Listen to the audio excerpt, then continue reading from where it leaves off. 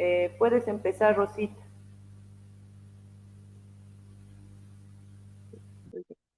Okay. Um, Starting in Leviticus chapter 4. Then the Lord said to Moses, give the following instructions to the people of Israel. This is how you are to deal with those who sin unintentionally by doing anything that violates one of the Lord's commands. If the high priest sins, bringing guilt upon the entire community, he must give a sin offering for the sin he has committed. He must present to the Lord a young bull with no defects.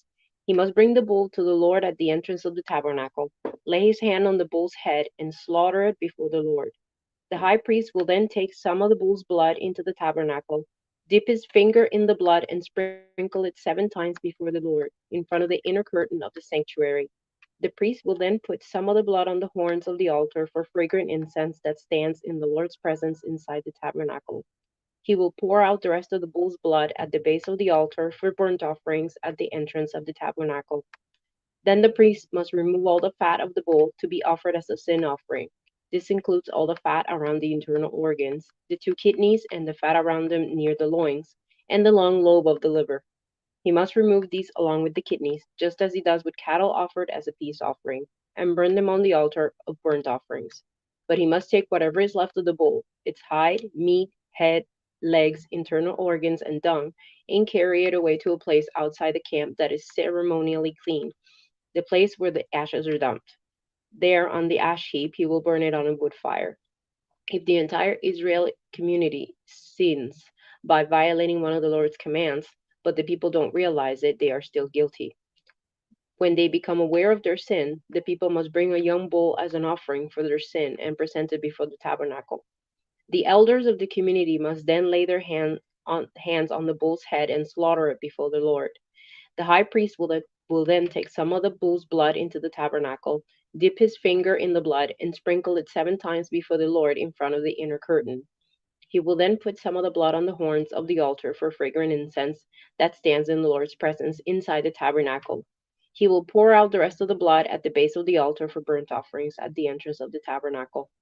Then the priest must remove all the animal's fat and burn it on the altar, just as he does with the bull offered as a sin offering for the high priest. Through this process, the priest will purify the people, making them right with the Lord, and they will be forgiven. Then the priest must take what is left of the bull and carry it outside the camp and burn it there, just as it is done with the sin offering for the high priest. This offering is for the sin of the entire congregation of Israel. If one of Israel's leaders sins by violating one of the commands of the Lord his God but doesn't realize it, he is still guilty. When he becomes aware of his sin, he must bring as his offering a male goat with no defects. He must lay his hand on the goat's head and slaughter it at the place where burnt offerings are slaughtered before the Lord. This is an offering for his sin. Then the priest will dip his finger in the blood of the sin offering and put it on the horns of the altar for burnt offerings. He will pour out the rest of the blood at the base of the altar. Then he must burn all the goat's fat on the altar, just as he does with the peace offering. Through this process, the priest will purify the leader from his sin, making him right with the Lord, and he will be forgiven. If any of the common people sin by violating one of the Lord's commands, but they don't realize it, they are still guilty. When they become aware of their sin, they must bring as an offering for their sin a female goat with no defects. They must lay a hand on the head of the sin offering and slaughter it at the place where burnt offerings are slaughtered. Then the priest will dip his finger in the blood and put it on the horns of the altar for burnt offerings. He will pour out the rest of the blood at the base of the altar. Then he must remove all the goat's fat, just as he does with the fat of the peace offering. He will burn the fat on the altar, and it will be a pleasing aroma to the Lord. Through this process, the priest will purify the people, making them right with the Lord, and they will be forgiven. If the people bring a sheep as their sin offering, it must be a female with no defects. They must lay a hand on the head of the sin offering and slaughter it at the place where burnt offerings are slaughtered. Then the priest will dip his finger in the blood of the sin offering and put it on the horns of the altar for burnt offerings. He will pour out the rest of the blood at the base of the altar. Then he must remove all the sheep's fat, just as he does with the fat of a sheep presented as an offering, as a peace offering. He will burn the fat on the altar on top of the special gifts presented to the Lord. Through this process, the priest will purify the people from their sin, making them right with the Lord, and they will be forgiven. If you are called to testify about something you have seen or that you know about, it is sinful to refuse to testify, and you will be punished for your sin. Or suppose you unknowingly touch something that is ceremonially unclean, such as the carcass of an unclean animal. When you realize what you have done, you must admit your defilement and your guilt. This is true whether it is a wild animal, a domestic animal, or an animal that scurries along the ground. Or suppose you unknowingly touch something that makes a person unclean. When you realize what you have done, you must admit your guilt.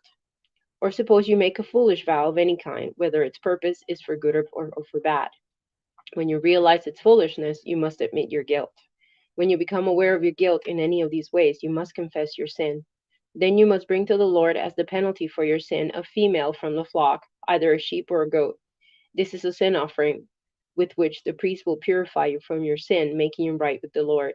But if you cannot afford to bring a sheep, you may bring to the Lord 2 turtle doves or 2 young pigeons as the penalty for your sin. One of the birds will be for a sin offering and the other for a burnt offering. You must bring them to the priest, who will present the first bird as the sin offering. He will wring its neck, but without severing its head from the body. Then he will sprinkle some of the blood of the sin offering against the sides of the altar, and the rest of the blood will be drained out at the base of the altar.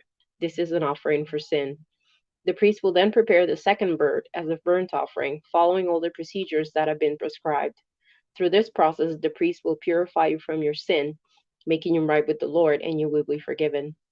If you cannot afford to bring 2 turtle doves or 2 young pigeons, you may bring 2 quarts of choice flour for your sin offering. Since it is an offering for sin, you must not moisten it with olive oil or put any frankincense on it. Take the flour to the priest, who will scoop out a handful as a representative portion. He will burn it on the altar on top of the special gifts presented to the Lord. It is an offering for sin. Through this process, the priest will purify those who are guilty of any of these sins, making them right with the Lord, and they will be forgiven. The rest of the flour will belong to the priest, just as with the grain offering. Then the Lord said to Moses, If any if any of you commits a sin by unintentionally defiling the Lord's sacred property, you must bring a guilt offering to the Lord. The offering must be your own ram with no defects, or you may buy one of equal value with silver, as measured by the weight of the sanctuary shekel.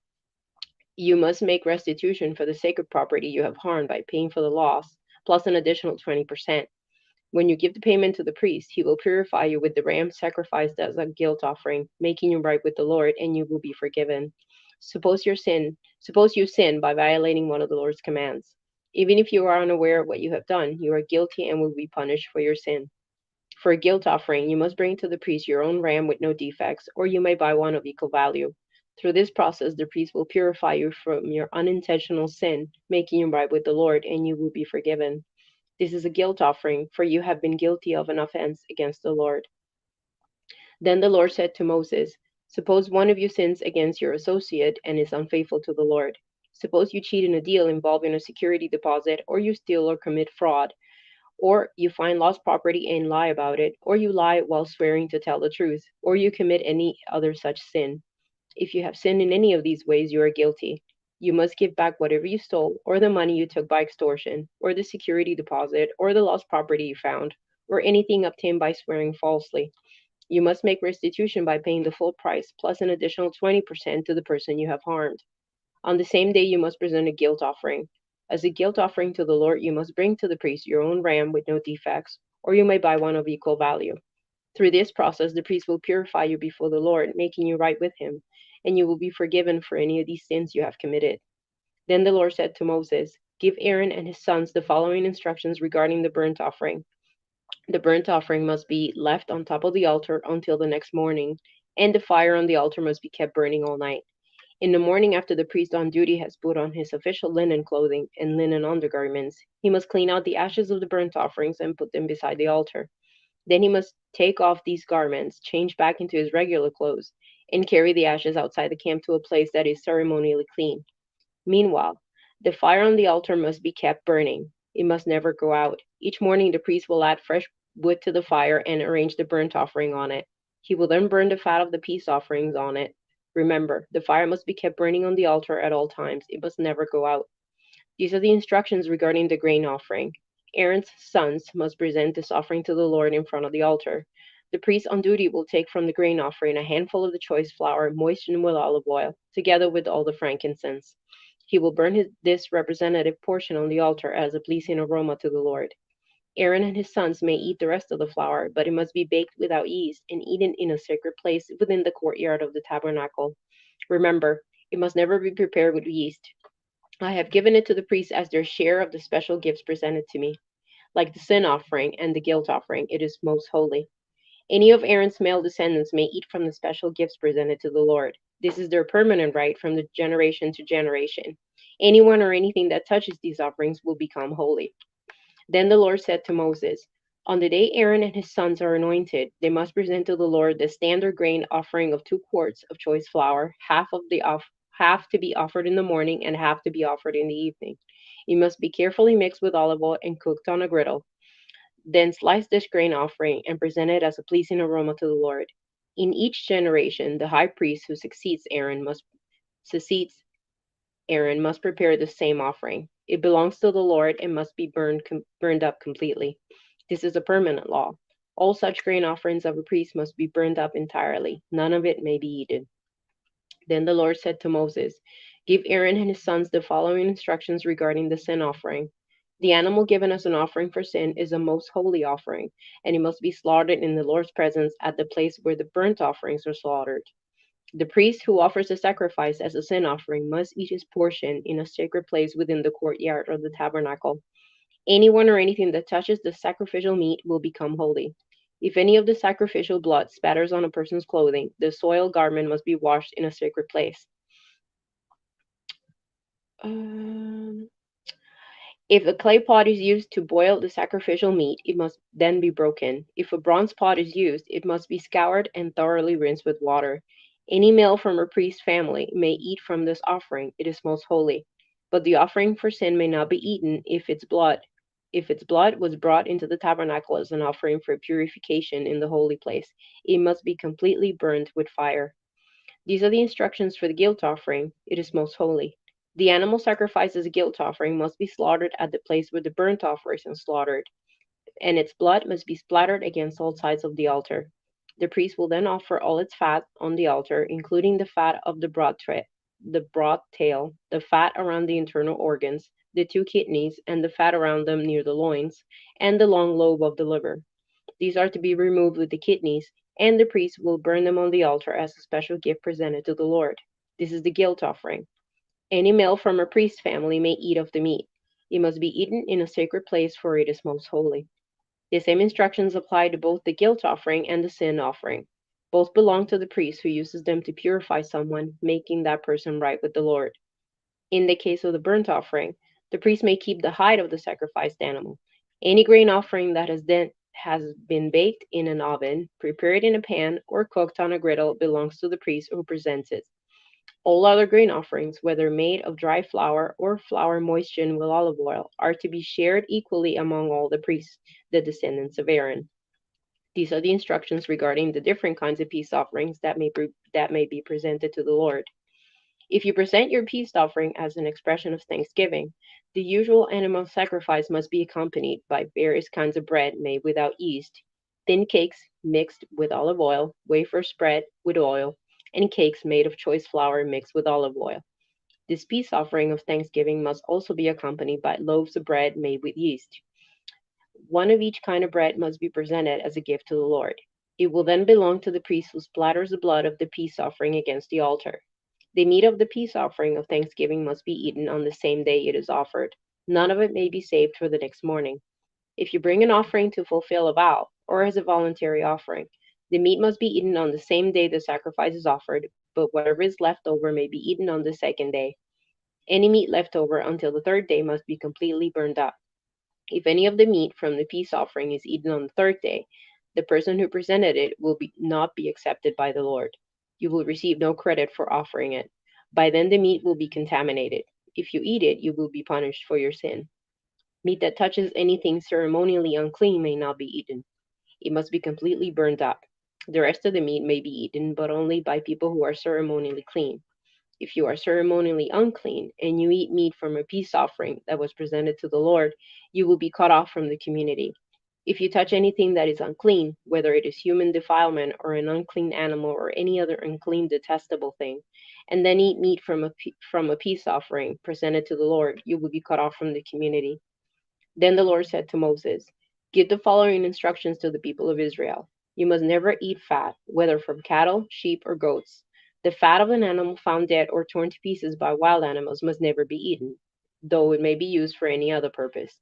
Anyone who eats fat from an animal presented as a special gift to the Lord will be cut off from the community. No matter where you live, you must never consume the blood of any bird or animal. Anyone who consumes blood will be cut off from the community. Then the Lord said to Moses, give the following instructions to the people of Israel.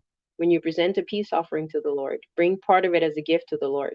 Present it to the Lord with your own hands as a special gift to the Lord. Bring the fat of the animal together with the breast and lift up the breast as a special offering to the Lord. Then the priest will burn the fat on the altar, but the breast will belong to Aaron and his descendants. Give the right thigh of your peace offering to the priest as a gift. The right thigh must always be given to the priest who offers the blood and the fat of the peace offering. For I have reserved the breast of the special offerings and the right thigh of the sacred offerings for the priests. It is the permanent right of Aaron and his descendants to share in the peace offerings brought by the people of Israel. This is their rightful share. The special gifts presented to the Lord have been reserved for Aaron and his descendants from the time they were set apart to serve the Lord as priests. On the day they were anointed, the Lord commanded the Israelites to give these portions to the priests as their permanent share from generation to generation. These are the instructions for the burnt offering, the grain offering, the sin offering, and the guilt offering, as well as the ordination offering and the peace offering. The Lord gave these instructions to Moses on Mount Sinai when he commanded the Israelites to present their offerings to the Lord in the wilderness of Sinai. Then the Lord said to Moses, bring Aaron and his sons, along with their sacred garments, the anointing oil, the for the sin offering, the two rams, and the basket of bread made without yeast, and call the entire community of Israel together at the entrance of the tabernacle. So Moses followed the Lord's instructions, and the whole community assembled at the tabernacle entrance. Moses announced to them, this is what the Lord has commanded us to do. Then he presented Aaron and his sons and washed them with water. He put the official tunic on Aaron and tied the sash around his waist. He dressed him in the robe, placed the ephod on him, and attached the ephod securely with its decorative sash. Then Moses placed the chest piece on Aaron and put the Urim and the Thummim inside of it. He placed the turban on Aaron's head and attached the gold medallion, the badge of holiness, to the front of the turban, just as the Lord had commanded him. Then Moses took the anointed oil and anointed the tabernacle and everything in it, making them holy. He sprinkled the oil on the altar 7 times, anointing it and all its utensils, as well as the wash basin and its stand, making them holy. Then he poured some of the anointing oil on Aaron's head, anointing him and making him holy for his work. Then Moses presented Aaron's sons. He clothed them in their tunics, tied their sashes around them, and put their special head coverings on them, just as the Lord had commanded him. Then Moses presented the bull for the sin offering. Aaron and his sons laid their hands on the bull's head, and Moses slaughtered it. Moses took some of the blood, and with his finger he put it on the 4 horns of the altar to purify it. He poured out the rest of the blood at the base of the altar. Through this process, he made the altar holy by purifying it. Then Moses took all the fat around the internal organs, the long lobe of the liver, and the 2 kidneys, and the fat around them, and he burned it all on the altar. He took the rest of the bull, including its hide, meat, and dung, and burned it on a fire outside the camp, just as the Lord had commanded him. Then Moses presented the ram for the burnt offering. Aaron and his sons laid their hands on the ram's head, and Moses slaughtered it. Then Moses took the ram's blood and splattered it against all sides of the altar. Then he cut the ram into pieces, and he burned the head, some of its pieces, and the fat on the altar. After washing the internal organs and the legs with water, Moses burned the entire ram on the altar as a burnt offering. It was a pleasing aroma, a special gift presented to the Lord, just as the Lord had commanded him. Then Moses presented the other ram, which was the ram of ordination. Aaron and his sons laid their hands on the ram's head, and Moses slaughtered it. Then Moses took some of its blood and applied it to the lobe of Aaron's right ear, the thumb of his right hand, and the big toe of his right foot. Next, Moses presented Aaron's sons and applied some of the blood to the lobes of their right ears, the thumbs of their right hands, and the big toes of their right feet. He then splattered the rest of the blood against all sides of the altar. Then Moses took the fat, including the fat of the broad tail, the fat around the internal organs, the long lobe of the liver, and the 2 kidneys, and the fat around them, along with the right thigh. On top of these, he placed a thin cake of bread made without yeast, a cake of bread mixed with olive oil, and a wafer spread with olive oil. All these were taken from the basket of bread made without yeast that was placed in the Lord's presence.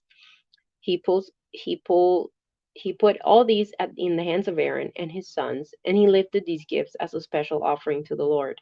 Moses then took all the offerings back from them and burned them on the altar on top of the burnt offering. This was the ordination offering. It was a pleasing aroma, a special gift presented to the Lord. Then Moses took the breast and lifted it up as a special offering to the Lord. This was Moses' portion of the ram of ordination, just as the Lord had commanded him. Then Moses took some of the anointing oil and some of the blood that was on the altar, and he sprinkled them on Aaron and his garments, and on his sons and their garments. In this way, he made Aaron and his sons and their garments holy. Then Moses said to Aaron and his sons, "Boil the remaining meat of the offerings at the tabernacle entrance and eat it there, along with the bread that is in the basket of offerings for the ordination, just as I commanded when I said, Aaron and his sons will eat it. Any meat or bread that is left over then be burned up. You must not leave the tabernacle entrance for 7 days, for that is when the ordination ceremony will be completed. Everything we have done today was commanded by the Lord in order to purify you, making you right with Him. Now stay at the entrance of the tabernacle day and night for 7 days, and do everything the Lord requires. If you fail to do this, you will die, for this is what the Lord has commanded." So Aaron and his sons did everything the Lord had commanded through Moses. After the ordination ceremony on the 8th day, Moses called Aaron and his sons and the elders of Israel. He said to Aaron, "Take a young bull from a sin offering and a ram for a burnt offering, both without defects, and present them to the Lord. Then tell the Israelites, take a male goat for a sin offering, and take a calf and a lamb, both a year old and without defects, for a burnt offering. Also take a bull and a ram for a peace offering, and flour moistened with olive oil for a grain offering. Present all these offerings to the Lord, because the Lord will appear to you today." So the people presented all these things at the entrance of the tabernacle, just as Moses had commanded. Then the whole community came forward and stood before the Lord. And Moses said, "This is what the Lord has commanded you to do, that the glory of the Lord may appear to you." Then Moses said to Aaron, "Come to the altar and sacrifice your sin offering and your burnt offering to purify yourself and the people. Then present the offerings of the people to purify them, making them right with the Lord, just as he has commanded." So Aaron went to the altar and slaughtered a calf as a sin offering for himself. His sons brought him the blood, and he dipped his fingers in it and put it on the horns of the altar. He poured out the rest of the blood at the base of the altar. Then he burned on the altar the fat, the kidneys, and the long lobe of the liver from the sin offering, just as the Lord had commanded Moses. Then the meat and the hide, however, he burned outside the camp. Next, Aaron slaughtered the animal for the burnt offering. His sons brought him the blood, and he splattered it against all sides of the altar. Then they handed him each piece of the burnt offering, including the head, and he burned them on the altar. Then he washed the internal organs and the legs and burned them on the altar along with the rest of the burnt offering. Next, Aaron presented the offerings of the people. He slaughtered the people's goat and presented it as an offering for their sin, just as he had first done with the offering for his own sin. Then he presented the burnt offering and sacrificed it in the prescribed way. He also presented the grain offering, burning a handful of the flour mixture in the altar, in addition to the regular burnt offerings for the morning. Excuse me. Then Aaron slaughtered the bull and the ram for the people's peace offering. His sons brought him the blood, and he splattered it against all sides of the altar. Then he took the fat of the bull and the ram, the fat of the broad tail, and from around the internal organs, along with the kidneys and the long lobes of the liver. He placed these fat portions on top of the breasts of these animals and burned them on the altar. Aaron then lifted up the breast and right thighs as a special offering to the Lord, just as Moses had commanded. After that, Aaron raised his hands toward the people and blessed them. Then, after presenting the sin offering, the burnt offering, and the peace offering, he stepped down from the altar. Excuse me. Then Moses and Aaron went into the tabernacle, and when they came back out, they blessed the people again, and the glory of the Lord appeared to the whole community. Fire blazed forth from the Lord's presence and consumed the burnt offering and the fat of the altar. When the people saw this, they shouted with joy and fell face down to the ground. Amen. Aaron's sons Nadab and Abihu put coals of fire in their incense burners and sprinkled incense over them. In this way, they disobeyed the Lord by burning before him the wrong kind of fire, different than he had commanded. So fire blazed from the Lord's presence and burned them up, and they died there before the Lord. Then Moses said to Aaron, "This is what the Lord meant when he said, 'I will display my holiness through those who come near me. I will display my glory before all the people.'" And Aaron was silent. Then Moses called for Mishael and Elaphan, Aaron's cousins, the sons of Aaron's uncle Uzziel. He said to them, "Come forward and carry away the bodies of your relatives from in front of the sanctuary to a place outside the camp." So they came forward and picked them up by their garments and carried them out of the camp, just as Moses has commanded. Then Moses said to Aaron and his son Eleazar and Ithamar, "Do not show grief by leaving your hair uncombed or by tearing your clothes. If you do, you will die, and the Lord's anger will strike the whole community of Israel. However, the rest of the Israelites, your relatives, may mourn because of the Lord's fiery destruction on Nadab and Abihu. But you must not leave the entrance of the tabernacle, or you will die, for you have been anointed with the Lord's anointing oil." So they did as Moses commanded. Then the Lord said to Aaron, "You and your descendants must never drink wine or any other alcoholic drink before going into the tabernacle. If you do, you will die. This is a permanent law for you, and it must be observed from generation to generation. You must distinguish between what is sacred and what is common, between what is ceremonially unclean and what is clean. And you must teach the Israelites all the decrees that the Lord has given them through Moses." Then Moses said to Aaron and his remaining sons, Eleazar and Ithamar, "Take what is left of the grain offering after a portion has been presented as a special gift to the Lord, and eat it beside the altar. Make sure it contains no yeast, for it is most holy. You must eat it in a sacred place, for it has been given to you and your descendants as your portion of the special gifts presented to the Lord. These are the commands I have been given. But the breast and thigh that were lifted up as a special offering may be eaten in any place that is ceremonially clean. These parts have been given to you and your descendants as your portion of the peace offerings presented by the people of Israel. You must lift up the thigh and breast as a special offering to the Lord, along with the fat of the special gifts. These parts will belong to you and your descendants as your permanent right, just as the Lord has commanded." Moses then asked them what had happened to the goat of the sin offering. When he discovered it had been burned up, he became very angry with Eleazar and Ithamar, Aaron's remaining sons. "Why didn't you eat the sin offering in the sacred area?" he demanded. "It is a holy offering. The Lord has given it to you to remove the guilt of the community and to purify the people, making them right with the Lord. Since the animal's blood was not brought into the holy place, you should have eaten the meat in the sacred area as I ordered you." Then Aaron answered Moses, "Today my sons presented both their sin offering and their burnt offering to the Lord, and yet this tragedy has happened to me. If I had eaten the people's sin offering on such a tragic day as this, would the Lord have been pleased?" And when Moses heard this, he was satisfied. Then the Lord said to Moses and Aaron, "Give the following instructions to the people of Israel. Of all the land animals, these are the ones you may use for food. You may eat any animal that has completely split hooves or chews the cud. You may not, however, eat the following animals that have split hooves or that chew the cud, but not both. The camel chews the cud, but does not have split hooves, so it is ceremonially unclean for you. The hyrax chews the cud, but does not have split hooves, so it is unclean. The hare chews the cud, but does not have split hooves, so it is unclean.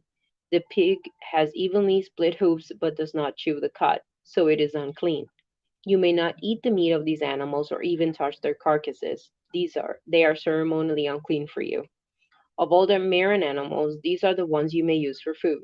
You may eat anything from the water in it if it has both fins and scales, whether taken from salt water or from streams. But you must never eat animals from the sea or from rivers that do not have both fins and scales. They are detestable to you. This applies both to little creatures that live in the shallow water and to all creatures that live in deep water. They will always be detestable to you. You must never eat their meat or even touch their dead bodies. Any marine animal that does not have both fins and scales is detestable to you.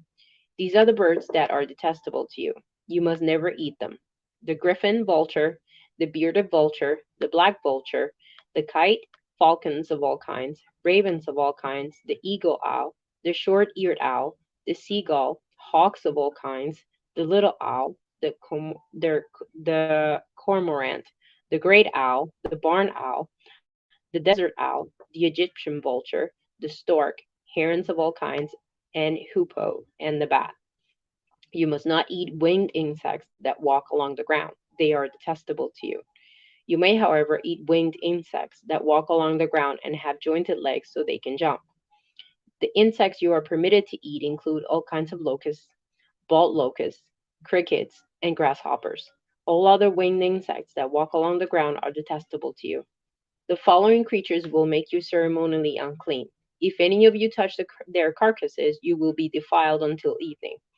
If you pick up their carcasses, you must wash your clothes, and you will remain defiled until evening. Any animal that has split hooves that are not evenly divided, or that does not chew the cud, is unclean for you. If you touch the carcass of such an animal, you will be defiled. Of the animals that walk on all fours, those that have paws are unclean. If you touch the carcass of such an animal, you will be defiled until evening. If you pick up its carcass, you must wash your clothes, and you will remain defiled until evening. These animals are unclean for you. Of the small animals that scurry along the ground, these are unclean for you: the mole rat, the rat, large lizards of all kinds, the gecko, the monitor lizard, the common lizard, the sand lizard, and the chameleon. All these small animals are unclean for you. If any of you touch the dead body of such an animal, you will be defiled until evening. If such an animal dies and falls on something, the object will be unclean. That is true whether the object is made of wood, cloth, leather, or burlap. Whatever its use, you must dip it in water, and it will remain defiled until evening. After that, it will be ceremonially clean and may be used again. If such an animal falls into a clay pot, everything in the pot will be defiled, and the pot must be smashed. If the water from such a container spills on any food, the food will be defiled, and any beverage in such a container will be defiled. Any object on which the carcass of such an animal falls will be defiled. If it is an oven or hearth, it must be destroyed, for it is defiled, and you must treat it accordingly. However, if the carcass of such an animal falls into a spring or a cistern, the water will still be clean. But anyone who touches the carcass will be defiled. If the carcass falls on seed grain to be planted in the field, the seed will still be considered clean. But if the seed is wet when the carcass falls on it, the seed will be defiled. If an animal you are permitted to eat dies and you touch its carcass, you will be defiled until evening. If you eat any of its meat, or carry away its carcass, you must wash your clothes, and you will remain defiled until evening. All small animals that scurry along the ground are detestable, and you must never eat them. This includes all animals that slither along on their bellies, as well as those with 4 legs and those with many feet. All such animals that scurry along the ground are detestable, and you must never eat them. Do not defile yourselves by touching them. You must not make yourselves ceremonially unclean because of them. For I am the Lord your God. You must consecrate yourselves and be holy, because I am holy. So do not defile yourselves with any of these small animals that scurry along the ground. For I, the Lord, am the one who brought you up from the land of Egypt, that I might be your God. Therefore, you must be holy, because I am holy. These are the instructions regarding land animals, birds, marine creatures, and animals that scurry along the ground. By these instructions you will know what is unclean and clean, and which animals may be eaten and which may not be eaten. The Lord said to Moses, "Give the following instructions to the people of Israel: If a woman becomes pregnant and gives birth to a son, she will be ceremonially unclean for 7 days, just as she is unclean during her menstrual period. On the eighth day, the boy's foreskin must be circumcised. After waiting 33 days, she will be purified from the bleeding of childbirth. During this time of purification, she must not touch anything that is set apart as holy, and she must not enter the sanctuary until her time of purification is over. If a woman gives birth to a daughter, she will be ceremonially unclean for 2 weeks, just as she is unclean during her menstrual period. After waiting 66 days, she will be purified from the bleeding of childbirth.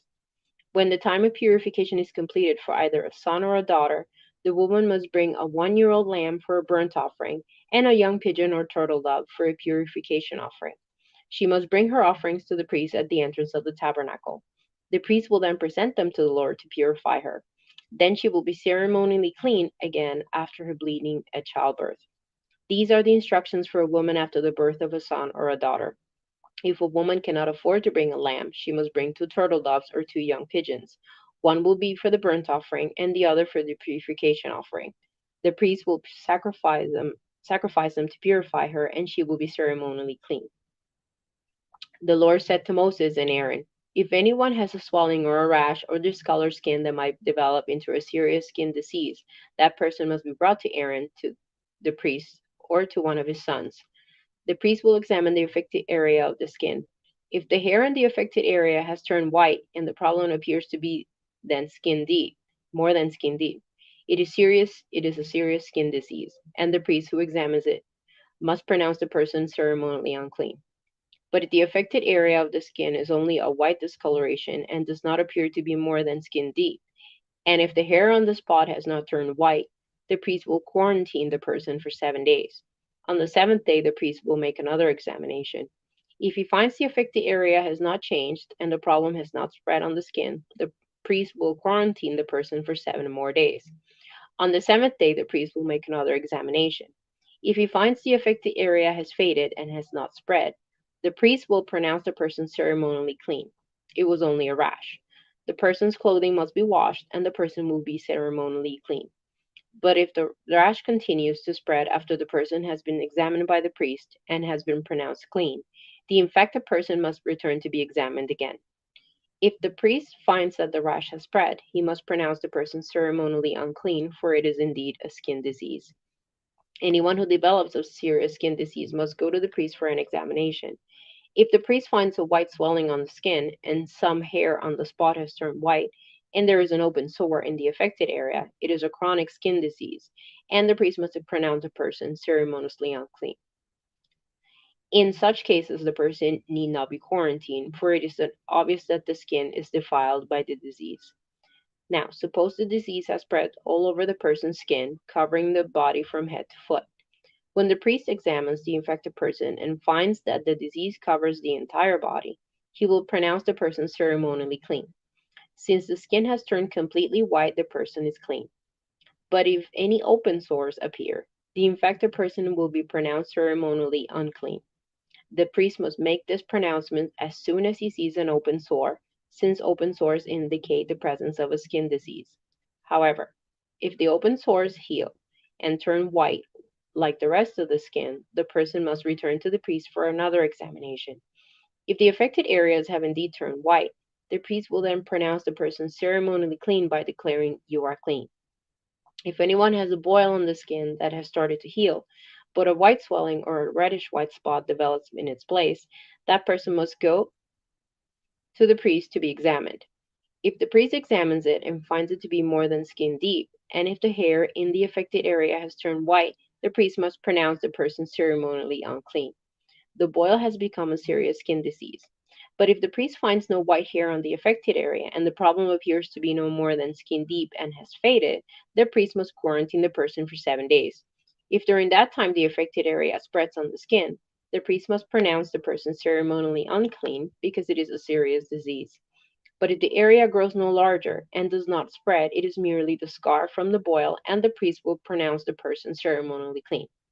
If anyone has suffered a burn on the skin and the burned area changes color, becoming either reddish white or shiny white, the priest must examine it.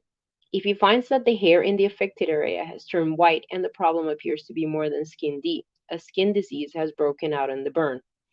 The priest must then pronounce the person ceremonially unclean, for it is clearly a serious skin disease.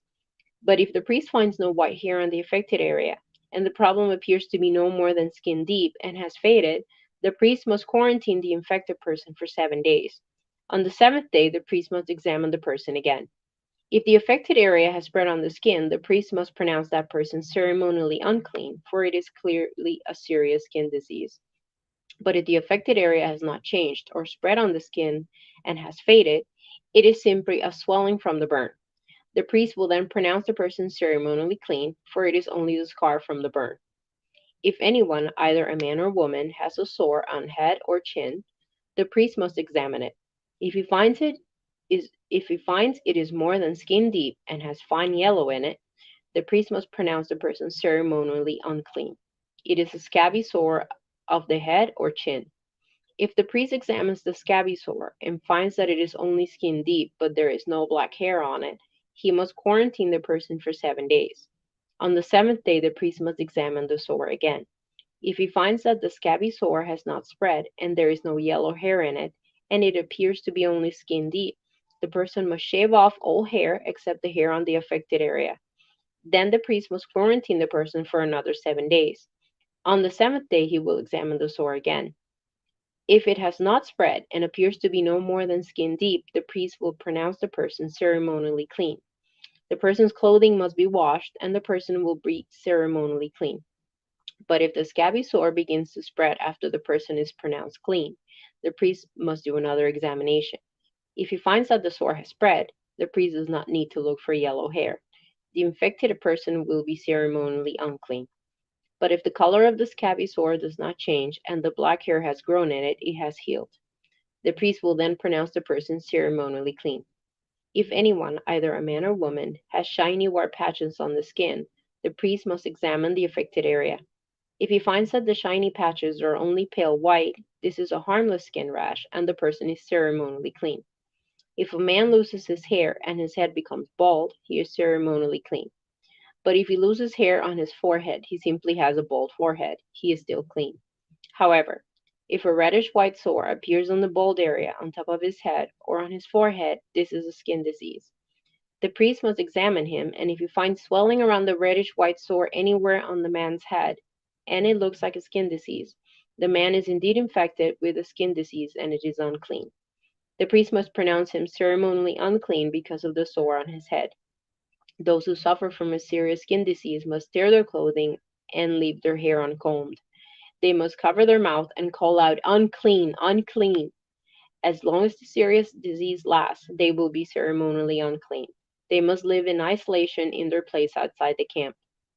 Now, suppose mildew contaminates some woolen or linen clothing.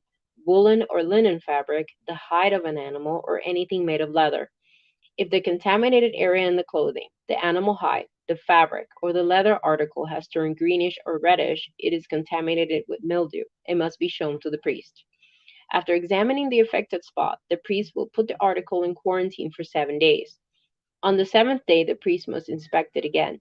If the contaminated area has spread, the clothing or fabric or leather is clearly contaminated by a serious mildew and it is ceremonially unclean. The priest must burn the item, the clothing, the woolen or linen fabric, or a piece of leather, for it has been contaminated by a serious mildew. It must be completely destroyed by fire. But if the priest examines it and finds that the contaminated area has not spread in the clothing, the fabric, or the leather, the priest will order the object to be washed and then quarantined for 7 more days. Then the priest must examine the object again if he finds that the contaminated area has not changed color after being washed. Even if it did not spread, the object is defiled. It must be completely burned up, whether the contaminated spot is in the inside or outside. But if the priest examines it and finds that the contaminated area has faded after being washed, he must cut the spot from the clothing, the fabric, or the leather. If the spot later appears on the clothing, the fabric, or the leather article, the mildew is clearly spreading and the contaminated object must be burned up.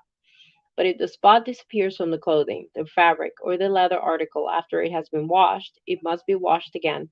Then it will be ceremonially clean. These are the instructions for dealing with mildew that contaminates woolen or linen clothing or fabric or anything made of leather. This is how the priest will determine whether these items are ceremonially clean or unclean.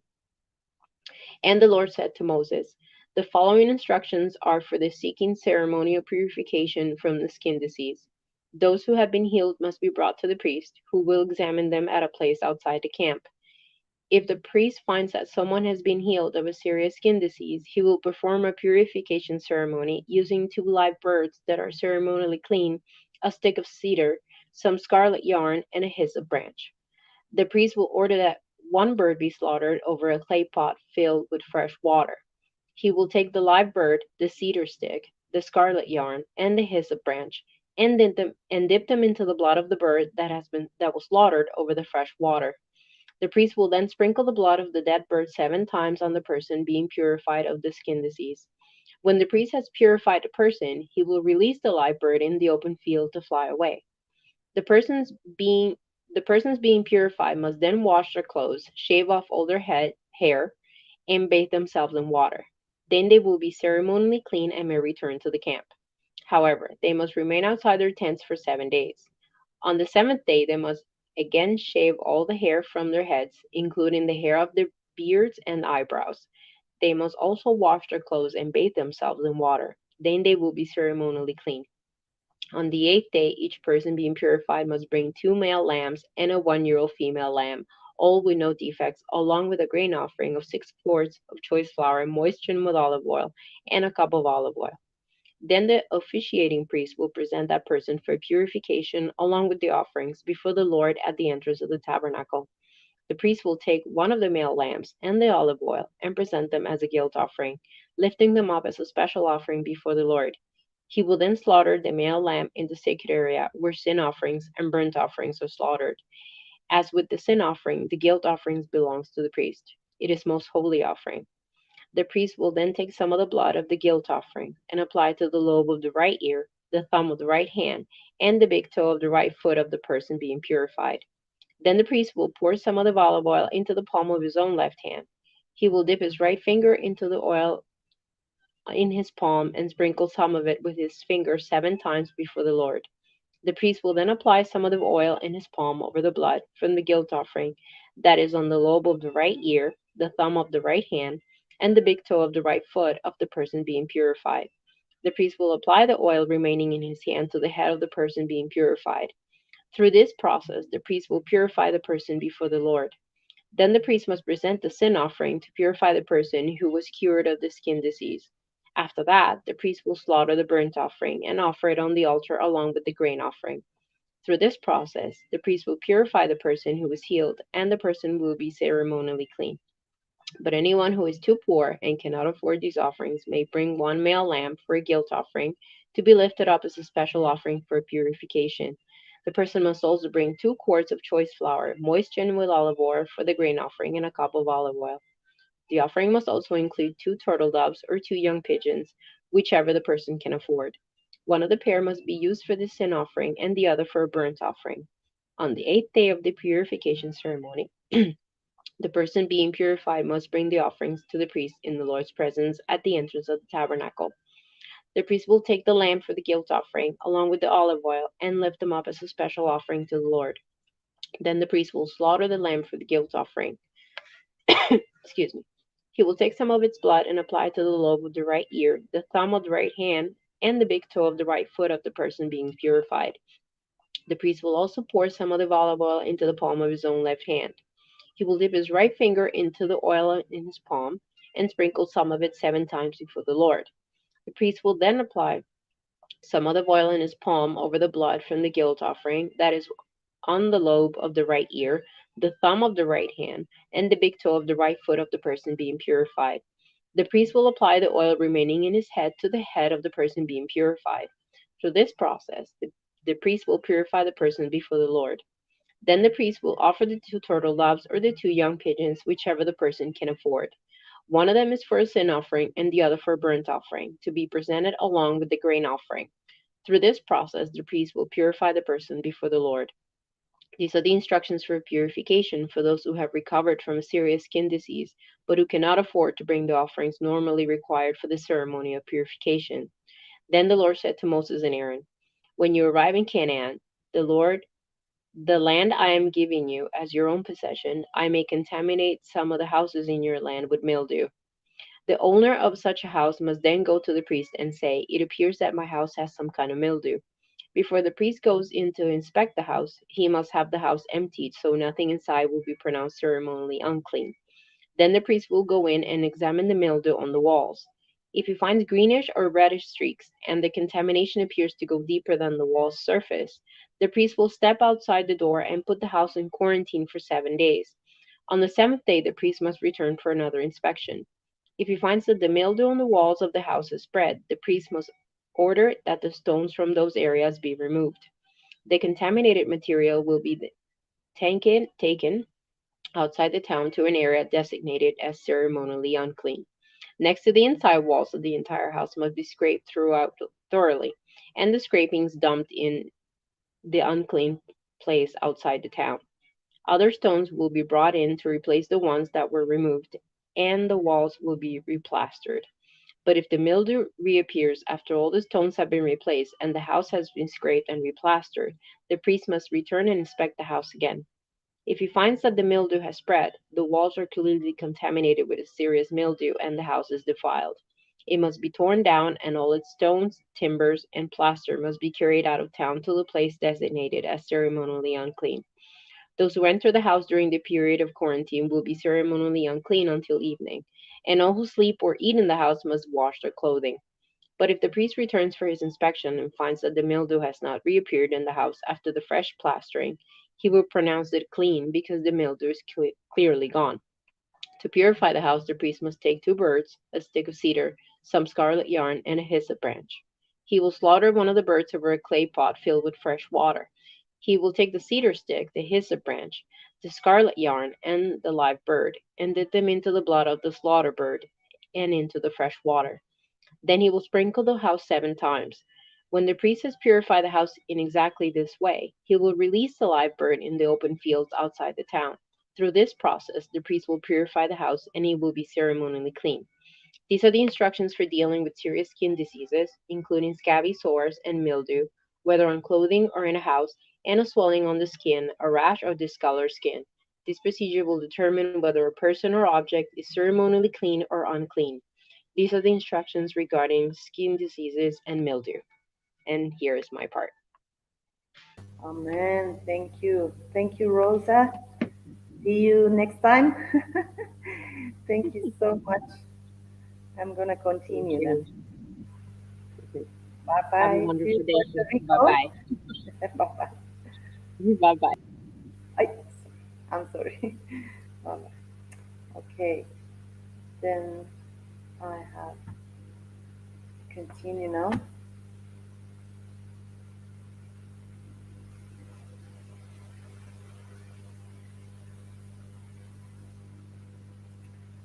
Hallelujah. The Lord said to Moses, 15, and Aaron, speak to the Israelites and say to them, when any man has a bodily discharge, the discharge is unclean, whether it continues flowing from his body or is blocked, it will make him unclean.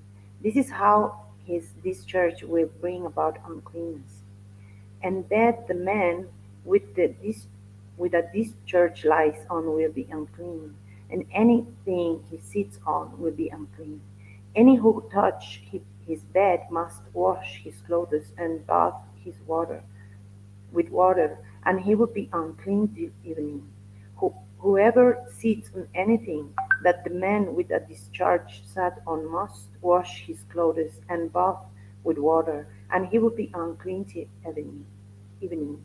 Whoever touched the man who has a discharge must wash his clothes and bathe with water, and he will be unclean till evening. If the man with the discharge spits on someone who is clean, that person must wash his clothes and bathe with water, and he will be unclean till evening. Evening the man, everything the man sits on when riding will be unclean, and whoever touched any of the things that were under him will be unclean till evening. Whoever picks up those things must wash his clothes and bathe with water, and he will be unclean till evening. Anyone, the man which a discharge touched without raising his hand with water, must wash his clothes and bathe with water, and he will be unclean till evening. A clay pot that the man touches must be broken, and any wooden article is to be rinsed with water. When a man is cleansed from his discharge, he is to count of 7 days for his ceremonial cleansing. He must wash his clothes and bathe himself with fresh water, and he will be clean. On the 8th day he must take 2 doves or 2 young pigeons and come before the Lord to the entrance to the tent of meeting and give them to the priest. The priest is to sacrifice them, the one for a sin offering and the other for a burnt offering. In this way he would make atonement before the Lord for the man because of his discharge. When a man has an emission of semen, he must bathe with the whole body with water, and he will be unclean till evening. Any clothing or leather that has semen on it must be washed with water, and it will be unclean till evening. When a man lies with a woman and there is an emission of semen, both must bath with water, and they will be unclean till evening. When a woman has her regular flow of blood, the impurity of her monthly period will last 7 days, and anyone who touches her will be unclean till evening. Anything she lights on during her period will be unclean, and anything she sits on will be unclean. Whoever touches her bed must wash his clothes and bath with water, and he will be unclean till evening.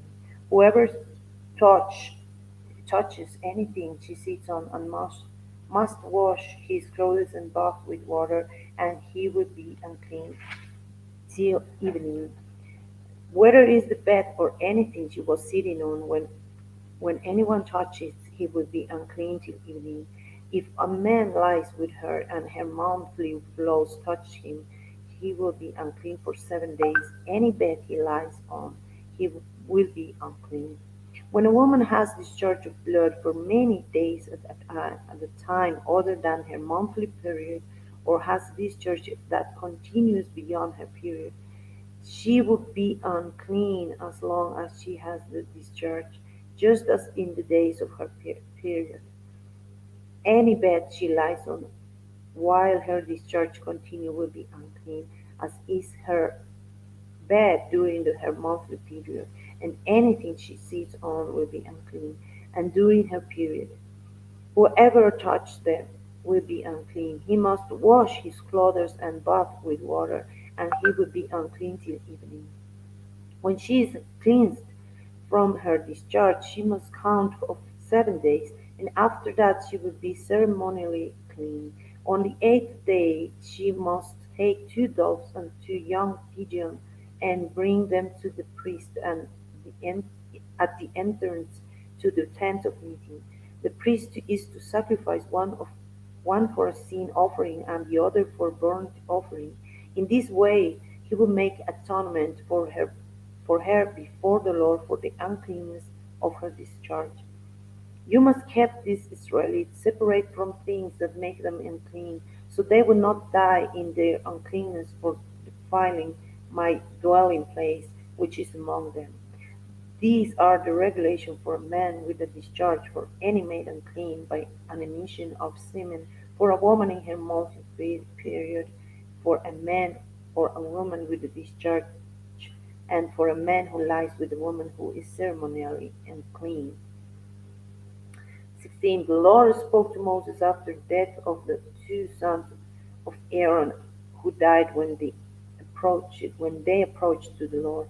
The Lord said to Moses, "Tell your brother Aaron not to come whenever he chooses into the most holy places behind the curtain in front of the atonement cover on the ark, or else he will die, because I appear in the cloud over the atonement cover. This is how Aaron is to enter the sanctuary area with the young bull for sin offering and a ram for a burnt offering. He is to put on the sacred linen tunic um, with linen undergarments next to his body. He is to tie the linen sash around him and put on the linen turban. These are sacred garments, so he must bath himself with water before he puts them on. From the Israelite community, he is to take 2 male goats for a sin offering and a ram for a burnt offering. Aaron is to offer the bull for his own sin offering to make atonement for himself and his household. Then he is to take the 2 goats and present them before the Lord at the entrance of the tent of meeting. He is to cast lots of for the 2 goats, one lot of the Lord and the other for the scapegoat. Aaron shall bring the goat whose lot falls to the Lord and sacrifice it for a sin offering. But the goat chosen by lot as the scapegoat shall be present alive before the Lord to be used for making atonement by sending it into the desert uh, as a scapegoat. Aaron shall bring the bull for his own sin offering and make atonement for himself and his household. He is to slaughter the bull for his own sin offering. He is to take a censer full of burning coals from the from the altar before the Lord, and 2 handfuls of finely ground fragrant incense, and take them behind the curtain. He is to put the incense on the fire before the Lord, and the smoke of the incense will conceal the atonement cover above the testimony, so that he will not die. He is to take some of the bull's blood and with his fingers sprinkling on the front of the atonement cover. Then he shall sprinkle some of it with his fingers 7 times before the atonement cover.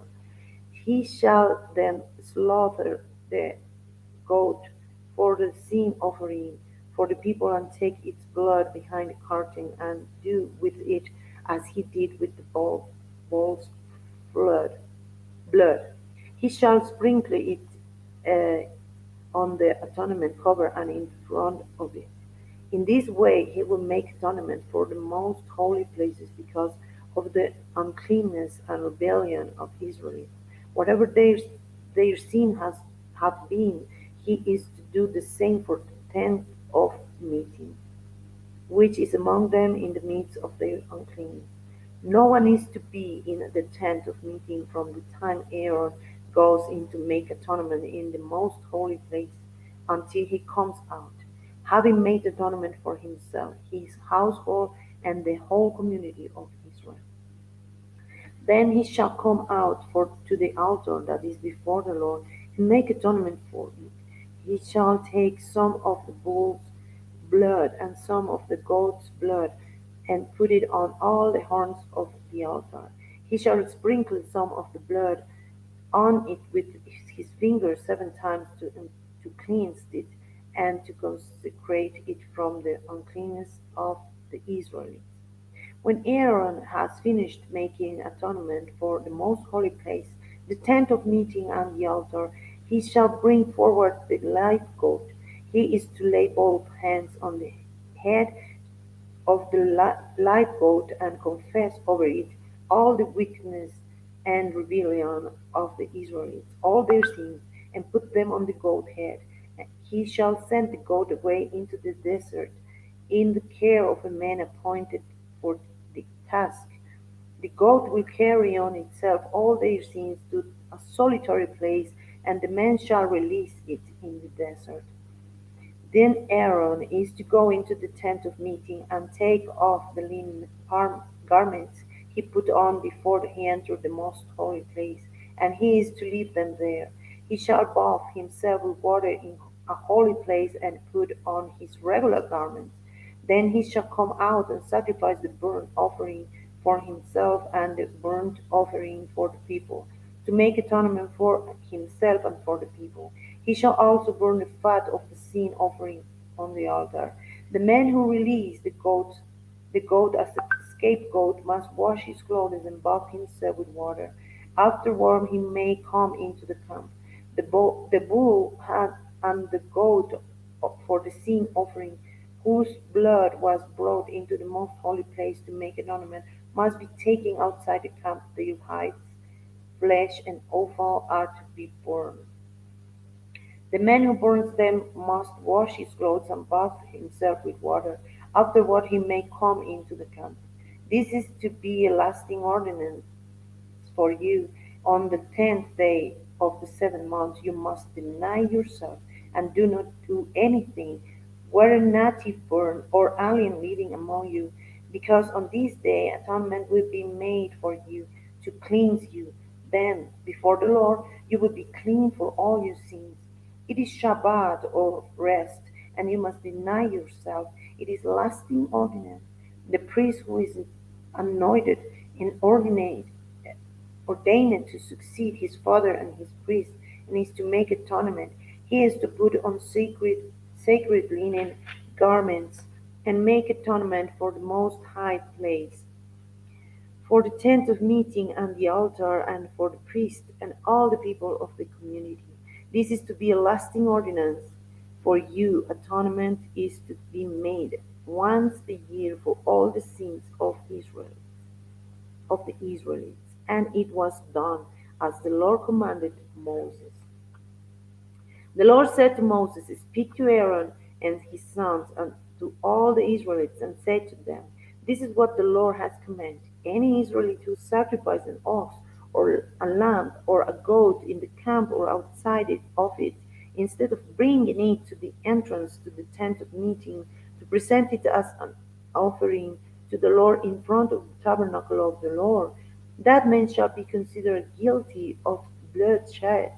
He has shed blood and must be cut off from his people. This is so if the Israelites will bring to the Lord the sacrifice they are now making in the open fields. They must bring them to the priest that is to the Lord at the entrance to the tent of meeting and sacrifice them as fellowship offerings.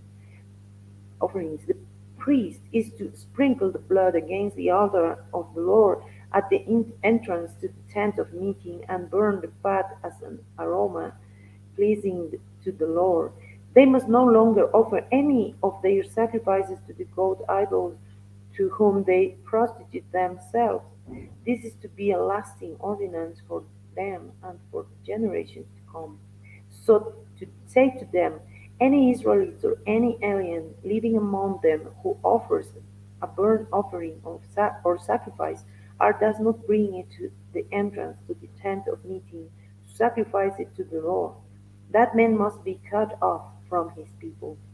Any Israelite or any alien living among them who eats any blood, if I will set my face against that person who eats blood and will cut him off from his people.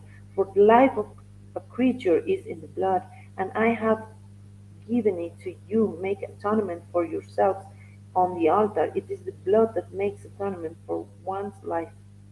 Therefore I said to the Israelites, None of you may eat blood, nor may an alien living among you eat blood.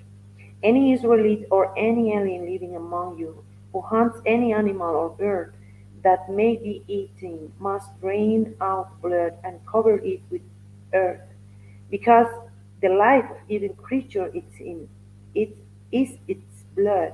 That is why I have said to the Israelites, You must not eat blood of any creature, because of the life of even every creature is its blood.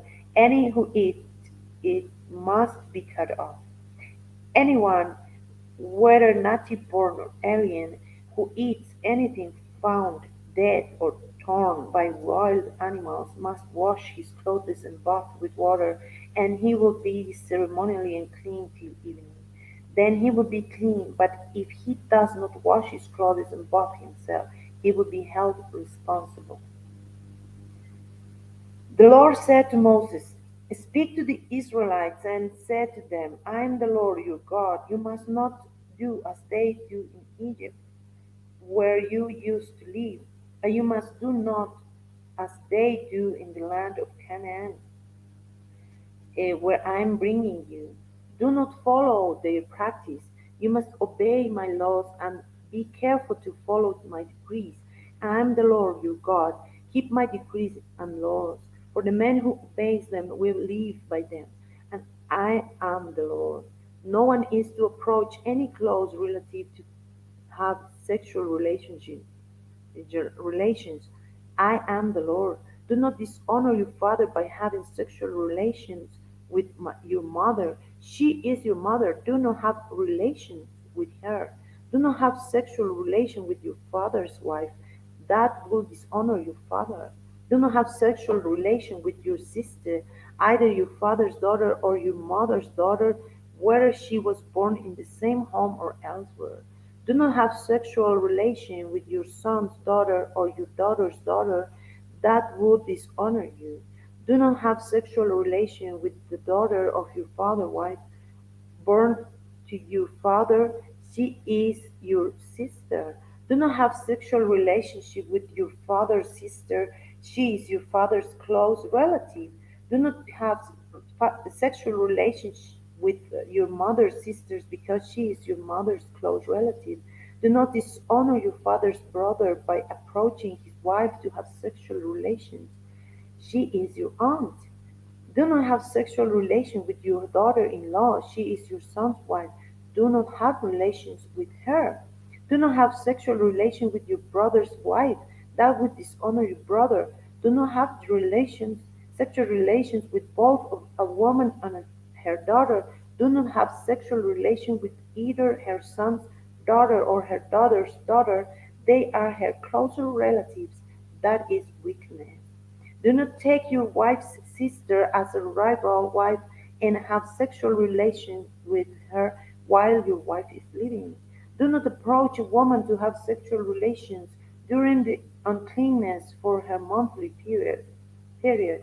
Do not have sexual relations with your neighbor's wife and defile yourself with her.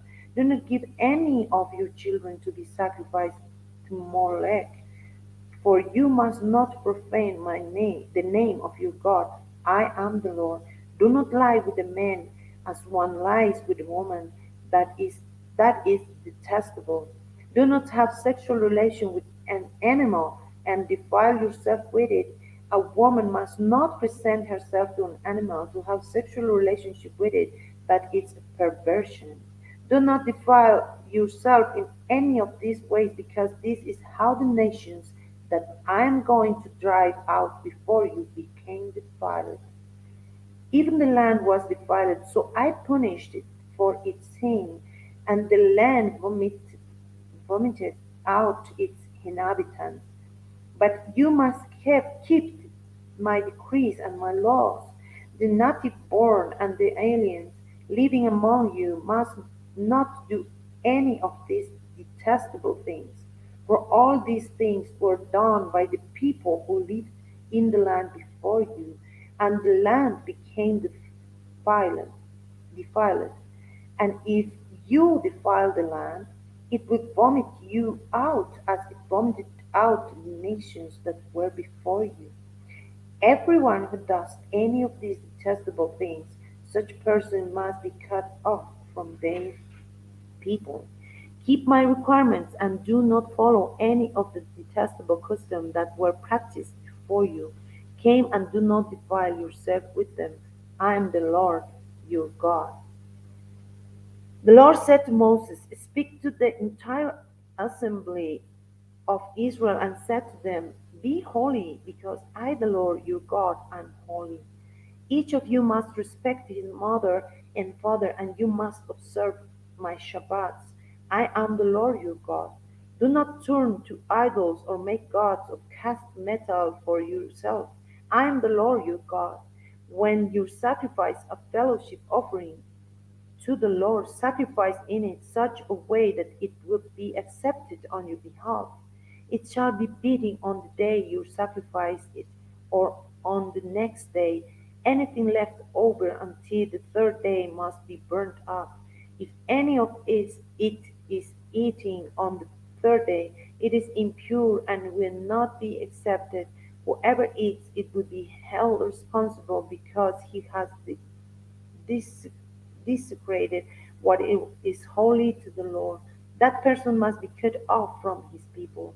When you reap the harvest of your land, do not reap to the very edges of your field, or gather the gleaning of your harvest. Do not go over your vineyard a second time or pick up the grapes that have fallen. Leave them for the poor and the alien. I am the Lord your God. Do not steal. Do not lie. Do not deceive one another. Do not swear falsely by my name and so profane the name of your God. I am the Lord. Do not defraud your neighbor or rob him. Do not hold back the wage of a hired man overnight. Do not curse death or put a stumbling block in front of the blind. But fear your God. I am the Lord. Do not pervert justice, do not show partiality to the poor or favoritism to the great, but judge your neighbor fairly. Do not go about spreading slander among your people. Do not do anything that endangers your neighbor's life. I am the Lord. Do not hate your brother in your heart. Rebuke your neighbor frankly, so you will not share in his guilt. Do not seek revenge or bear a grudge against one of your people, but love your neighbor as yourself. I am the Lord. Keep my decrees. Do not make different kinds of animals. Do not plant your field with two kinds of seed. Do not wear clothing woven of two kinds of material. If a man sleeps with a woman who is a slave girl promised to another man, but who has not been ransomed or given her freedom, there must be due punishment. Then, yet they are not to be put to death, because she has not been freed. The man, however, must bring a ram to the entrance to the tent of meeting for a guilt offering to the Lord. With the ram of the guilt offering, the priest is to make atonement for him before the Lord for the sin he has committed, and his sin will be forgiven. When you enter in the land and plant any kind of fruit tree, regard its fruits as forbidden. For 3 years are you to consider it forbidden. It must not be eaten. And the fourth year all its fruit will be holy, an offering of praise to the Lord. But in the 5th year you may eat its fruit. In this way your harvest will be increased, and I am the Lord your God. Do not eat any meat with the blood still in it. Do not practice divination or sorcery. Do not cut the hair at the sides of your head, or clip off the edge of your beard. Do not cut your bodies for the dead, or put tattoo marks on yourself. I am the Lord. Do not degrade your daughter by making her a prostitute, or the land will turn to prostitution and be filled with wickedness. Observe my Shabbats and have reverence for my sanctuary. I am the Lord. Do not turn to mediums or seek out spiritists, for do you would be for you would be defiled by them. I am the Lord your God. Rise in the presence of the aged. Show respect for the elderly and revere your God. I am the Lord. When the alien lives with you in your land, do not mistreat them. The alien living with you must be treated as one of your native born. Love him as yourself, for you were alien in Egypt. I am the Lord your God. Do not use dishonest standards when measuring length, weight, or quantity. Use honest scales and honest weights, and honest ephah and an honest hymn. I am the Lord your God, who brought you out from Egypt. Keep all my decrees and all my laws, and follow them. I am the Lord. The Lord said to Moses, say to the Israelites, any Israelite or any alien living in Israel who gives any of his children to Molech must be put to death. The people of the community are to stone him. I will set my face against that man, and I will cut him off from his people. For by giving his children to Molech, he is defiled my sanctuary and profaned my holy name. If the people of community close their eyes when that man gives one of his children to Molech, and they fail to put him to death, I will set my face against that man and his family, and will cut off from their people both him and all who follow him in prostituting themselves to Molech. I will set my face against the person who turns to mediums and spiritists to prostitute himself for following them, and I will cut him off from his people. Consecrate yourself and be holy, because I am the Lord your God. Keep my decrees and follow them. I am the Lord who makes you holy. If anyone curse his father or mother, he must be put to death. He has cursed his father or his mother, and his blood will be on his own head. If a man commits adultery with another man's wife, with the wife of his neighbor, both the adulterer and the adulteress must be put to death. If a man sleeps with his father's wife, he has dishonored his father. Both the man and the woman must be put to death. Their blood will be on their own heads. If a man sleeps with his daughter-in-law, both of them must be put to death. What they have done is a perversion. Their blood will be on their own heads. If a man lies with a man as one lies with a woman, both of them have done what is detestable. They must be put to death. Their blood will be on their own heads. If a man marries both a woman and her mother, it is wicked. Both he and they must be burned in the fire, so that no weakness will be among you. If a man has sexual relationship with an animal, he must be put to death, and you must kill the animal. If a woman approaches an animal to have sexual relations with it, kill both the woman and the animal. They must be put to death. Their blood will be on their own heads.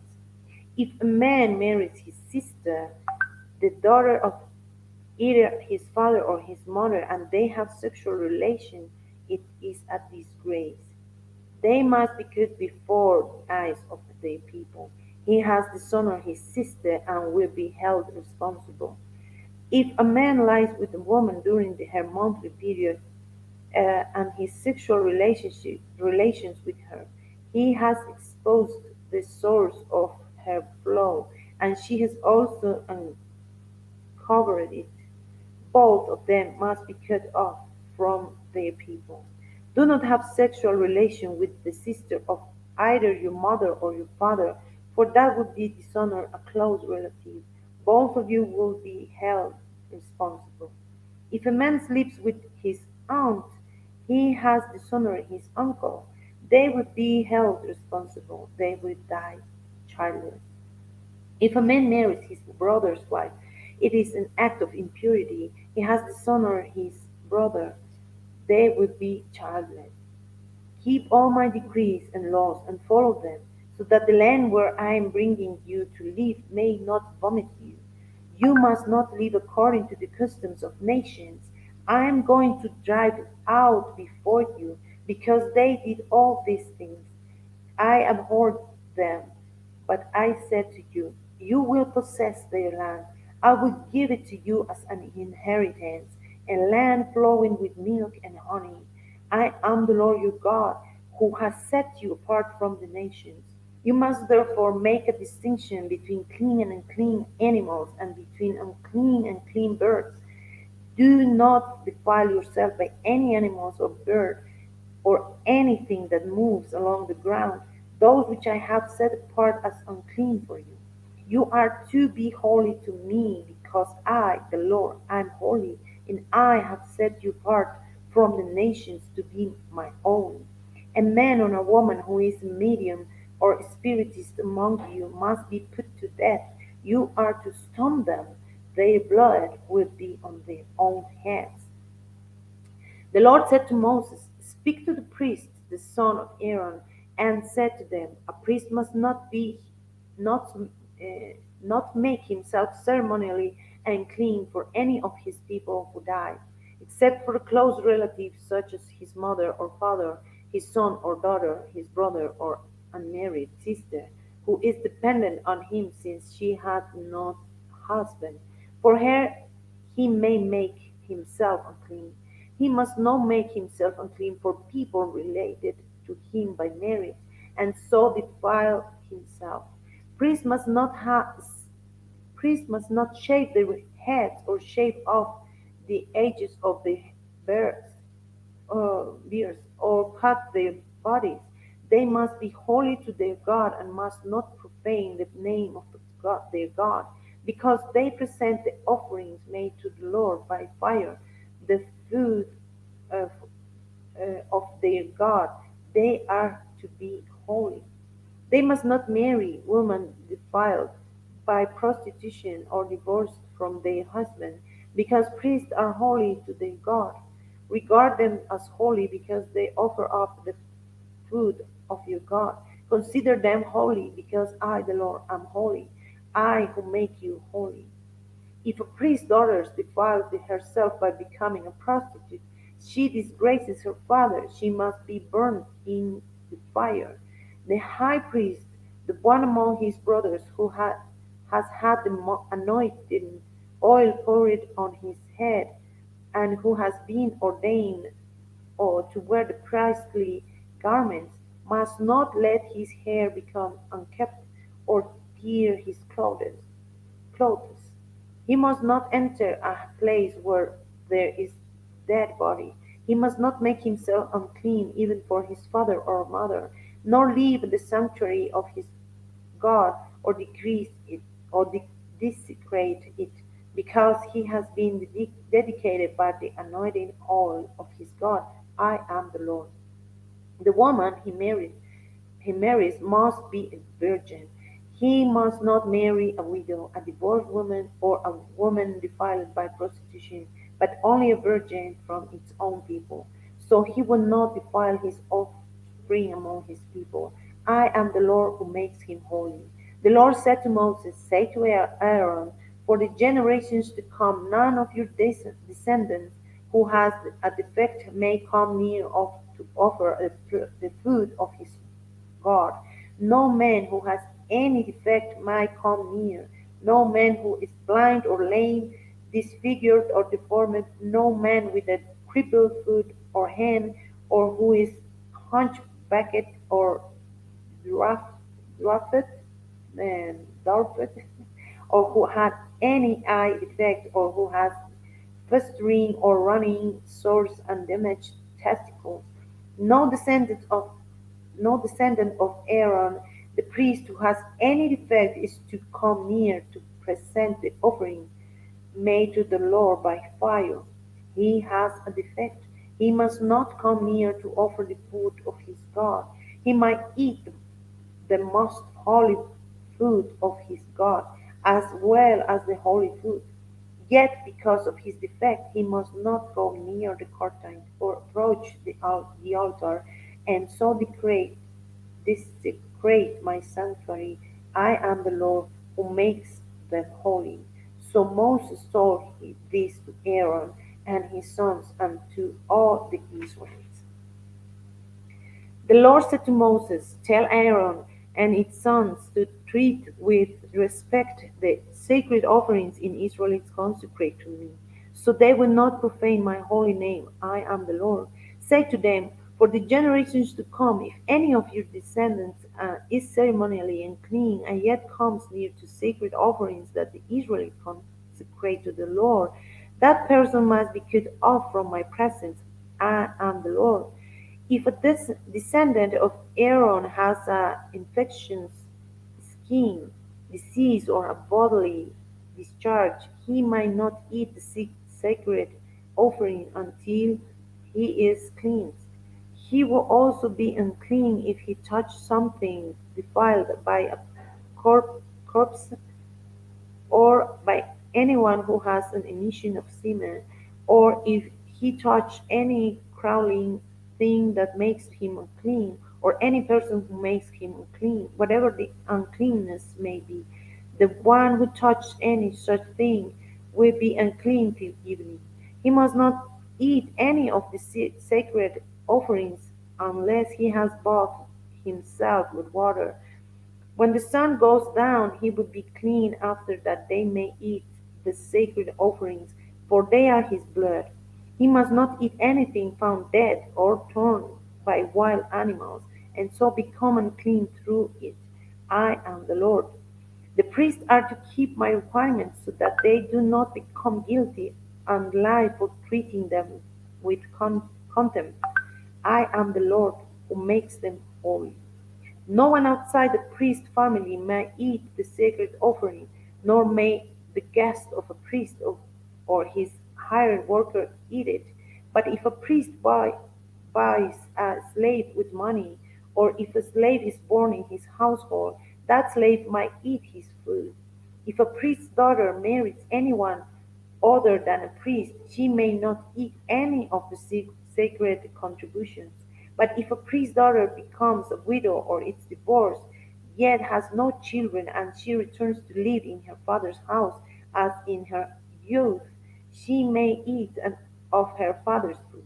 No unauthorized person, whoever might eat any of it. If anyone eats a sacred offering by um, mistake, he must make restitution to the priest for the offering and add a fifth of the value to it. The priest must not desecrate the sacred offering. The Israelites present to the Lord by allowing them to eat the sacred offering, and so bring upon them guilt requiring payment. I am the Lord who makes them holy. The Lord said to Moses, Speak to Aaron and his sons and out to the Israelites, and say to them, If any of you, either an Israelite or an alien living in Israel, present a gift for a burnt offering to the Lord, either to fulfill a vow or as a free will offering, you must present a male without defect from the cattle, sheep, or goat, in order that it may be accepted on your behalf. Do not bring anything with a defect, because it will not be accepted on your behalf. When anyone brings from the herd or flock a fellowship offering to the Lord to fulfill a special vow or a free will offering, it must be without defect or blemish to be acceptable. Do not offer to the Lord the blind, the injured, or the maimed, or anything with wars of festering or running sores. Do not please place any of these on the altar as an offering made to the Lord by fire. You may, however, present as free will offering an ox or a sheep that is deformed and or stunted, but it would not be accepted in fulfillment of a vow. You must not offer to the Lord an animal whose testicles are bruised, crushed, torn, or cut. You must not do this in your own land, and you must not accept such animals from the land of a foreigner and offer them as the food of your God. They will not be accepted on your behalf, because they are deformed or have defects. The Lord said to Moses, When a calf, a lamb, or goat is born, it is to remain with its mother for 7 years. From the eighth day I would be acceptable as an offering made to the Lord by fire.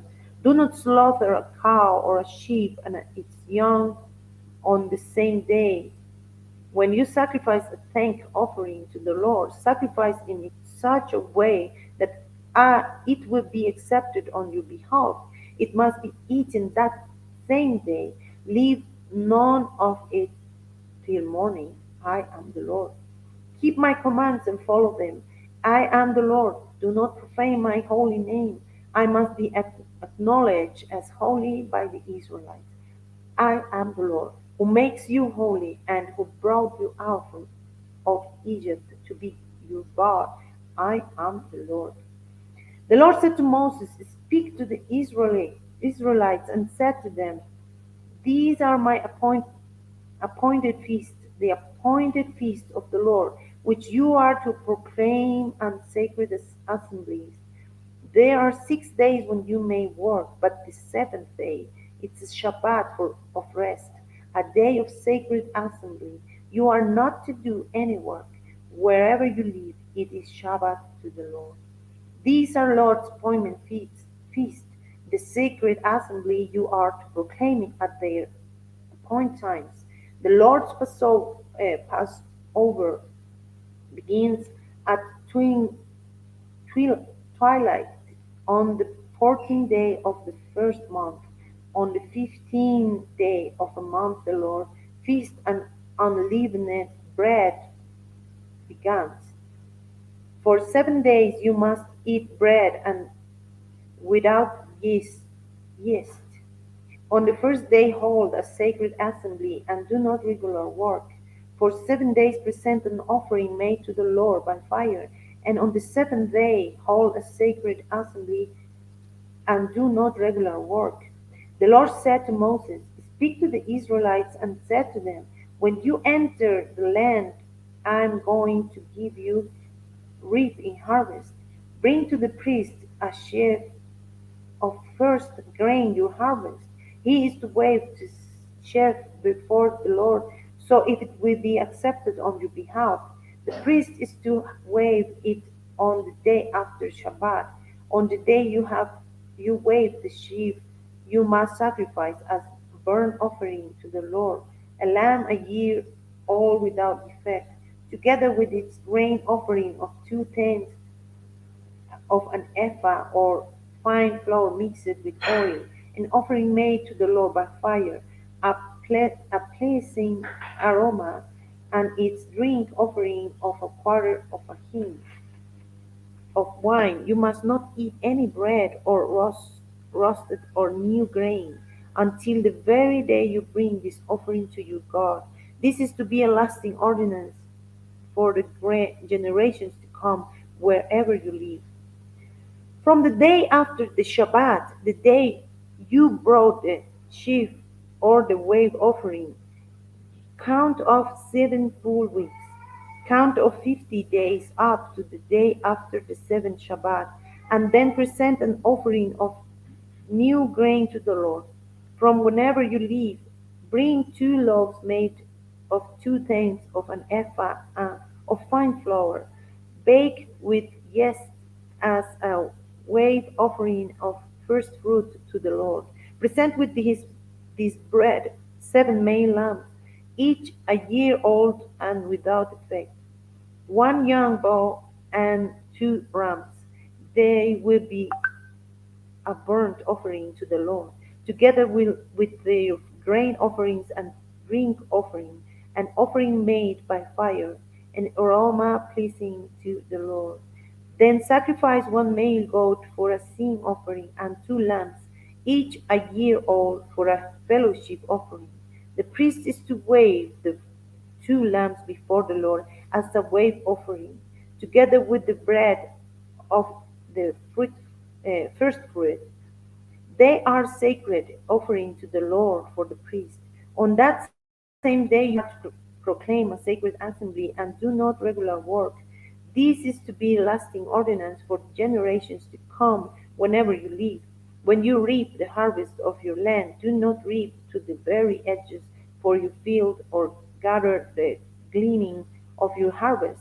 Leave them for the poor and the alien. I am the Lord your God. The Lord said to Moses, Say to Israelites, On the first day of the seventh month you are to have a day of rest, a sacred assembly commemorated with trumpet blast.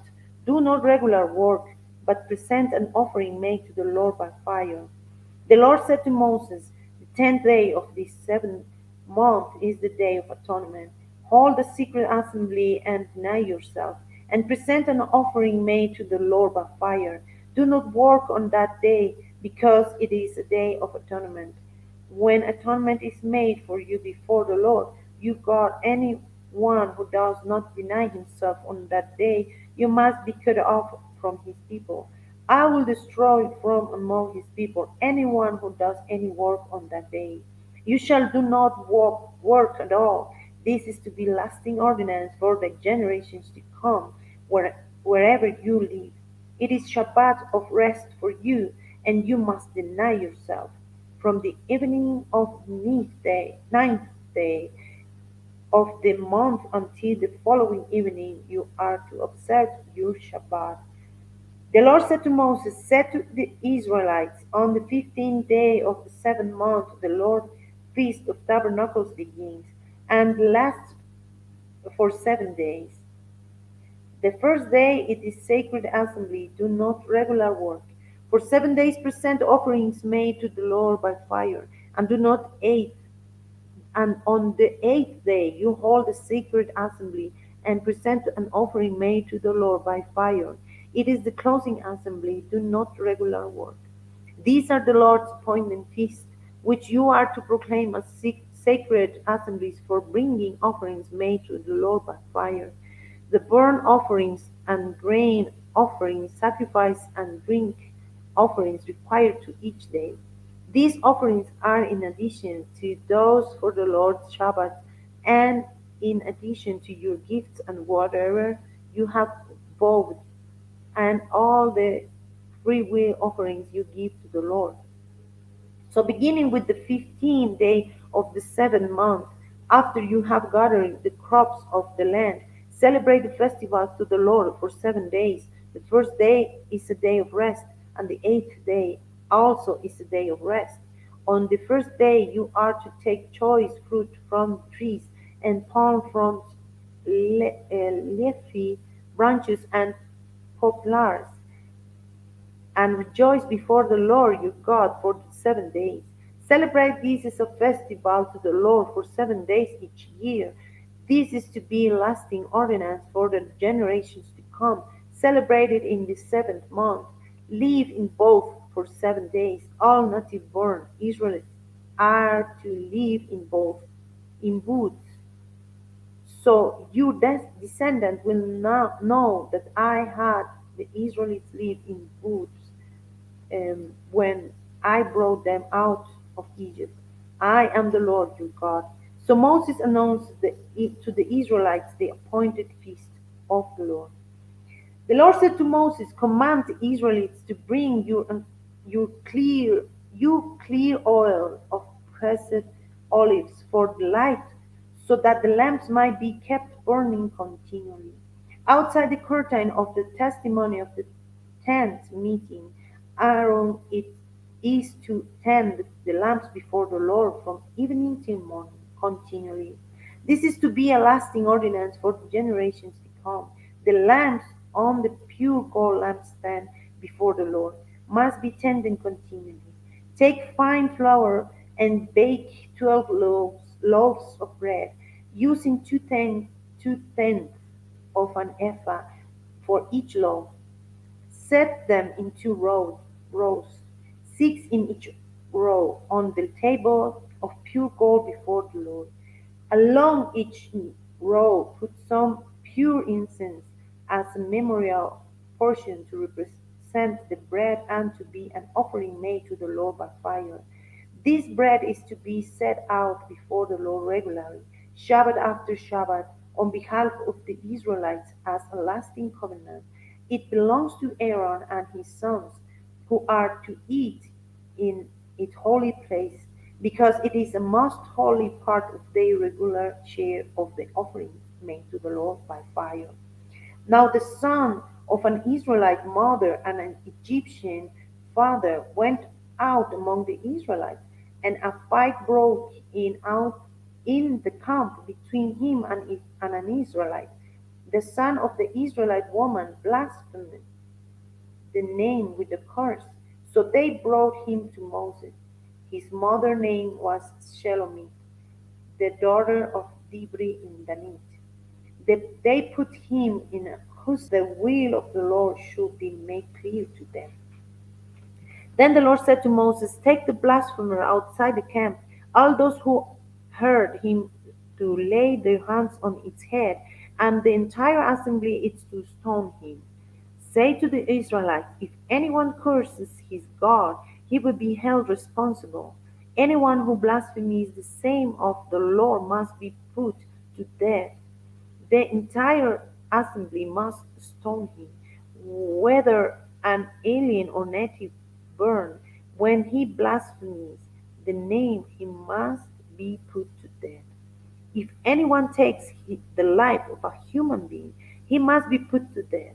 Anyone who takes the life of someone's animal must make restitution, life for life. If anyone injures his neighbor, whatever he has done must be done to him, fracture for fracture, eye for eye, tooth for tooth. As he has injured the other, so he is to be injured. Whoever kills an animal must make restitution, but whoever kills a man must be put to death. You are to have the same law for the alien, the native born, and I am the Lord your God. Then Moses spoke to the Israelites, and they took the blasphemer outside the camp and stoned him. The Israelites did as the Lord commanded Moses. 25. The Lord said to Moses on Mount Sinai, speak to the Israelites and said to them, when you enter in the land I am going to give you, this land itself must observe a Shabbat to the Lord. For 6 years sow your fields, and for 6 years prune your vineyards and gather their crops. But in the seventh year the land is to have a Shabbat of rest, a Shabbat to the Lord. Do not sow your fields or prune your vineyards. Do not reap what grows of itself, or harvest the grapes of your untended vines. The land is to have a year of rest. Whatever the land yields during the Shabbat year will be food for you or yourself, your manservant and maidservant, and the hired worker and temporary resident who live among you, as well as your livestock and the wild animals in your land. Whatever the land produces may be eaten. Count off 7 Shabbats of years, seven times 7 years, so that the seventh Shabbat of years amount to a period of 49 years. Then have the trumpet sounded everywhere on tenth day of the seventh month. On the day of atonement, sound the trumpet throughout your land. Consecrate the 50th year and proclaim liberty throughout the land to all its inhabitants. It shall be a jubilee for you. Each one of you is to turn to his family property, and each to his own clan. The 50th year shall be a jubilee for you.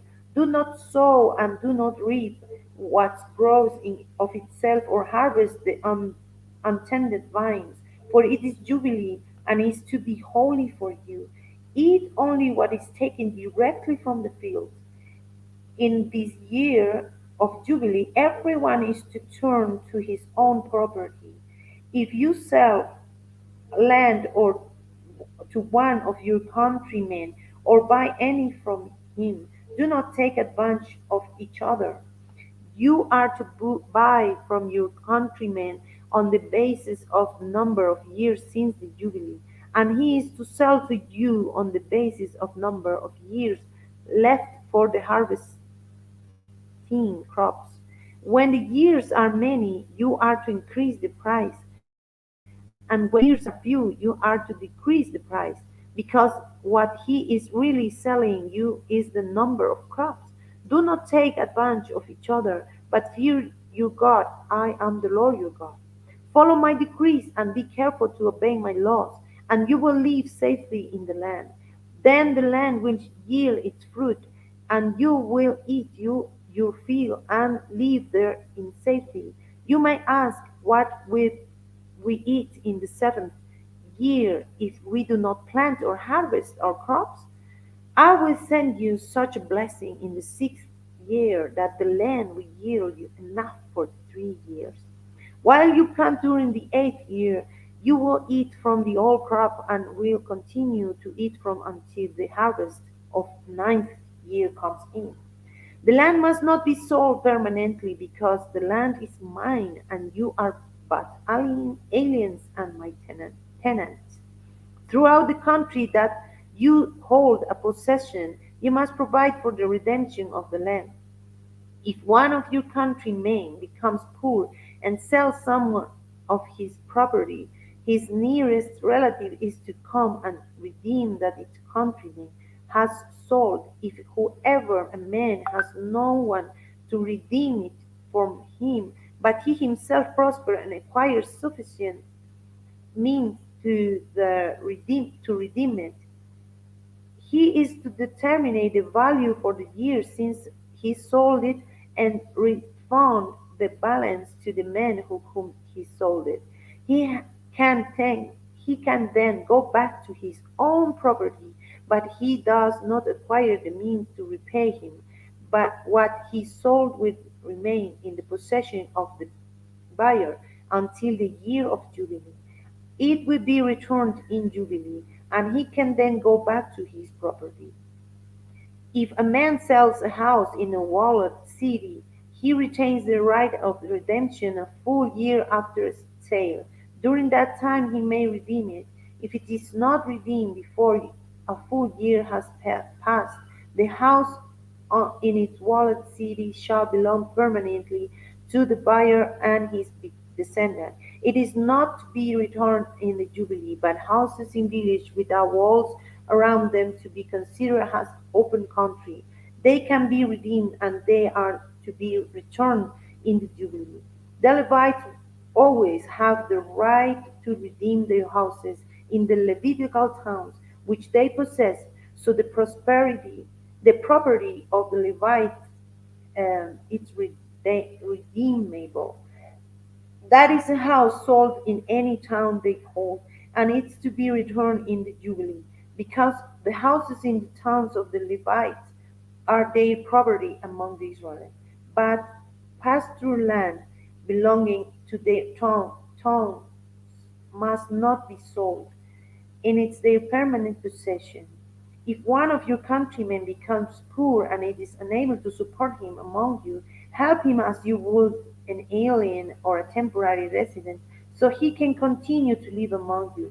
Do not take interest of any kind from him, but fear your God, so that your countrymen may continue to live among you. You must not lend him money and interest or sell him food at profit. I am the Lord your God, who brought you out of Egypt to give you the land of Canaan and to be your God. If one of your countrymen becomes poor among you and sells himself to you, do not make him work as a slave. He is to be treated as a hired worker or a temporary resident among you. He is to work for you until the year of Jubilee. Then he and his children are to be released, and he will go back to his own clan and to the property of his forefathers. Because the Israelites are my servants, whom I brought out from Egypt, they must not be sold as slaves. Do not rule over them rashly, but fear your God. Your male and female slaves are to come from the nations around you. From them you may buy slaves. You may also buy some of the temporary residents living among you and members of their clans born in your country, and they will become your property. You can will then them to your children as inheritance property, and I can make them slaves for life. But you must not rule over your fellow Israelites rashly. If an alien or a temporary resident among you becomes rich, and one of your countrymen becomes poor, and sells him to the alien living among you or to a member of an alien's clan, he retains the right of redemption after he has sold himself of his relatives and may redeem him. An uncle or a cousin or any blood relative is his clan may redeem it, or if he prosper, he may redeem himself, and he his buyer are to count the time from the year he sold himself up to the year of Jubilee. The price for his release is to be based on the rate paid.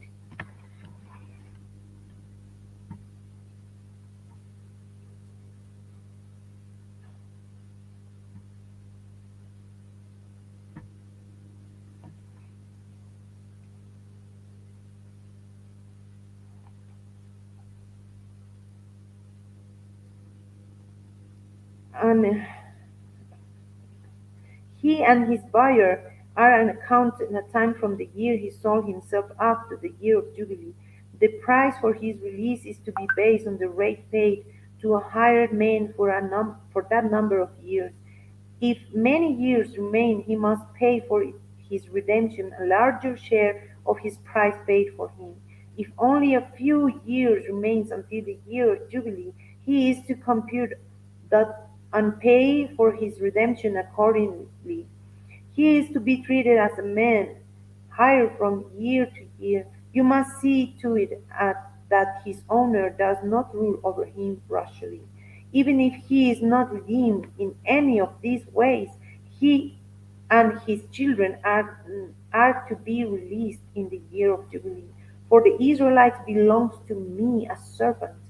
They are my servants, who I brought out from Egypt.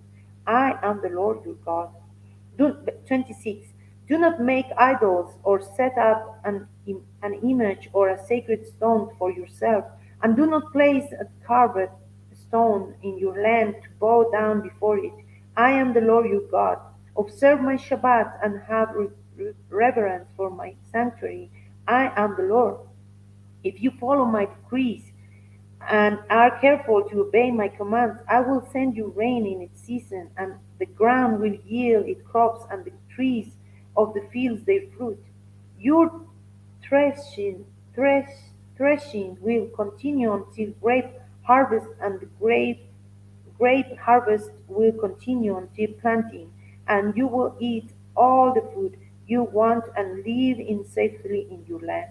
I will grant peace in the land, and you will lie down. No one will make you afraid.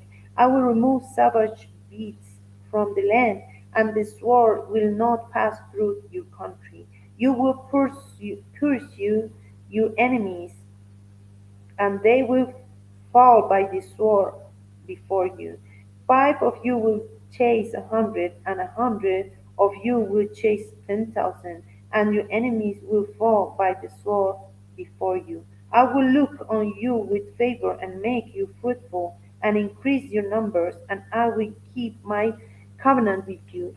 You will still be eating last year's harvest when you will have to move it out to make room for the new. I will put my dwelling place among you, and I will not abhor you. I will walk among you and be your God, and you will be my people. I am the Lord your God who brought you out from Egypt, so that you will no longer be slaves to Egypt, to the Egyptians. I broke the bars of your yoke, and enabled you to walk with heads held high. But if you will not listen to me and carry out all these commands, and if you reject my decrees and abhor my laws and fail to carry out all my commands, and so violate, violate my covenant, then I will do this to you. I will bring upon you sudden terror, wasting disease, and fever that will destroy your sight and drain away your life. You will plant seed in vain because your enemies will eat it. I will set my face against you so that you will be defeated by your enemies. Those who hate you will rule over you, and you will flee even when no one is pursuing you. If after all this you will not listen to me, I will punish you for your sins 7 times over. I will break down your stubborn pride and make the sky above you iron and the ground beneath you like bronze. Your strength will be spent in vain, because your soil will not yield its crops, nor will the trees of the land yield their crops. If you remain hostile toward me and refuse to listen to me, I will multiply your affliction 7 times over, as your sins deserve. I will send wild animals against you, and they will rob you and of your children, destroy your cattle, and make you so few in number that your roads will be deserted. If in spite of these things you do not accept my correction, but continue to be hostile toward me, I myself will be hostile toward you and will afflict you for your sin 7 times over. And I will bring the sword upon you and avenge the breaking of the covenant. When you withdraw into your cities, I will send a plague among you, and you will be given into enemy hands. When I cut off your supply of bread, then women will be able to bake you bread in one oven, and they will dole out the bread with weight. You will eat, but you will not be satisfied. If in spite of this you still do not listen to me, but continue to be hostile toward me, then I in anger I will be hostile with you, and I myself will punish you for your sin 7 times over. You will eat the flesh of your sons and the flesh of your daughters. I will destroy your high places, cut down incense altar, and pile your dead body on the lifeless from your idols, and I will abhor you. I will turn your cities into ruins, and lay waste your sanctuaries, and I will take no delight in the pleasing aroma of your offerings. I will lay waste the land, so that your enemies who live there will be appalled. If I will scatter you among the nations, and I will draw out my sword and pursue you. Your land will be laid waste, and your cities will lie in ruins.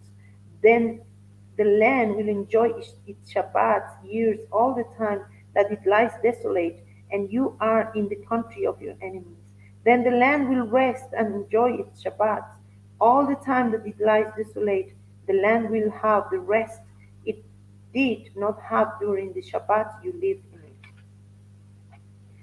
As for those who are left, I will make their hearts so fearful in the lands of their enemy that the sound of a wind-blown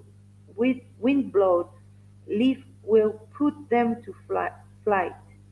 They will run as though fleeing from the sword, and they will fall, even though no one is pursuing them. They will stumble over another as though fleeing from the sword, even though no one is pursuing them.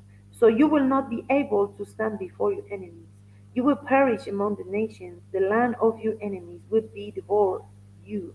Those of you who are left will waste away in the lands of their enemies because of their sins. Also because of their fathers' sins, they will waste away. But if they will confess their sins and their sin and the sin of their fathers, their uh, thrush, treachery, treachery against me, and their hostility toward me, which made me hostile toward them. So I sent them into the land of their enemies. Then, when their uncircumcised hearts are humble and they pay for their sin, I will remember my covenant with Jacob and my covenant with Isaac and my covenant with Abraham, and I will remember the land. For the land will be deserted by them, and I will enjoy its Shabbats while it lies desolate without them. They will pay for their sins because they reject my laws and abhor my distress. Yet, in spite of this, when they are in the land of their enemies, I will not reject them or abhor them so as to destroy them completely, breaking my covenant with them.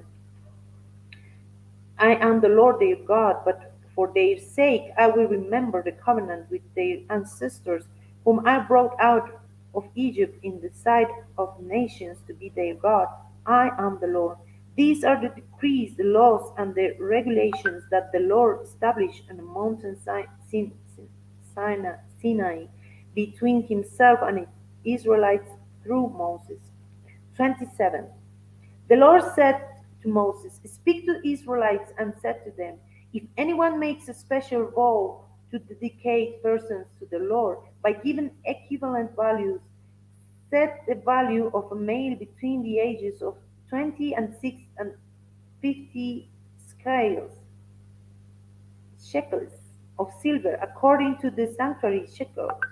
And if it is female, set the value at 50 shekels. If it is a person between the age of 5 and 20, set the value of a male at 20 shekels, and of a female at 10 shekels.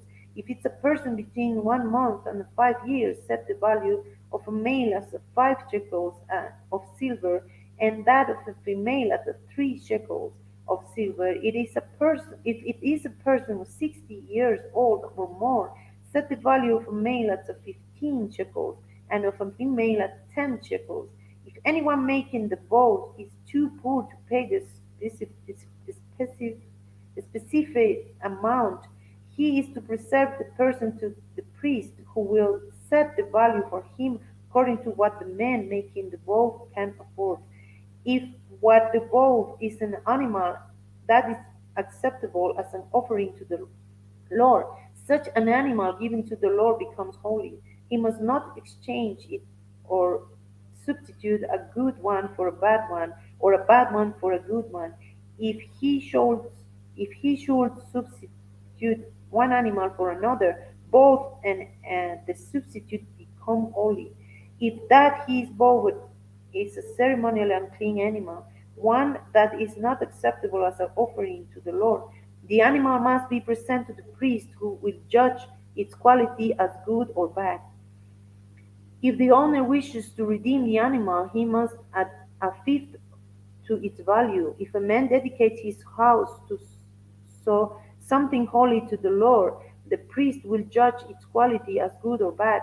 Whatever the value the priest then set, so they will remain. If the man who dedicates his house redeems it, he must add a fifth of its value, and the house will again become his. If a man dedicates to the Lord part of his family land, its value is to be set according to the amount of seed required for it. 50 shekels of silver of a omer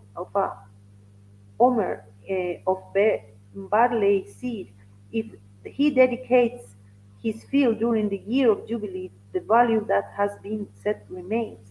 But if he dedicates his field after the Jubilee, the priest will determine the value according to the number of years that remain until the next year of Jubilee, and its set value will be reduced if the man who dedicates the field wishes to redeem.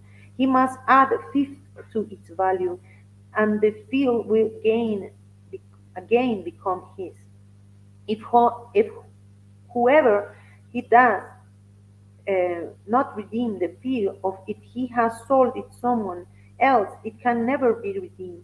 When the field is released in Jubilee, it will become holy, like the field devoted to the Lord.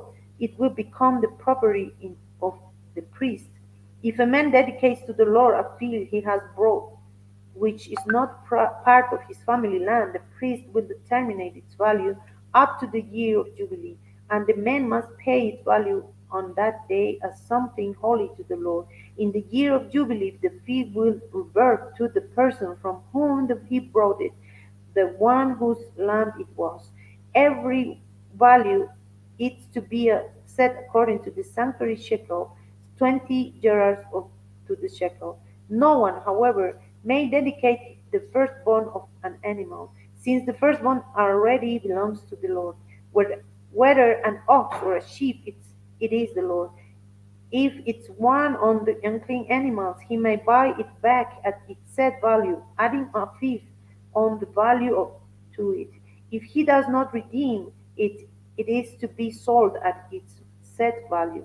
But nothing that a man owns and devotes to the Lord, whether a man or animal or family land, might be sold or redeemed. Everything devoted is most holy to the Lord. No person devoted to destruction may be ransomed. He must be put to death. A tithe of everything from the land, whether grain from the soil or fruit from the trees, belongs to the Lord. It is holy to the Lord. If a man redeems any of its tithe, that he must add a fifth of the value to it.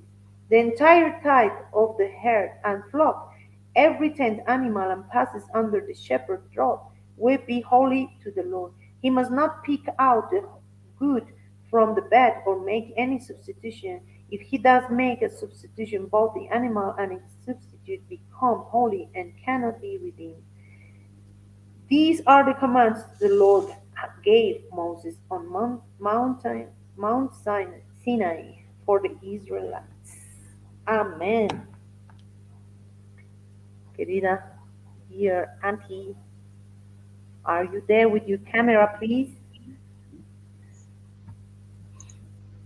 Amen. Pastor Willie, the Lord bless you. Willie Arbeles. Thank you for being with us. I hope you someday have the time to join us, Pastor Willie. Tia Brendita, your camera, please. Something happened. Ya pásame la luz.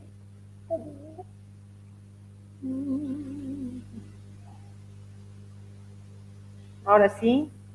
Pero falta. Ay. Ay, ay, ay. Ay, ay, ay. Oh, ¿qué pasa con tu cámara, Tita? Tienes que entrar con la cámara y con el audio todo encendido tienes que entrar.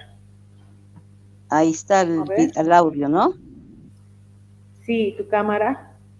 Estoy queriendo prender un Tienes cachito. que A veces prenderlo, es por el lugar donde estoy que no me quiere recibir. tienes que prenderlo antes de entrar, prender todo.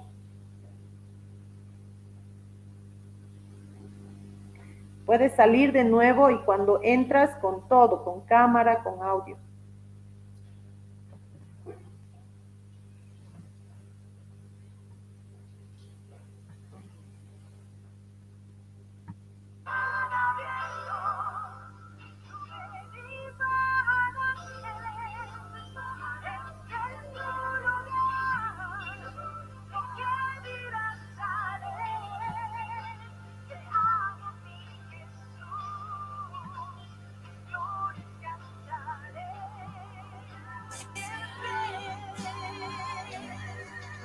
Cielos están abiertos, su venida van a este es tu lugar, lo que dirás haré, confío en ti, mi Dios, hacer tu voluntad, me agrada. Tu voluntad me agrada. Tu voluntad me agrada.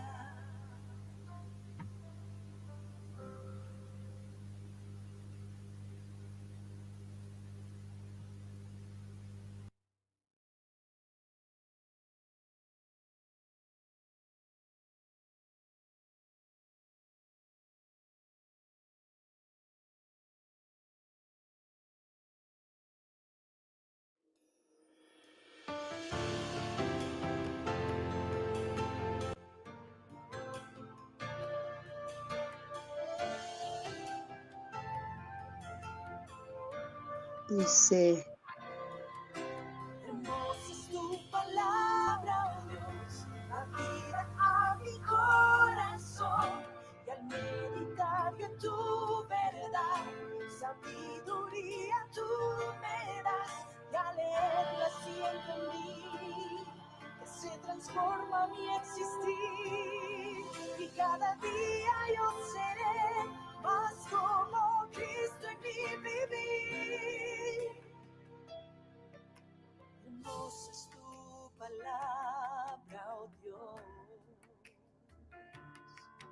me alimenta día a día, en ella puedo confiar, sus promesas me dan vida, y es mi pan de cada día, y así con alegría pueda yo compartir tu vida.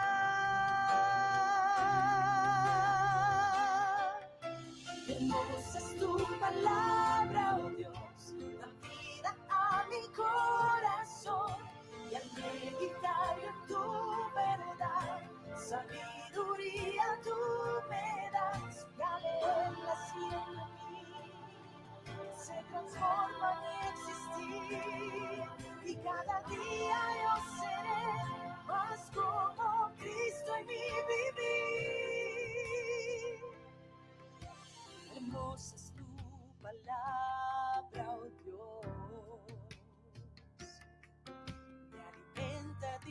día.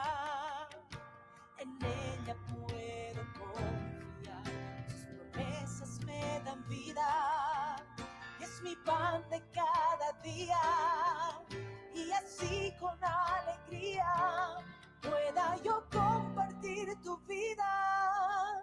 Tu estatura es mi anhelo, Señor Jesús, y viviendo tu palabra perfecta yo seré.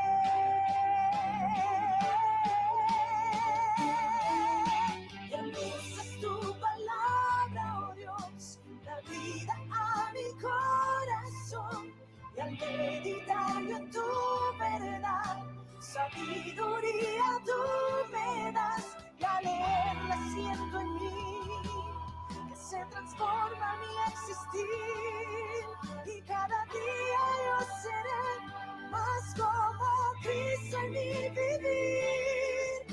Hermosa es tu palabra, oh Dios, la vida a mi corazón, y al meditar yo en tu verdad, sabiduría tú me das, y al leerla siento en mí que se transforma mi existir.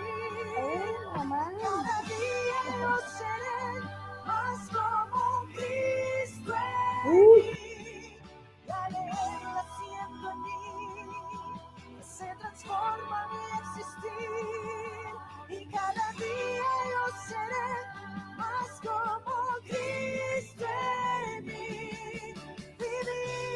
Vivir, quiero vivir como Cristo, como Cristo, como Cristo en mí. Quiero vivir en ti.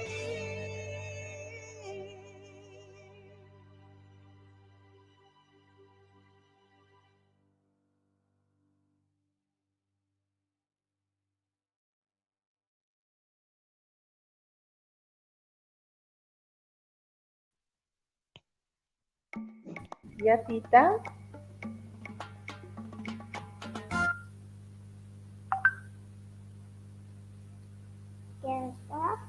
No me Hola, dejan Tita. ni siquiera con cámara. Puedo Ya, leer aunque sea con la rosa porque si no, no voy a poder leer. dale, dale. Aquí yo voy a dejarla mi cámara para que así se vea algo de Ok. fondo. Voy a ¿Se poder. escucha bien? ¿Está bien el volumen? Sí, está muy bien. Ok, mi mod, ok. Voy a leer aquí. ¿Lista?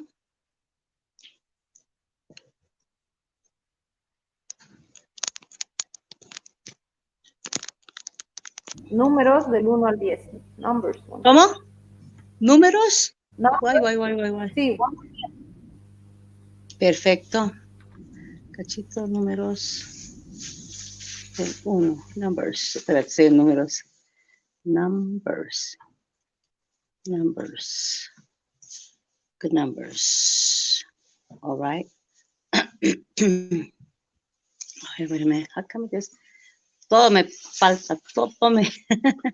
Ay, Dios mío, ¿qué pasa? Numbers, here we go.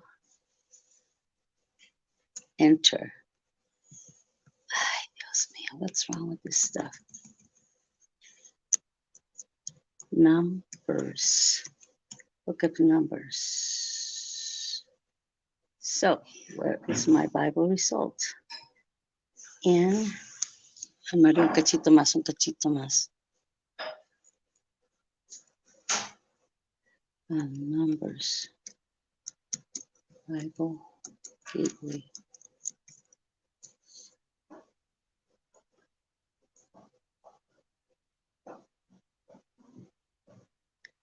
The American Revised Edition.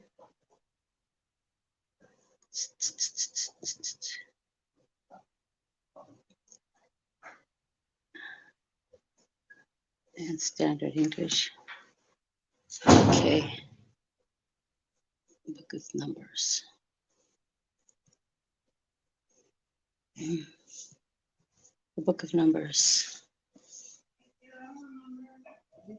Miércoles no me está dando nada. Qué barbaridad que está pasando con mi internet.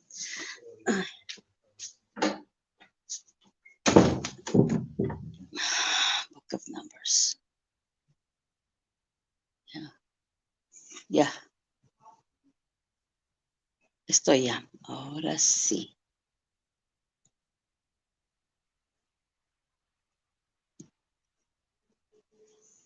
Ok, mija.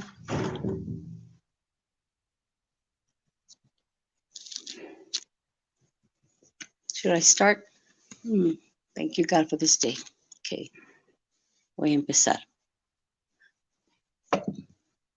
The Lord spoke to Moses in the wilderness of Sinai in the tent of meeting on the first day of the second month and in the second year after he had come out of the land of Egypt, saying, take a census of all the congregation of the people of Israel by the clans, father's house, according to the number of the names, every male, head by head, from where the from 20 years old and upward, all in Israel, who are able to go to war. You and sorry, you and Aaron shall list them company by company, and all there shall be with you, a man from each of the tribes,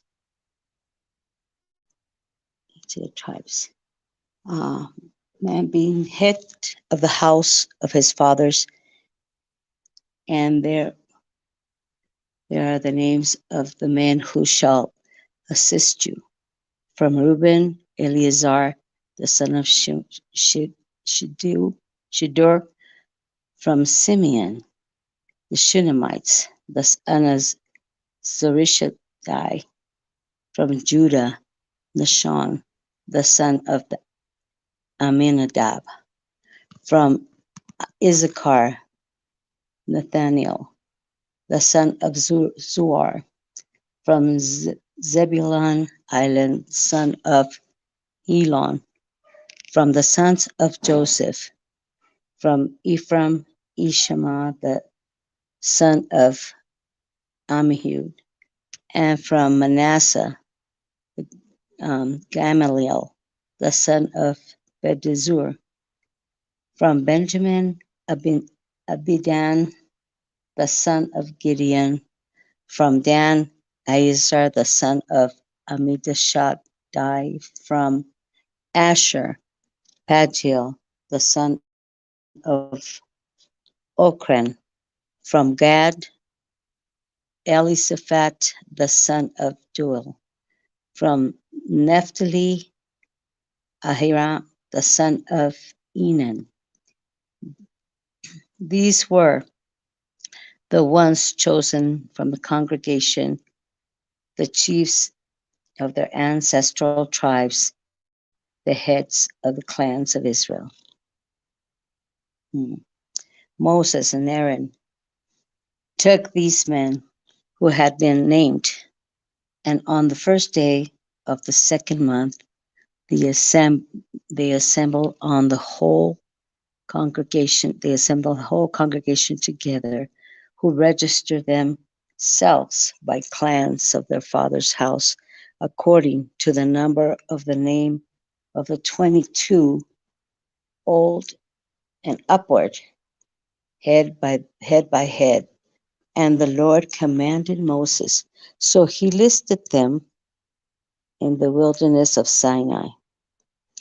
Uh, the people of Reuben, Israel's firstborn, their generation, by their clan, by their father's house, according to the number of the names, head by head, every male from 22 years on upwards, all who were able to go to war. Those listed in the tribe of Reuben's were 46,500. Of the peoples of Simeon, their generations by their clans, of their father's house, those who were listed according to the numbers of the names head by head, every male from 22 years on upwards, all who were able to go to war. Those listed of the tribe of Simeon were 59,300. Of the peoples of Gad, their generations by their clans, by their father's house, according to the number of their names, from 22-year-olds and upward, all who were able to go to war. Those listed of the tribe of Gad were 45,650. Of the peoples of Judah, their generation, um, by the clans, by their father's house, according to the numbers of the names, from 22-year olds on upwards, every man able to go to war. The list of the tribe of Issachar were 54,400. Of the people of Zebulun, their generations by their clans, by their father's house, according to the number of the names, from 22-year old and upwards, every man able to go to war. The list of the tribes of Zebulun were 57,400,000. Of the people of Joseph, namely of the people of Ephraim, their generation by their clans, by their father's house, according to the number of the names from 22-year-olds and upwards, every man able to go to war. Uh, the list of them, the tribes of Ephraim were 40,500. And of the people of Manasseh, their generation by their clans, their father's house, according to the number of the names from 22-year-olds upward, every man able to go to war. The list of those tribes of Manasseh were 32,200. Mm-hmm. Of the peoples of Benjamin, their generations by their tribes, of their father's house, according to the number of the names from 20-year-olds on upwards, every man able to go to war. Those list of the tribes of Benjamin were 35,400. Of the peoples of Dan, their generation by their clans, by their father's house, according to the numbers of the names from 20 years on upwards, every man able to go to war. Those lists of the tribe of Dan were 62,700. Of the peoples of Asher, their generations by their clans, by their father's house, according to the numbers of the names from 20 years and upwards, every man able to go to war. Those listed of the tribes of Asher were 41,500.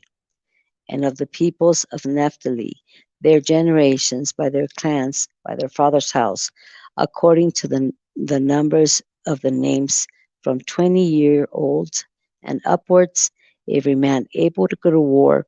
Those listed of the tribes of Naphtali were 53,400. And these are those who were listed from Moses and Aaron, listed with listed with the help of the chiefs of Israel. 12 men, each represented his father's house. So all those listed were people of Israel by their father's house from 22-year-olds and upwards. Men able to go to war in Israel, and all those listed were 603,550. Levite exempted. But the Levites were not listed along with them by their ancestral tribes. For the Lord spoke to Moses, saying, only the tribe of Levi you shall not list. You shall not take a census of them among the people of Israel, but appoint the Levite over the tabernacle of the testimony, and over it, over its furnishings, and over all that belong to it, They are to carry the tabernacle and all its furnishings, and they shall take care of it, shall camp around the tabernacle. And when the tabernacle is to be set out, the Levites shall take it down. And when the tabernacle is to be pitched, the Levites shall set it up. And if any outsiders come near, he shall be put to death. The people of Israel shall pitch their tents by their companies, each man in his own camp, and each man by his own standard. By the Levites shall camp around the tabernacle of the testimony, so that there many may be not wrath on the congregation of the people of Israel, and the Levites shall keep the guard over the tabernacle of testimony. Thus did the people of Israel. Um, they did according to all of the Lord commanded Moses. Chapter 2, the census. Oh dear, where to go? Chapter 2. Okay. Um, the Lord spoke to Moses and Aaron, saying, the people of Israel shall camp each by his own standard, uh, with the banners of their father's house. They shall camp facing the tents of meeting on every side. Those who camp on the east side toward the sunrise shall be of the standard of the camp of Judah. By their companies, the, the chief of the people of Judah being Nashon, the son of Aminadab, his company as listed by 74,600. Those to camp next to him shall be the tribe of Issachar, the chief of their people of Issachar being Nathaniel, the sons of Zuar. His company as listed as being 54,400. Then the tribe of Zebulon, the chief of the people of Zebulon being Eliab, the son of Helon.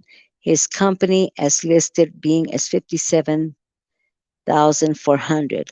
All those listed, um, the camp of Judah by their companies were 186,400. They shall set out first on the march. On the south side shall be the standard of the camp of Reuben. By their companies, the chief of their people of Reuben being Elizur, the son of Shedeur. His company is listed as being as 46,500, and those to camp next to him shall be the tribe of Simeon, the chief of the people of Simeon being Shelumiel, the son of Surishad. The companies as listed being 59,300. Then the tribes of Gad, the chief of the peoples of Gad being Elisaph, the son of Reuben. This company's listed being 45,650. All those listed of the camp of Reuben by their companies were 151,450, and they shall set on out second. Then the tent of meeting shall set out with the camp on the Levite in the midst of the camps, as the of the camps. As they camp, so shall they set out, each in the opposite standard by the standard. On the west side shall be the standard of the camp of Ephraim, and their companies, the chief of the peoples of Ephraim being Elishama, the son of Aminhud. His company is listed as being 40,500, and next to him shall be the tribe of Manasseh, the chiefs of the people of Manasseh being Gamaliel, to the son of Pedashur. His company is being listed being 32,200. Then the tribe of Benjamin, the chief of the people of Benjamin being Abidan, the son of Gideon. His company as listed being 35,400. All those listed of the camp of Ephraim by their companies were 108,100. They shall set out third on the march. On the north side shall be the standard of the camp of Dan by their companies, the chief of the people of Dan being Ahiezer, the son of Aminashad. His company is listed as being at 62,700, and on those to camp next to him shall be the tribes of Asher. The chief of the peoples of Asher being Pagiel, the son of Okran. His company is listed as being as 41,500. The tribes of Naphtali, the chief of the people of Naphtali being Ahira, the son of Enan. The company is listed as being as 53,400, and those listed of the camp of Dan were 157,600. They shall set out last standard by standard. These are the people of Israel listed by their father's house. All those listed in the camp by their companies were 603,550. But the Levites were not listed among the people of Israel, as the Lord commanded Moses. Thus did the people of Israel according to all that the Lord commanded Moses. Um, so they camp by the standard, by their standards, um, and so they set out each one his clan according to his father's house. Let me set this one up.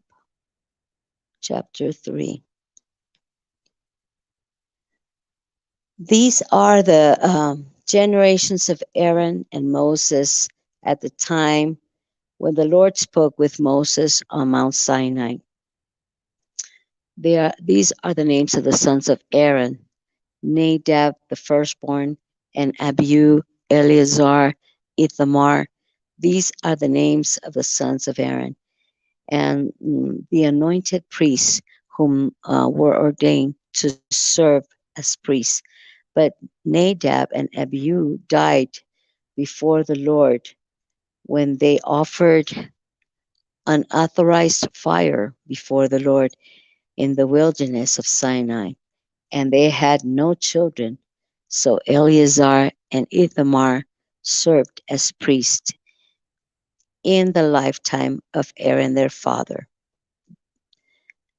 And the Lord spoke to Moses, saying, Bring the tribe of Levites and set them before Aaron the priest, that they may Aaron the priest, that they may minister to him. They shall keep the guard over him and over the whole congregation before the tent of meeting, as they minister at the tabernacle. They shall guard all the furnishings of the tent of meeting and keep guard of the people of Israel. And they shall minister in the tabernacle, and you shall give me Levites, you shall give the Levites to Aaron and his sons, and um, they are wholly given to him from among the peoples of Israel. And you shall appoint Aaron and his sons, and they shall guard the priesthood. But if any outsiders come near, they shall be put to death. And the Lord spoke to Moses, saying, Behold, I have taken the Levites from among the people of Israel, instead of every firstborn who opens the womb among the peoples of Israel. The Levites shall be mine. For all the firstborn are mine on the day that on the day that I struck down all the firstborn in the land of Egypt, I consecrate for my own all the firstborn of Israel, both male and both male, both of man and beast. This shall be mine. I am the Lord. And the Lord spoke to Moses in the wilderness of Sinai, saying, List the sons of Levi by the father's house, and the clan of every male from a month old and upwards, and you shall list. And you shall list. So Moses um, listed them according to the word of the Lord as he was commanded. And these were the sons of Levites by the name of Gershon and Kohath and Merari.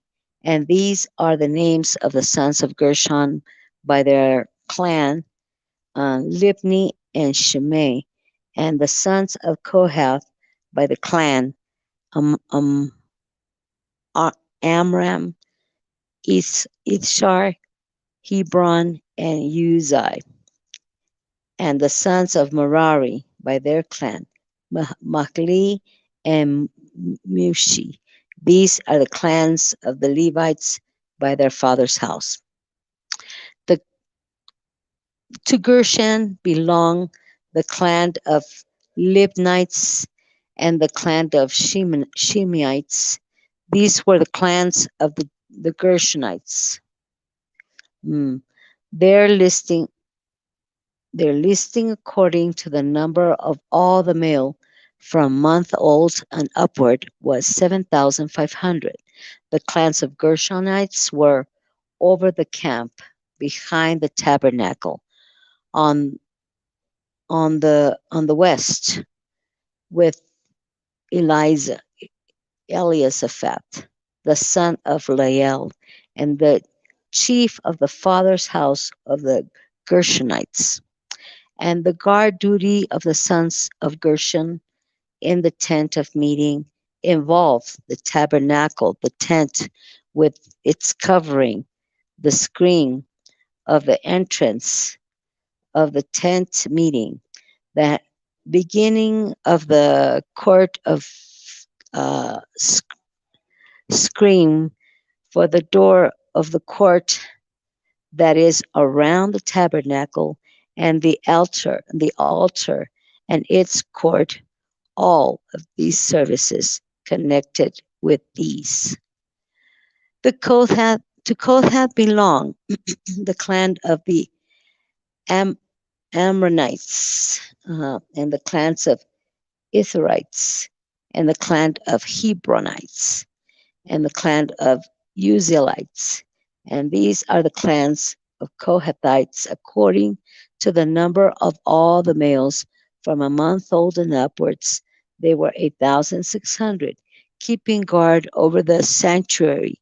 The clans of the sons of Kohath were to camp on the south side of the tabernacle with Elisaph, and the sons of Uziel, the chiefs of the house of the clans of Kohenites, and their guard duty involved the ark, the table, the lampstands, the altars, the vessels of the sanctuary, which the priest ministered in the secret, all the service connected with these. And Eleazar, the son of Aaron, the priest, was to be chief over the chiefs of the Levites and to have oversight of those who kept guard over the sanctuary. To the Merari belong the clans of the Mahalites, the clans of Mushites, and these are the clans of Merari. Their list according to the number of the male from a month old and upwards were 6,200, and the chiefs of the father's house of the clan of Merari, Azriel, the son of Abihail, and they were to camp on the north side of the tabernacle. And um, the appointed guard duty of the sons of Merari involved the frames of the tabernacle, the bars, the pillars, bases, and all of their accessories, all the services connected with these, and all the pillars around the court with their tabernacle pegs and oak cords. Those who were to camp before the tabernacle on the east before the tent of meeting toward the sunrise were Moses and Aaron and his sons, guarding the sanctuary itself to protect the people of Israel and any outsider who came near to be or was to be put to death. All those listed among the Levites were whom Moses and Aaron listed in the at the commandment of the Lord by the clans, and all the males from a month on upward were 22,000. And the Lord said to Moses, list all the firstborn males of the peoples of Israel from a month on upward, taking the numbers of and the number of their names. And you shall take Levites for me. I am the Lord. Instead of all the firstborn among the people of Israel and the cattle of the Levites, and instead of all the firstborn among the cattle of the people of Israel.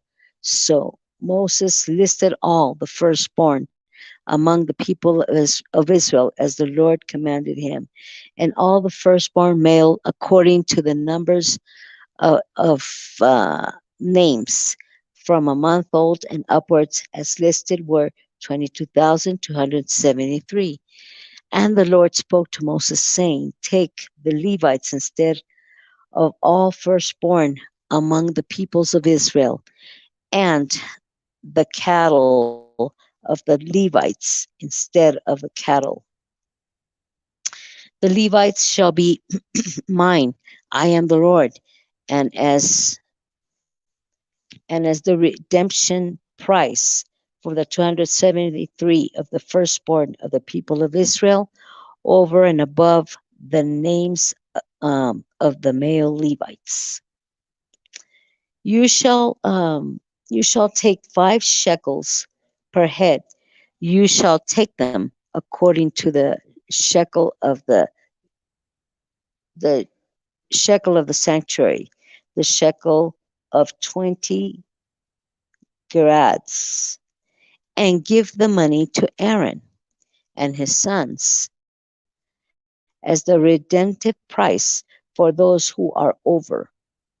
So Moses took the redemption money from those who were over and above, those redeemed by the Levites, from the firstborn of the people of Israel, and took the money, 1,365 shekels, by the shekel of the sanctuary. And Moses gave the redemption money to Aaron and his sons, according to the word of the Lord, as the Lord commanded Moses. Chapter 4. The Lord spoke to Moses, saying, and Aaron, saying, take a census of the sons of Kohath from among the sons of Levites by their clans and their father's house, from 30 years old up to 50, and all who can come on duty to do the work in the tent of meeting. This is the service of the sons of Kohath in the tent of meetings, the most holy things. Um, when they camp to when they camp when the camp is set out, Aaron and his sons shall go and take down the veil and the screens to cover the ark of the testimony. With it Then they shall put it up, should put on it a covering of goat skin and spread it on top of the of that on top of that a cloth of a blue, a cloth all of blue, and shall put it in its pole and over the table of bread and of the presence and of the presence. They shall spread a cloth of blue out in its plates, the dishes for incense, the bowls, and the flagons for the drink, offering the regular showbread also shall be on.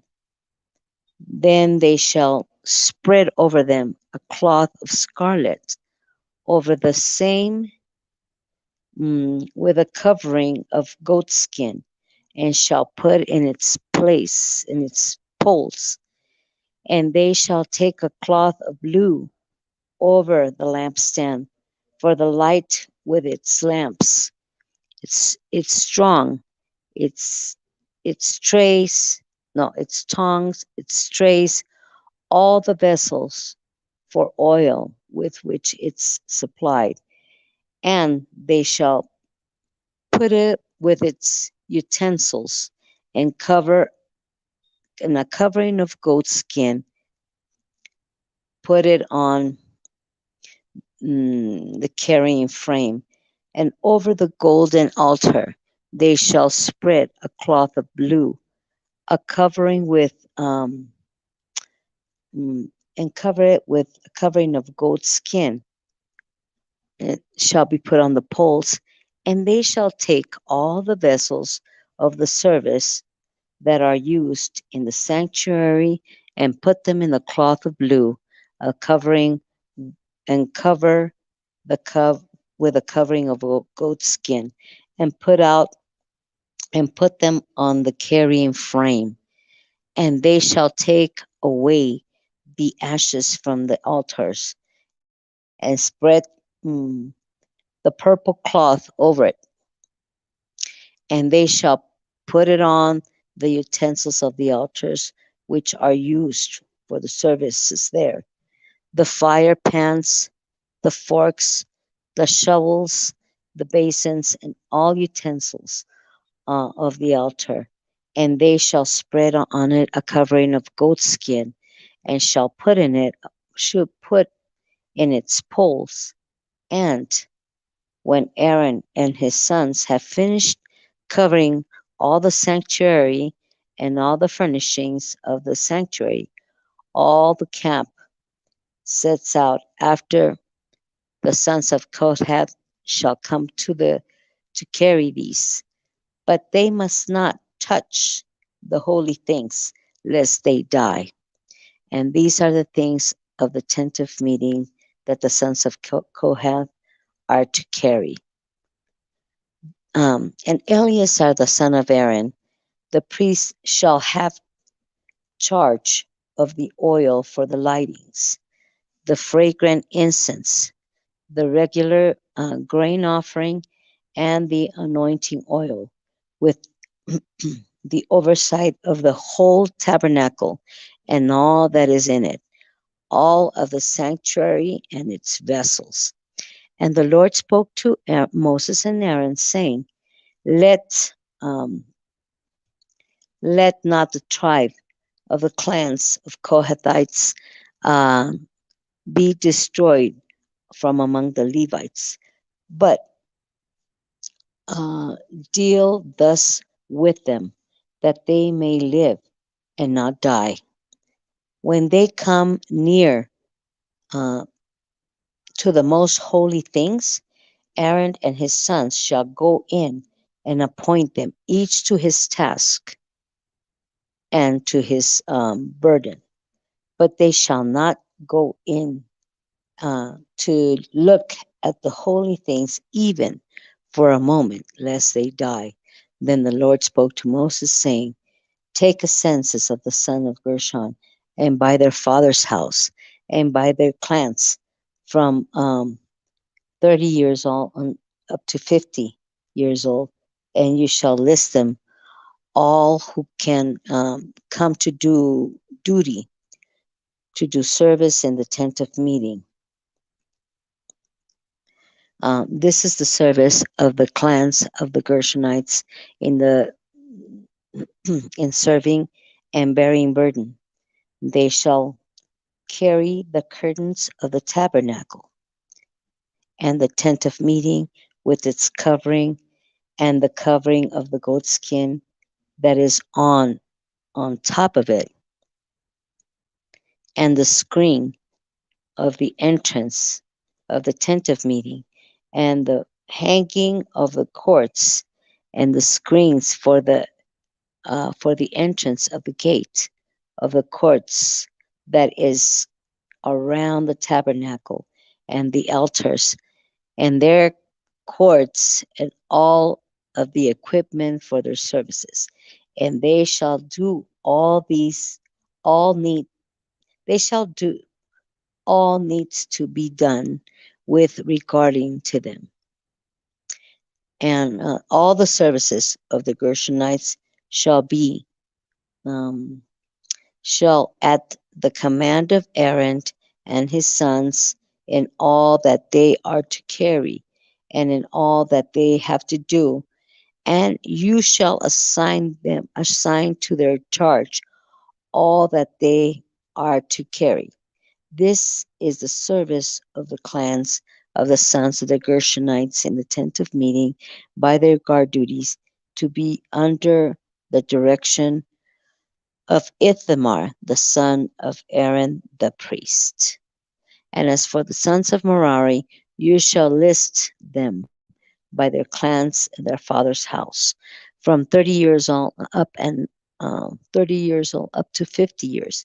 You shall list them, um, everyone who can come on duty to do the services of the tent of meeting, and this is what they shall be charged to do: carry the whole of their services in the tent of meeting, the frames of the tabernacle with its bars, pillars, and bases, and the pillars around the courts with their bases, pegs, and cords, with their equipment and all their accessories.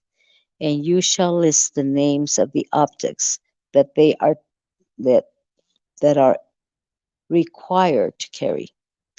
That is the services of the clans of the sons of Merari, the whole of the services in the tent of meeting, under the direction of Ithamar, the son of Aaron the priest. And Moses and Aaron and the chiefs of the sons and the chiefs of the congregations listed the sons of Kohathites by the clans and their father's house, from 30 years up to 50 years old, everyone who could come on duty for services in the tent of meeting. And those listed in the clans were 2,750. This was the list of the clans of the Kohathites, all who served in the tent of meeting, whom Moses and Aaron listed according to the commandment of the Lord by Moses. The list of the Gershonites by their clans and their father's house, from 30 years up to 50 years old, everyone who could come on duty for the services in the tent of meeting. In this list, those listed by their clans and their fathers' households were 2,630. This was the list of the clans of the sons of Gershon, and all who served in the tent of meeting, whom Moses and Aaron listed according to the commandment of the Lord. Those listed of the sons of Merari by the clans and their father's house, from 30 years old up to 50 years, were everyone who could come on duty to serve in the tent of meeting. Those listed by the clans were 3,200. This was the list of the clan of the sons of Merari, whom Moses and Aaron listed according to the commandments of the Lord by Moses. All those who were listed in the Levites, whom Moses and Aaron and the chiefs of Israel listed by their clans and their fathers' houses, from 30 years up to 50 years old, everyone who could come to do services on um, and minister on these services of bearing burdens in the tent of meetings. Those listed were 8,580, according to the commandment of the Lord through Moses. They were listed, each one with its task of service or carrying.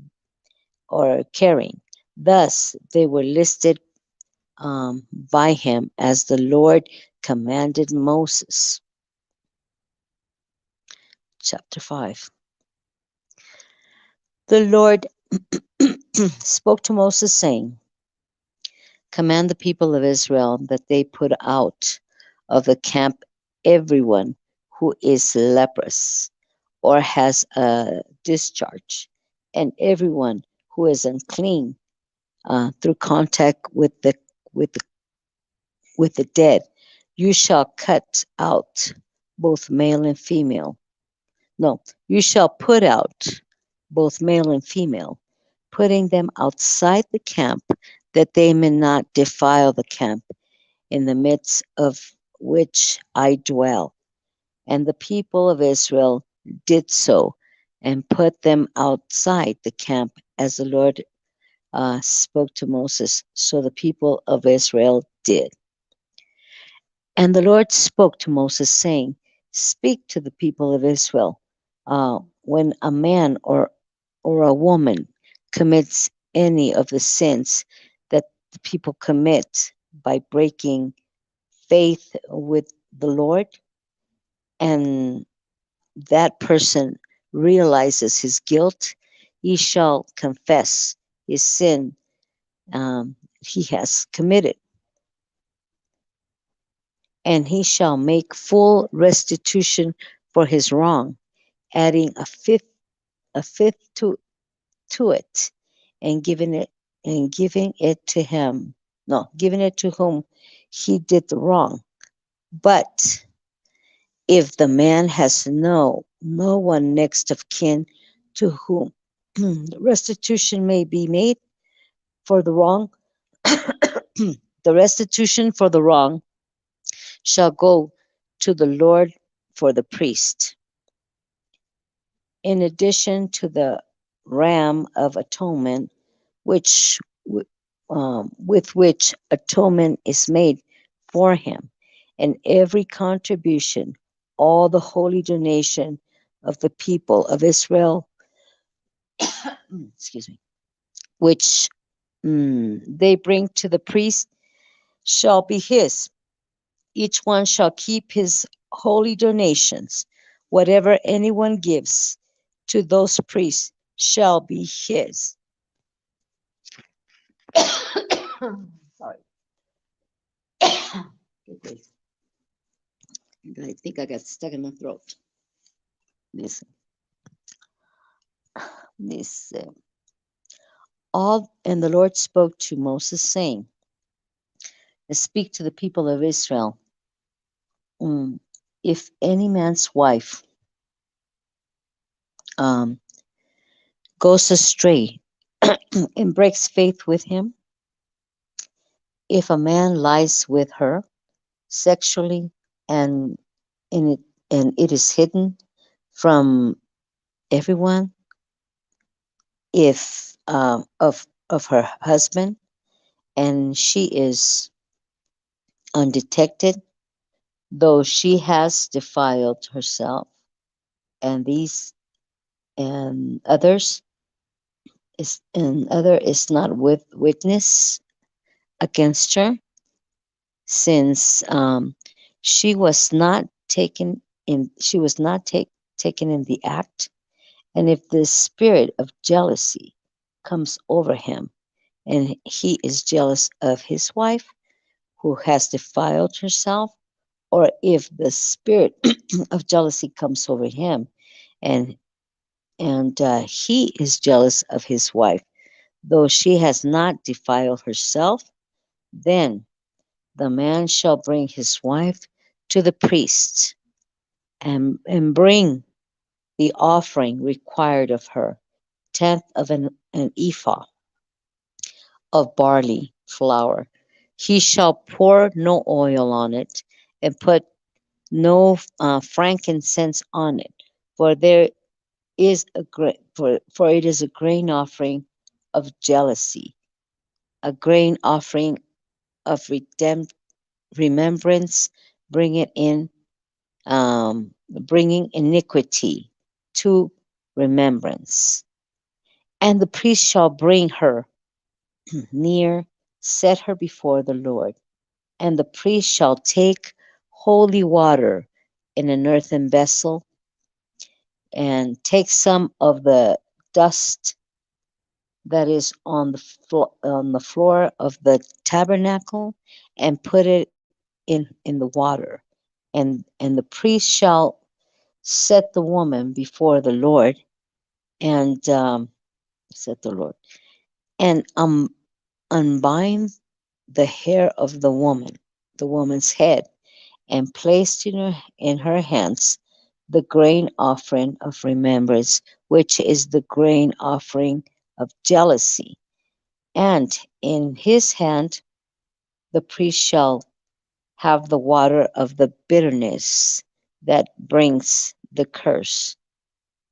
Then the priest shall make her take an oath, saying, if no man has lain with you, I'm sorry, and if you have not turned aside to uncleanness while you were under your husband's authority, be free from this water. Be free, this water of bitterness that brings the curse. But if you have gone astray, though you are under your husband's authority, and you have defiled yourself, and I'm sorry, and some other man outside your husband has lain with you, then let the priest make the woman take the oath of the curse, and say to the woman, the Lord make you a cursed, a curse and an oath amongst your people. When the Lord makes you um, tight, fall away, and your body swell, may the water that brings the curse pass in your bowels, and make your womb swell, and your thigh fall away. And the woman shall say, Amen, Amen. Then the priest shall write the curse in a book, and wash off into the water of bitterness. And he shall make the woman drink the water of bitterness that brings the curse, and the water that brings the curse shall enter into her, and cause bitter pain. And the priest shall take the grain of offering of jealousy out of the woman's hand, and shall wave the grain of offering before the Lord, bring it into the altar. And the priest shall take a handful of the grain offering as a memorial portion, and burn it on the altar, and afterwards shall make the woman drink the water. And when he has made her drink the water, then if she has defiled herself, and has broken faith with her husband, the water that brings the curse shall enter into her, cause her bitter pain, and her womb shall swell, and her thighs shall fall away, and the woman shall become a curse among the people. But if the woman has not defiled herself, it and is clean, then she shall be free and shall conceive children. This is this is the law. Cases of jealousy. When a wife thought under the husband's though under the husband's authority goes astray and defiles herself, or when the spirit of jealousy comes over a man, he and he is jealous of his wife, then he shall set the woman before the Lord, and the priest shall carry out for all the law, and the man shall be free from iniquity, but the woman shall bear her iniquity. Goodness. Dice, Thank you very much, dear okay. sister Brenda. You finished already, right? Chapter 5? Yes, no, I'm still in chapter 6, but that's okay. But Chapter 6, starting chapter 6. so yeah, we will continue with Pastor David, uh, that he will continue from the chapter 6. Thank you very, very much for your reading. Thank you for reading number chapter from chapter 1 and on. Thank you very much. God bless you. Thank you. God, thank you. God bless you too. Bye bye. Yes, thank you. Bye bye. Thank you. Welcome, Good Pastor. morning. Good morning. Good morning to you from Puerto Rico and to United States. Oh, I'm Bolivia. in Bolivia. And Bolivia. That's great. God Yes, bless you. So, thank you. yeah, keep going, please. Thank you. God bless everyone who is participating. Think to say good morning instead of buenos dias, uh, Yeah. because I'm accustomed to speaking in Spanish. But praise God, I just want to say today is a rainy day in Cochabamba. It's also the anniversary of Cochabamba. And I want to speak out into the air that Jesus is the Son of justice for Cochabamba and for the world. And I call upon Jesus and the anointing of his healing to flow out as our words are spread around the world. Let his healing fall upon the people's bodies and their souls and restore them to where he wants them to be. In the name of Jesus Christ. Thank you. Let's continue with number 6. The Lord said to Moses, "Speak to the Israelites and say to them, if a man or a woman wants to make a vow of dedication to the Lord as a Nazarite, they must abstain from wine and other fermented drink and must not drink vinegar made from wine or other fermented drink. They must not drink grape juice or eat grapes or raisins. And as long as they remain under the Nazarite vow, they must not eat anything that comes from the grapevine, not even the seeds or the skins. During the entire period of their Nazarite vow, no razor may be used on their head.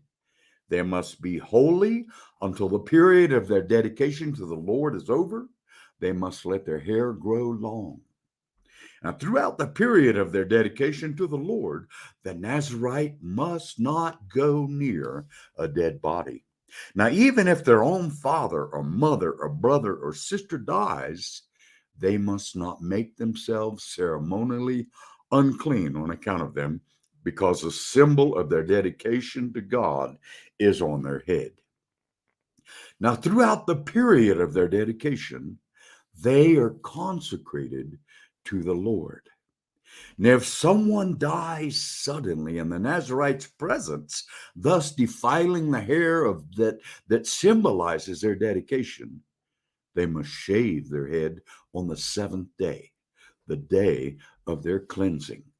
Then on the 8th day, They must bring 2 doves or 2 young pigeons to the priest at the entrance to the tent of meeting. And the priest is to offer one as a sin offering and the other as a burnt offering to make atonement for the Nazarite because they sinned by being in the presence of the dead body. That same day, they are to consecrate their head again. Now, they must rededicate themselves to the Lord for the same period of dedication and must bring a year-old male lamb as a guilt offering. Now, the previous days do not count because they became defiled during their period of dedication. Now, this is the law of the Nazarite. When the period of their dedication is over, they are to be brought to the entrance to the tent of meeting. There they are to present their offerings to the Lord: a year-old male lamb without defect for a burnt offering, a year-old ewe lamb without defect for a sin offering, a ram without defect for a fellowship offering, together with their grain offering and drink offerings, and a basket of bread made with the finest flour and without yeast, thick loaves with olive oil mixed in, and thin loaves brushed with olive oil. The priest is to present all of these before the Lord and make the sin offering and the burnt offering. And he is to present a basket of unleavened bread and is to sacrifice a ram as a fellowship offering to the Lord, together with its grain offering and drink offering. Then, at the entrance to the tent of meeting, the Nazareth must shave off the hair that symbolizes their dedication. They are to take the hair and put it in the fire that was under the sacrifice of the fellowship offering. Now, after the Nazarite have shaved off his hair that symbolizes their dedication, the priest is to place in their hands a boiled shoulder of the ram and 1 thick loaf and 1 thin loaf from the basket, both made without yeast. The priest shall then wave these before the Lord as a wave offering, and they are holy and they belong to the priest, together with the breast that was waved and the thigh that was presented. And after that, the Nazarite may drink wine. Now, this is the law of the Nazarite who vows offerings to the Lord in accordance with their dedication, in addition to whatever else they can afford. They must fulfill the vows they have made according to the law of the Nazarite. Then the Lord said to Moses, "Tell Aaron and his sons, this is how you are to bless the Israelites. Say to them, the Lord bless you and keep you. The Lord make his face shine on you and be gracious to you. The Lord shall turn his face toward you and give you peace. So they will put my name on the Israelites, and I will bless them." Now, when Moses finished setting up the tabernacle, he anointed and consecrated it and all of its furnishings. He also anointed and consecrated the altar and all its utensils. Then the leaders of Israel, the heads of families who were the tribal leaders in charge of those who were counted, made offerings. They brought as their gifts before the Lord 6 covered carts and 12 oxen, an ox from each leader, and a cart from every 2. And these they presented before the tabernacle. And the Lord said to Moses, "Accept these from them, that they may be used in the work at the tent of meeting. Give them to the Levites as each man's work requires." So Moses took the carts and the oxen and gave them to the Levites. He gave 2 carts and 4 oxen to the Gershonites as their work required. And he gave 4 carts and 8 oxen to the Merarites as their work required. They were all under the direction of Ithamar, son of Aaron, the priest. But Moses did not give any to the Kohathites because they were to carry on their shoulder the holy thing for which they were responsible. And when the altar was anointed, The leaders brought their offerings for its dedication and presented them before the altar. For the Lord said to Moses, each day one leader is to bring his offering for the dedication of the altar. The one who brought his offering on the first day was Nahashon, son of Ammihabab of the tribe of Judah. Now his offering was one silver plate weighing 130 shekels, and one silver sparkling bowl weighing 70 shekels, both according to the sanctuary shekel, each filled with the finest flour mixed with olive oil as a grain offering. One gold dish weighing 10 shekels, filled with incense. One young bull, one ram, and one male lamb a year old for a burnt offering. One male goat for a sin offering, and 2 oxen, 5 ram, 5 male goats, 5 male lambs, and a year old to be sacrificed as a fellowship offering. This was the offering of Nahashon, son of Ammihabab. On the second day, Nethanel, son of Zuar, the leader of Issachar, brought his offering. The offering he brought was one silver plate weighing 130 shekels, one silver sprinkling bowl weighing 70 shekels, both according to the sanctuary shekel, each filled with the finest flour mixed with olive oil as a grain offering. One gold dish weighing 10 shekels, filled with incense. One young bull, one ram, and one male lamb a year old for a burnt offering, one male goat for a sin offering, and 2 oxen, 5 rams, 5 male goats, 5 male lambs a year old to be sacrificed as a fellowship offering. Now, this was the offering of Nethanel, son of Zuar. And on the third day, Elab, son of Helon, the leader of the people of Zebulun, brought his offering. Now, his offering was one silver plate weighing 130 shekels, one silver sprinkling bowl weighing 70 shekels, both according to the sanctuary shekel, and each filled with the finest flour mixed with olive oil as a grain offering. One gold dish weighing 10 shekels, filled with incense. One young bull, one ram, one male lamb a year old for a burnt offering, one male goat for a sin offering, 2 oxen, 5 ram, 5 male goats, and 5 male lambs a year old to be sacrificed as a fellowship offering. This was the offering of Eliab, son of Helon. Now on the fourth day, Elisur, son of Shedeur, the leader of the people of Reuben, brought his offering. His offering also was one silver plate weighing 130 shekels, one silver sprinkling bowl weighing 70 shekels, both according to the sanctuary shekel, each filled with the finest flour mixed with olive oil as a grain offering. One dish weighing 10 shekels, filled with incense. One young bull, one ram, one male lamb a year old for a burnt offering, one male goat for a sin offering, 2 oxen, 5 rams, 5 male goats, and 5 male lambs a year old to be sacrificed as a fellowship offering. Now, this was the offering of Elisur, son of Shedir.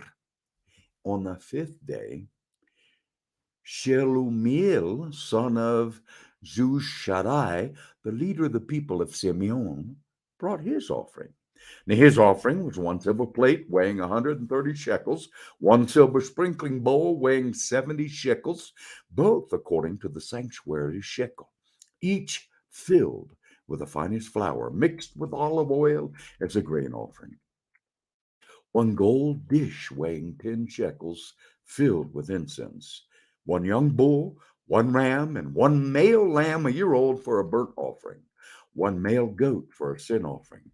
2 oxen, 5 ram, 5 male goats, and 5 male lambs a year old to be sacrificed as a fellowship offering. Now, this was the offering of Shelumiel, son of Zurishaddai. On the sixth day, Elisavath, son of Deul, the leader of the people of Gad, brought his offering. His offering was one silver plate weighing 130 shekels, one silver sprinkling bowl weighing 70 shekels, both according to the sanctuary shekel, each filled with the finest flour mixed with olive oil as a grain offering, one gold dish weighing 10 shekels filled with incense, one young bull, one ram, one male lamb a year old for a burnt offering, one male goat for a sin offering, two oxen, five rams, five male goats, and five male lambs a year old to be sacrificed as a fellowship offering. And this was the offering of Eliasaph, son of Deuel. And on the seventh day, Elishama, son of Ammihud, the leader of the people of Ephraim, brought his offering. His offering was one silver plate weighing 130 shekels, and one silver sprinkling bowl weighing 70 shekels, both according to the sanctuary shekel, each filled with the finest flour mixed with olive oil as a grain offering. One gold dish weighing 10 shekels filled with incense, one young bull, one ram, one male lamb a year old for a burnt offering, one male goat for a sin offering, two oxen, five ram, five male goats, and five male lambs a year old to be sacrificed as a fellowship offering. This was the offering of Elishama, son of Ammihud. And on the eighth day, Gamael, son of Pedashur, the leader of the people of Manasseh, brought his offering. His offering was one silver plate weighing 130 shekels and one silver bowl weighing 70 shekels, both according to the sanctuary shekel, each filled with the finest flour mixed with olive oil as a grain offering.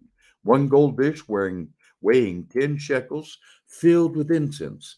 One young bull, one ram, one male lamb a year old for a burnt offering, one male goat for a sin offering, two oxen, five ram, five male goats, and five male lambs a year old to be sacrificed as a fellowship offering. Now, this was the offering of Gamaliel, son of Pedashur. And on the ninth day, Abidan, son of Hedioni, leader of the people of Benjamin, brought his offering. Now, his offering was one silver plate weighing 130 shekels, one silver sprinkling bowl weighing 70 shekels, both according to the sanctuary shekel, each filled with the finest flour mixed with olive oil as a grain offering. One gold dish weighing 10 shekels filled with incense. One young bull, one ram, one male lamb a year old for a burnt offering, one male goat for a sin offering, two oxen, five rams, five male goats, five male lambs a year old to be sacrificed as a fellowship offering. This was the offering of Abidan, son of Hedioni. And on the 10th day, Ahisar, son of Ammishaddai, the leader of the people of Dan, brought his offering. His offering was one silver plate weighing 130 shekels, one silver sprinkling bowl weighing 70 shekels, both according to the sanctuary shekel, each filled with the finest flour mixed with olive oil as a grain offering, one gold dish weighing 10 shekels, filled with incense, one young bull, one ram, and one male lamb a year old for a burnt offering, one male goat for a sin offering, and two oxen, five ram, five male goats, and five male lambs a year old to be sacrificed as a fellowship offering. This was the offering of Ahiezer, son of Ammishaddai. And on the 11th day, Pagiel, son of Okran, the leader of the people of Asher, brought his offering. His offering was one silver plate weighing 130 shekels, one silver sprinkling bowl weighing 70 shekels, both according to the sanctuary shekel, each filled with the finest flour mixed with olive oil as a grain offering. One gold dish weighing 10 shekels, filled with incense. One young bull, one ram, and one male lamb, a year old, for a burnt offering. One male goat for a sin offering. Two oxen, five ram, five male goats, and five male lambs, a year old, to be sacrificed as a fellowship offering. This was the offering of Pagiel, son of Okran. On the 12th day, Ahira, son of Enan, the leader of the people of Nethail, brought his offering. Now, his offering was one silver plate weighing 130 shekels, one silver sprinkling bowl weighing 70 shekels, both according to the sanctuary shekel, each filled with the finest flour mixed with olive oil as a grain offering. One gold dish weighing 10 shekels filled with incense, one young bull, one ram, one male lamb a year old for a burnt offering, one male goat for a sin offering, two oxen, five rams, five male goats, and five male lambs a year old to be sacrificed as a fellowship offering. This was the offering of Ahira, son of Enan. Now, these were the offerings of the Israelite leaders for the dedication of the altar when it was anointed: 12 silver plates, 12 silver sprinkling bowls, and 12 gold dishes. Each silver plate weighed 130 shekels, each sprinkling bowl 70 shekels. And although the silver dishes weighed two altogether, the silver dishes weighed 2,400 shekels, according to the sanctuary shekel. The 12 gold dishes filled with incense weighed 10 shekels each, according to the sanctuary shekel. And altogether, the gold dishes weighed 120 shekels. The total number of animals for the burnt offering came to 12 young bulls, 12 rams, 12 male lambs a year old, together with their grain offering. 12 male goats were used for the sin offering. The total number of animals for the sacrifice of the fellowship offering came to 24 oxen, 60 rams, 60 male goats, and 60 male lambs a year old. These were the offerings for the dedication of the altar after it was anointed. And when Moses entered the tent of meeting to speak with the Lord, he heard the voice speaking to him from between the two cherubim above the atonement cover on the ark of the covenant law. In this way, the Lord spoke to him. The Lord said to Moses, "Speak to Aaron and say to him, when you set up the lamps, see that all seven light up the area in front of the lampstand." Now Aaron did so. He set up the lamps so that they faced forward on the lampstand, just as the Lord commanded Moses. Now this is how the lampstand was made. It was made of hammered gold from its base to its blossoms. The lampstand was made exactly like the pattern the Lord had shown Moses. Then the Lord said to Moses, "Take the Levites from among all of the Israelites and make them ceremonially clean. To purify them, do this: sprinkle the water of cleansing on them, and then have them shave their whole bodies and wash their clothes. And so they will purify themselves. Have them take a young bull with its grain offering of the finest flour mixed with olive oil. Then you are to take a second young bull for a sin offering.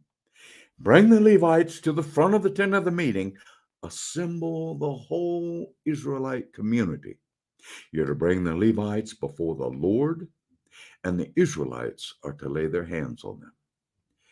Aaron is to present the Levites before the Lord as a wave offering from the Israelites so that they may be ready to do the work of the Lord.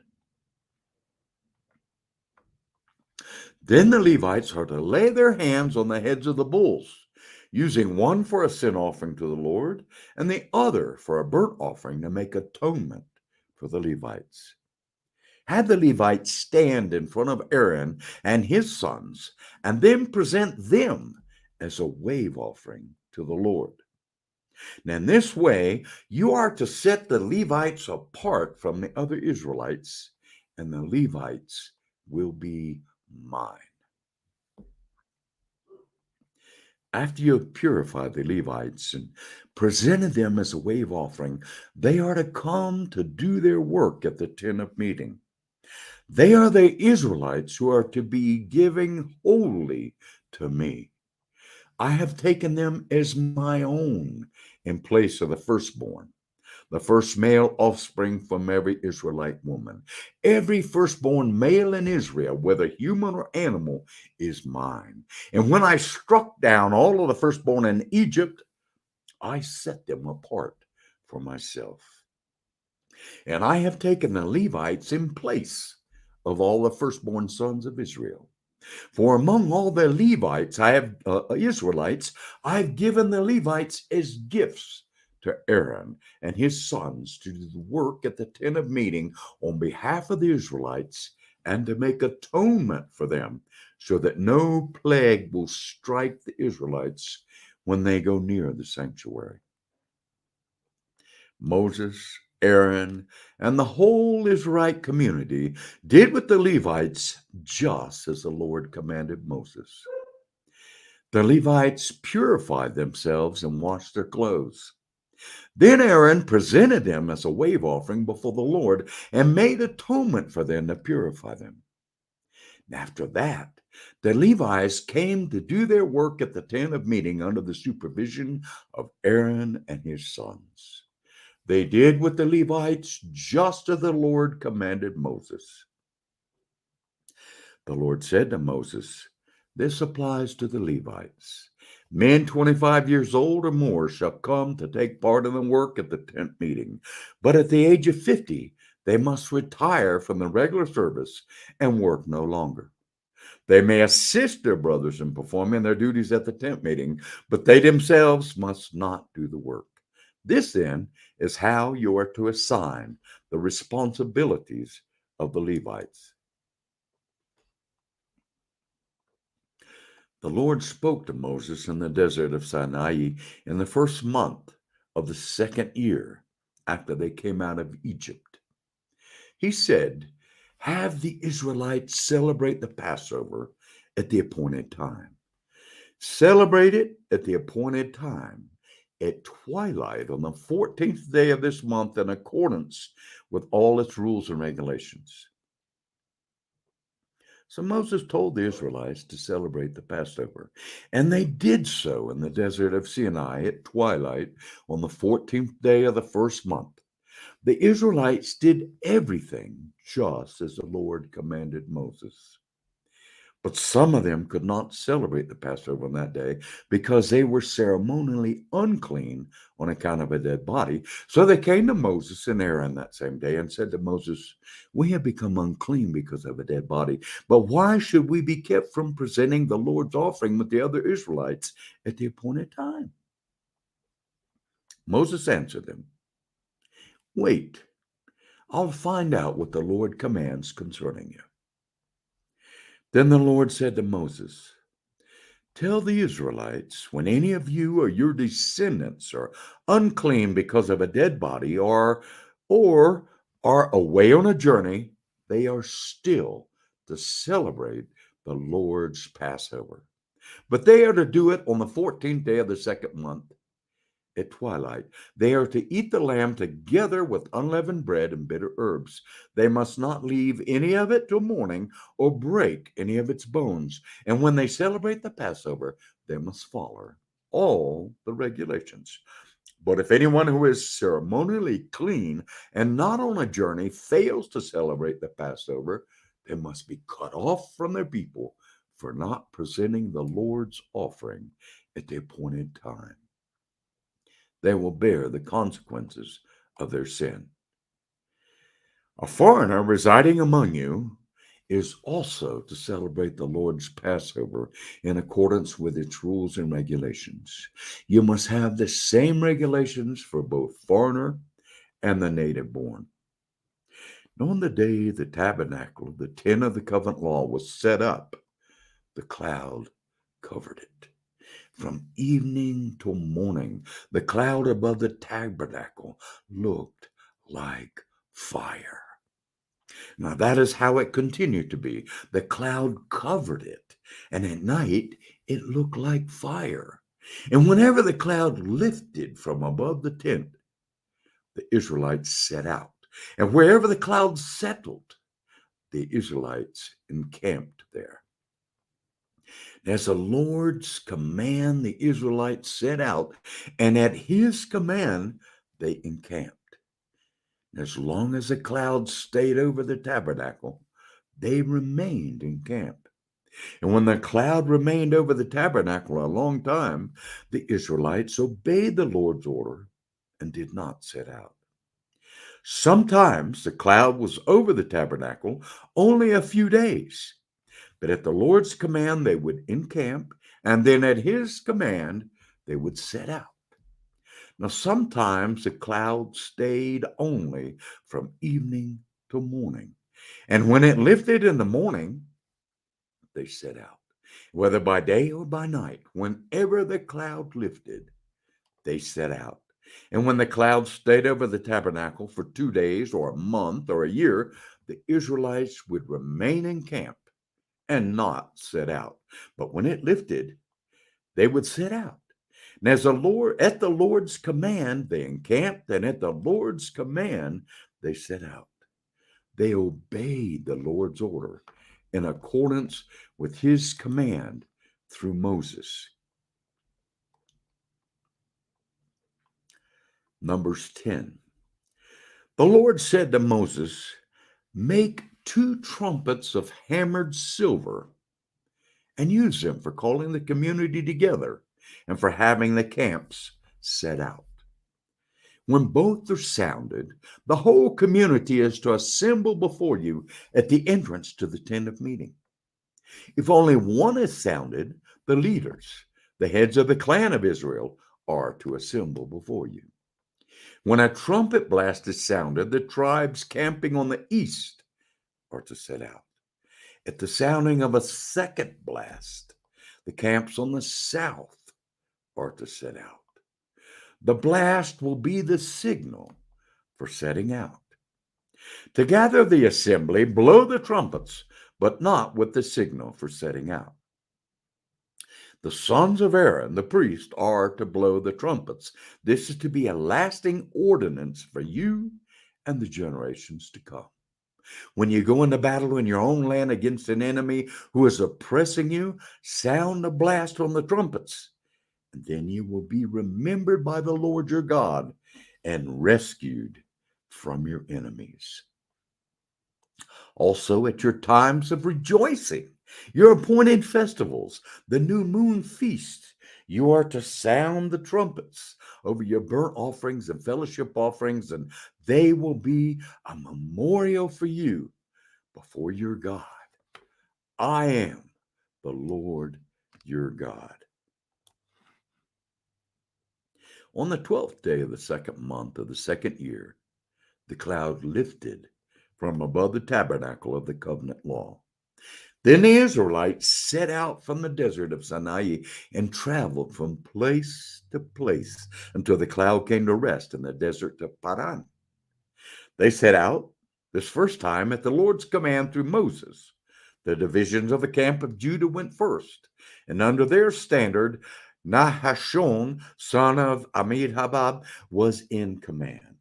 And Nethanel, son of Zuar, was over the division of the tribe of Issachar.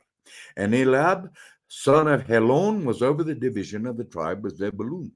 And then the tabernacle was taken down, and the Hershonites and the Meratites who carried it set out. The division of the camp of Reuben went next. Under their standard, Elisur, son of Shedor, was in command.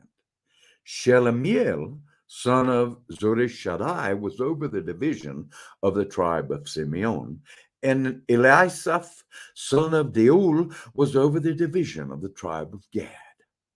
Then the Kohathites set out, carrying the holy things.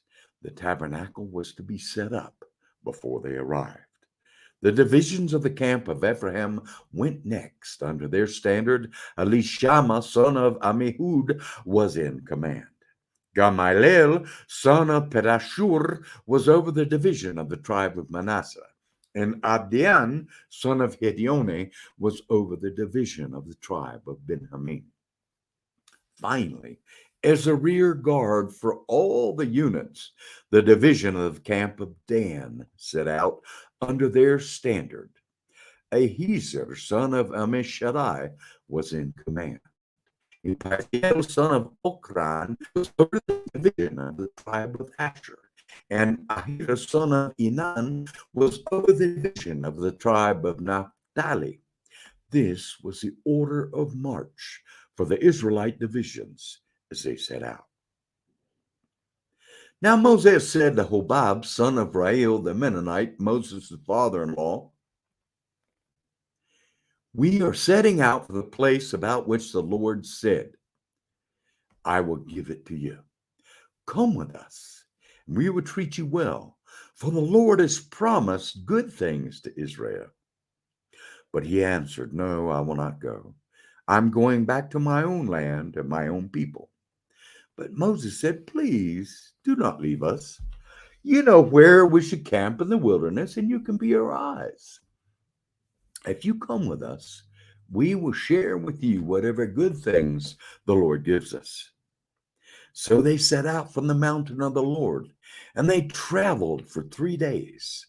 The ark of the covenant of the Lord went before them during those 3 days to find them a place to rest. The cloud of the Lord was over them by day, and when they set out from camp, whenever the ark was set out, Moses said, "Rise up, Lord, may your enemies be scattered. May your foes flee before you." And whenever it came to rest, he said, "Return, Lord, to the countless thousands of Israel."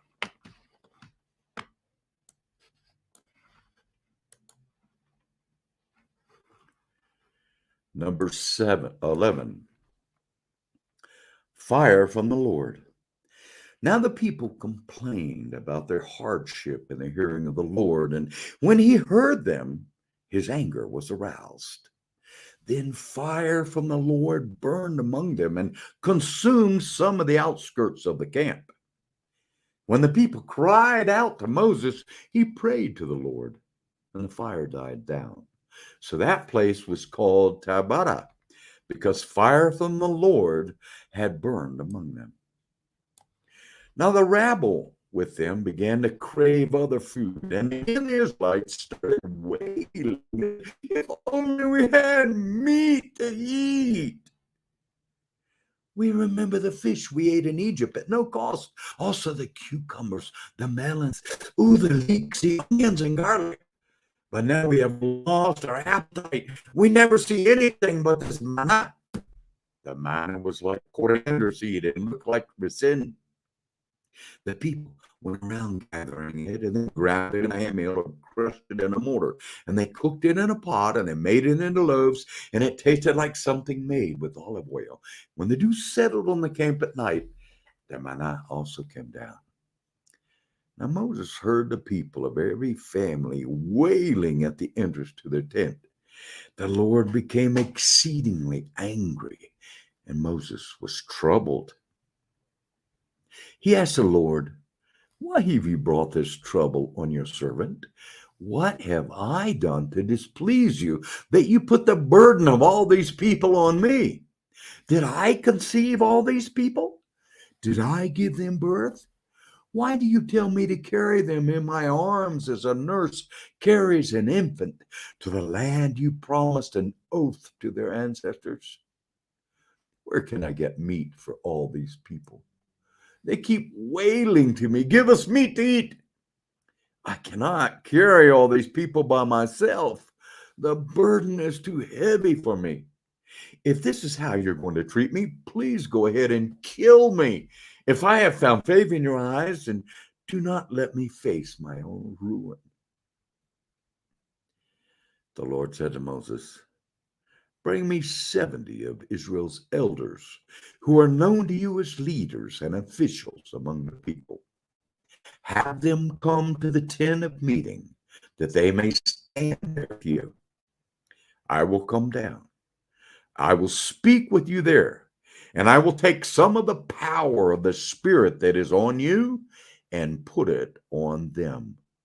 They will share the burden of the people with you, so that you will not have to carry it alone. Tell the people, consecrate yourselves in preparation for tomorrow when you will eat meat. The Lord heard you when you wailed, if only we had meat to eat. We were better off in Egypt. Now the Lord will give you meat, and you will eat it. You will not eat for just 1 day or 2 days or 5 days, 10 or 20 days, but for a whole month until it comes out of your nostrils and you loathe it. Because you have rejected the Lord who is among you and have wailed before him, saying, why did we ever leave Egypt? But Moses said, here I am among 600,000 men on foot, and you say, I will give them meat to eat for a whole month? Would they have enough if flocks and herds were slaughtered for them? Would they have enough if all the fish in the sea were caught for them? The Lord answered Moses, is the Lord's arm too short? Now you will see whether or not what I say will come true for you. So Moses set out and told the people what the Lord had said. He brought together 70 of their elders, had them stand around the tent. Then the Lord came down in the cloud and spoke with him, and took some of the power of the Spirit that was on him, and put it on the 70 elders. And when the Spirit rested on them, they prophesied, but did not do so again. However, 2 men whose names were Eldad and Medad had remained in the camp. They were listed among the elders, but did not go to the tent. Yet the Spirit also rested on them, and they prophesied in the camp. A young man ran and told Moses, Elad and Medad are prophesying in the camp. Joshua, son of Nun, who had been Moses' aide since youth, spoke up and said, Moses, my Lord, stop them. Moses replied, are you jealous for my sake? I wish them all the Lord's people were prophets, and that the Lord would put his Spirit on them. Then Moses and the elders of Israel returned to the camp. Now a wind went out from the Lord and drove quail in from the sea.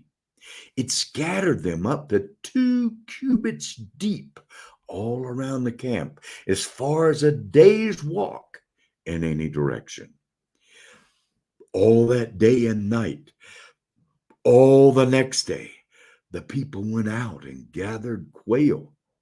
No one gathered less than 10 homers. Then they spread them all out around the camp. But while the meat was still between their teeth, and before it could be consumed, the anger of the Lord burned against the people, and he struck them with a severe plague. Therefore the place was called Kibroth Hattava, because there they buried the people who had craved other food. For Kibroth Hattava, the people traveled to Hazeroth and stayed there. Miriam and Aaron began to talk against Moses because of his Cushite wife, for he had married a Cushite. Has the Lord spoke only through Moses, they asked. Hasn't he also spoken through us? The Lord heard this. Now Moses was a very humble man, more humble than anyone else on the face of the earth. At once the Lord said to Moses, Aaron, and Miriam, come out to the tent of the meeting, all 3 of you. So the 3 of them went out. Then the Lord came down in a pillar of cloud. He stood at the entrance to the tent. he summoned Aaron and Miriam. And when the two of them stepped forward, he said, "Listen to my words. When there is a prophet among you, I, the Lord, reveal myself to them in visions. I speak to them in dreams. But this is not true of my servant Moses. He is faithful in all of my house. With him I speak face to face, clearly and not in riddles. He sees the form of the Lord. Why then were not you afraid to speak against my servant Moses?" The anger of the Lord burned against them, and he left them. And when the cloud lifted from above the tent, Miriam's skin was leprous. It became as white as snow. And turned to her and saw that she had defiling skin disease. And he said to Moses, "Please, my Lord, I ask you not to hold against us the sin we have so foolishly committed. Do not let her be like a stillborn infant coming from its mother's womb with flesh half eaten away." So Moses cried out to the Lord, "Please, God, heal her." The Lord replied to Moses, "If her father had spit in her face, would she not have been in disgrace for 7 years? Confine her outside the camp for 7 days. After that, she can be brought back." So Miriam was confined outside the camp for 7 days, and the people did not move on until she was brought back. And after that, the people left Hazeroth and encamped in the desert of Paran.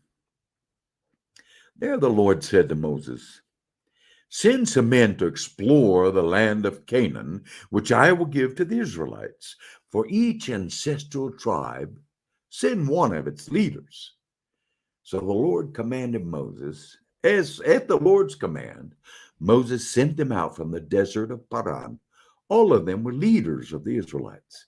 These are their names: from the tribe of Reuben, Shuma, son of Zachar; from the tribe of Simeon, Sapat, son of Ori; from the tribe of Judah, Caleb, son of Jephthah; from the tribe of Issachar, Igal, son of Joseph; from the tribe of Ephraim, Hosea, son of Nun; from the tribe of Benjamin, Palti, son of Raphu; from the tribe of Zebulun, Gadiel, son of Sodi; from the tribe of Manasseh, a tribe of Joseph, Gadai, son of Sushi; from the tribe of Dan, Amiel, son of Gamali; from the tribe of Asher, Sethuth, son of Mikael; from the tribe of Naphtali, Nabi, son of Volpish;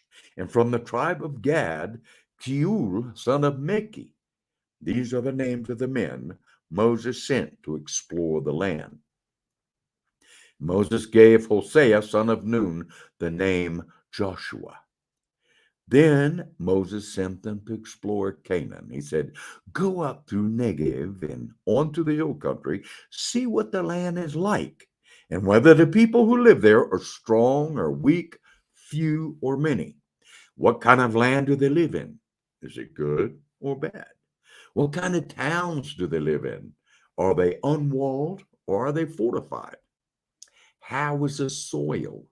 Is it fertile or poor? Are there trees in it or not? Do your best to bring back some of the fruit of the land." It was season for the first ripe grapes. So they went up and explored the land from the desert of Zin as far as Rehob towards Lebo Hamath. They went up through Negev and they came to Hebron, where Amian, Seshai, Tamale, the descendants of Anak, lived.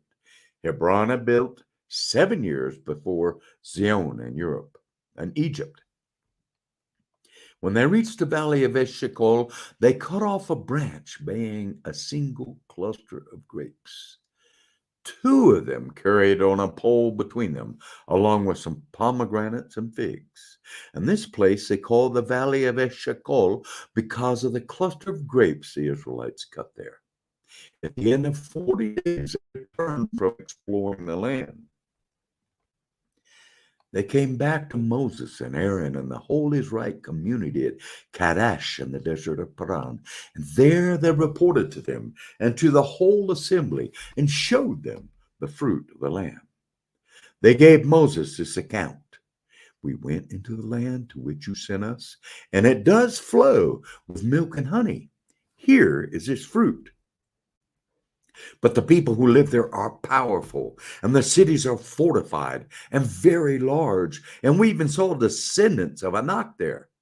The Amalekites live in Negev, the Hittites, the Jebusites, the Amorites live in the hill country, and the Canaanites live near the sea and along the Jordan. Then Caleb silenced the people for Moses.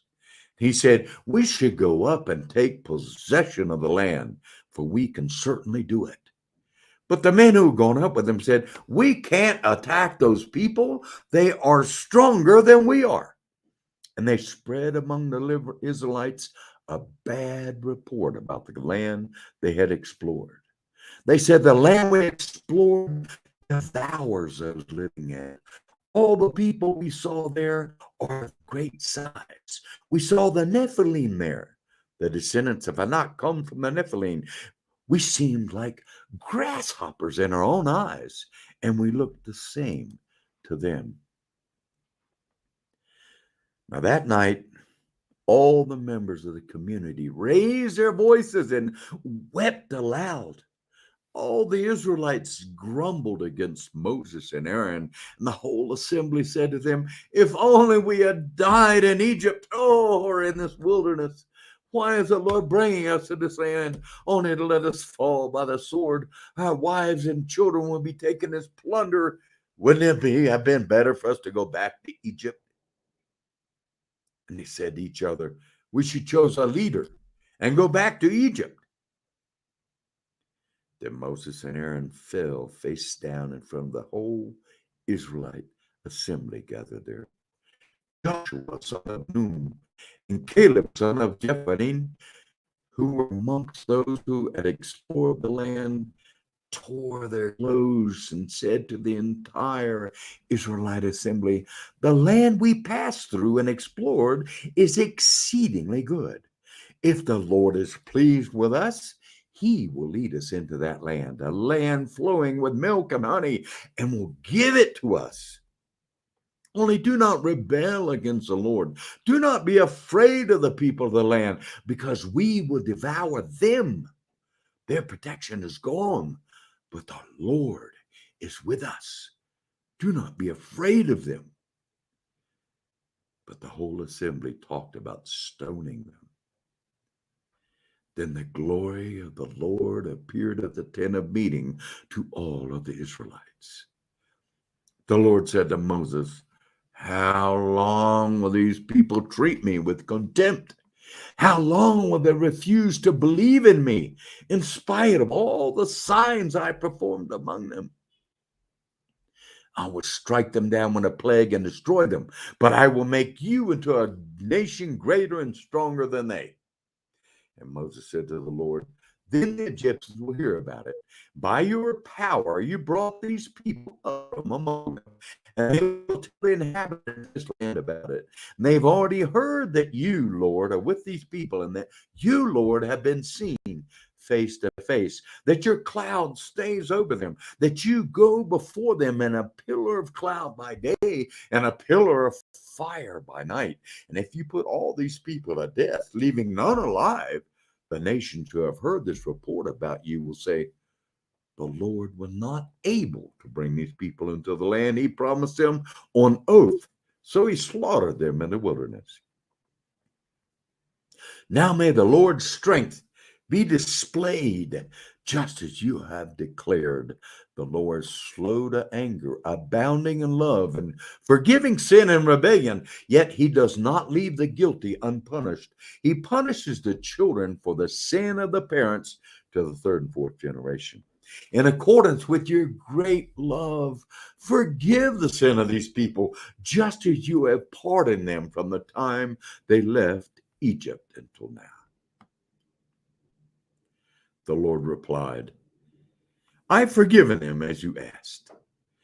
Nevertheless, as surely as I live, as surely as the glory of the Lord fills the whole earth, not one of those who saw my glory and the signs I performed in Egypt in the wilderness, but who disobeyed me and tested me 10 times, not one of them will ever see the land I promised on oath to their ancestors.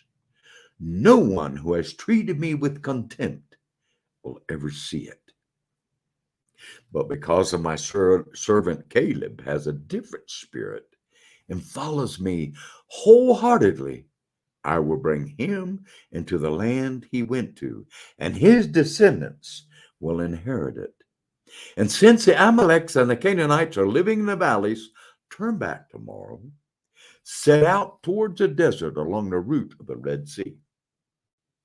The Lord said to Moses and Aaron, how long will this wicked community grumble against me? I've heard the complaints of these Israelites grumbling. And so then, as surely as I live, declares the Lord, I will do to you the very thing I have heard you say. And in this wilderness, your bodies will fail. Every one of you 20 years old or more who was counted in the census and who has grumbled against me, not one of you will enter the land I swore with uplifted hand to make to make your home, except Caleb, son of Jephthah, and Joshua, son of Nun. As for your children that you said would be taken as plunder, I will bring them in to enjoy the land you have rejected. But as for you, your bodies will fall in this wilderness. Your children will be shepherds here for 40 years, suffering for your unfaithfulness until the last of your bodies lies in the wilderness. For 40 years, 1 year for each of the 40 days you explored the land, you will suffer for your sins and know what it is like to have me against you. I, the Lord, have spoken, and I will surely do these things to this whole wicked community which is banded together against me. They will meet their end in this wilderness. Here they will die. So the man Moses set before the land who returned and made the whole community grumble against him by spreading a bad report about it. These men who were responsible for spreading a bad report about the land were struck down and died of a plague before the Lord. Of the men who went to explore the land, only Joshua, son of Nun, and Caleb, son of Jephunneh, survived. And when Moses reported this to all the Israelites, they mourned bitterly. Early the next morning, they set out for the highest point in the hill country, saying, now we are ready to go up to the land the Lord promised. Surely we have sinned. But Moses said, why are you disobeying the Lord's command? This will not succeed. Do not go up, because the Lord is not with you. You will be defeated by your enemies. For the Amalekites and the Canaanites will face you. Because you have turned away from the Lord, he will not be with you, and you will fall by the sword. Nevertheless, in their presumption, they went up towards the highest point in the hill country, though neither Moses nor the ark of the Lord covenant moved from the camp. Then the Amalekites and the Canaanites who lived in the hill country came down and attacked them and beat them down all the way to Hormah.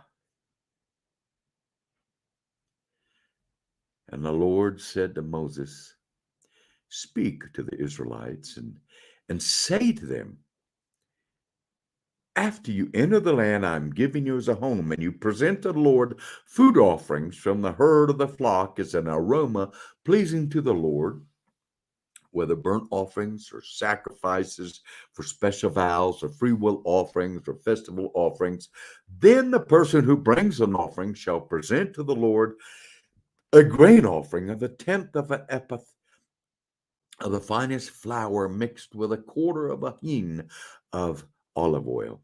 With each lamb for the burnt offering or the sacrifice, prepare a quarter of hin for the wine as a drink offering. With the ram, prepare a grain offering of 2/10 an ephah of finest flour mixed with a third of a hin of olive oil and a third of a hin of wine as drink offering. Offer it as an aroma pleasing to the Lord. When you prepare a young bull as a burnt offering or sacrifice or special vow or fellowship offering to the Lord, bring with the bull a grain offering of 3/10 of an ephah of the finest flour mixed with half of a hin of olive oil, and also bring half of a hin of wine as a drink offering, for there will be a food offering and an aroma pleasing to the Lord.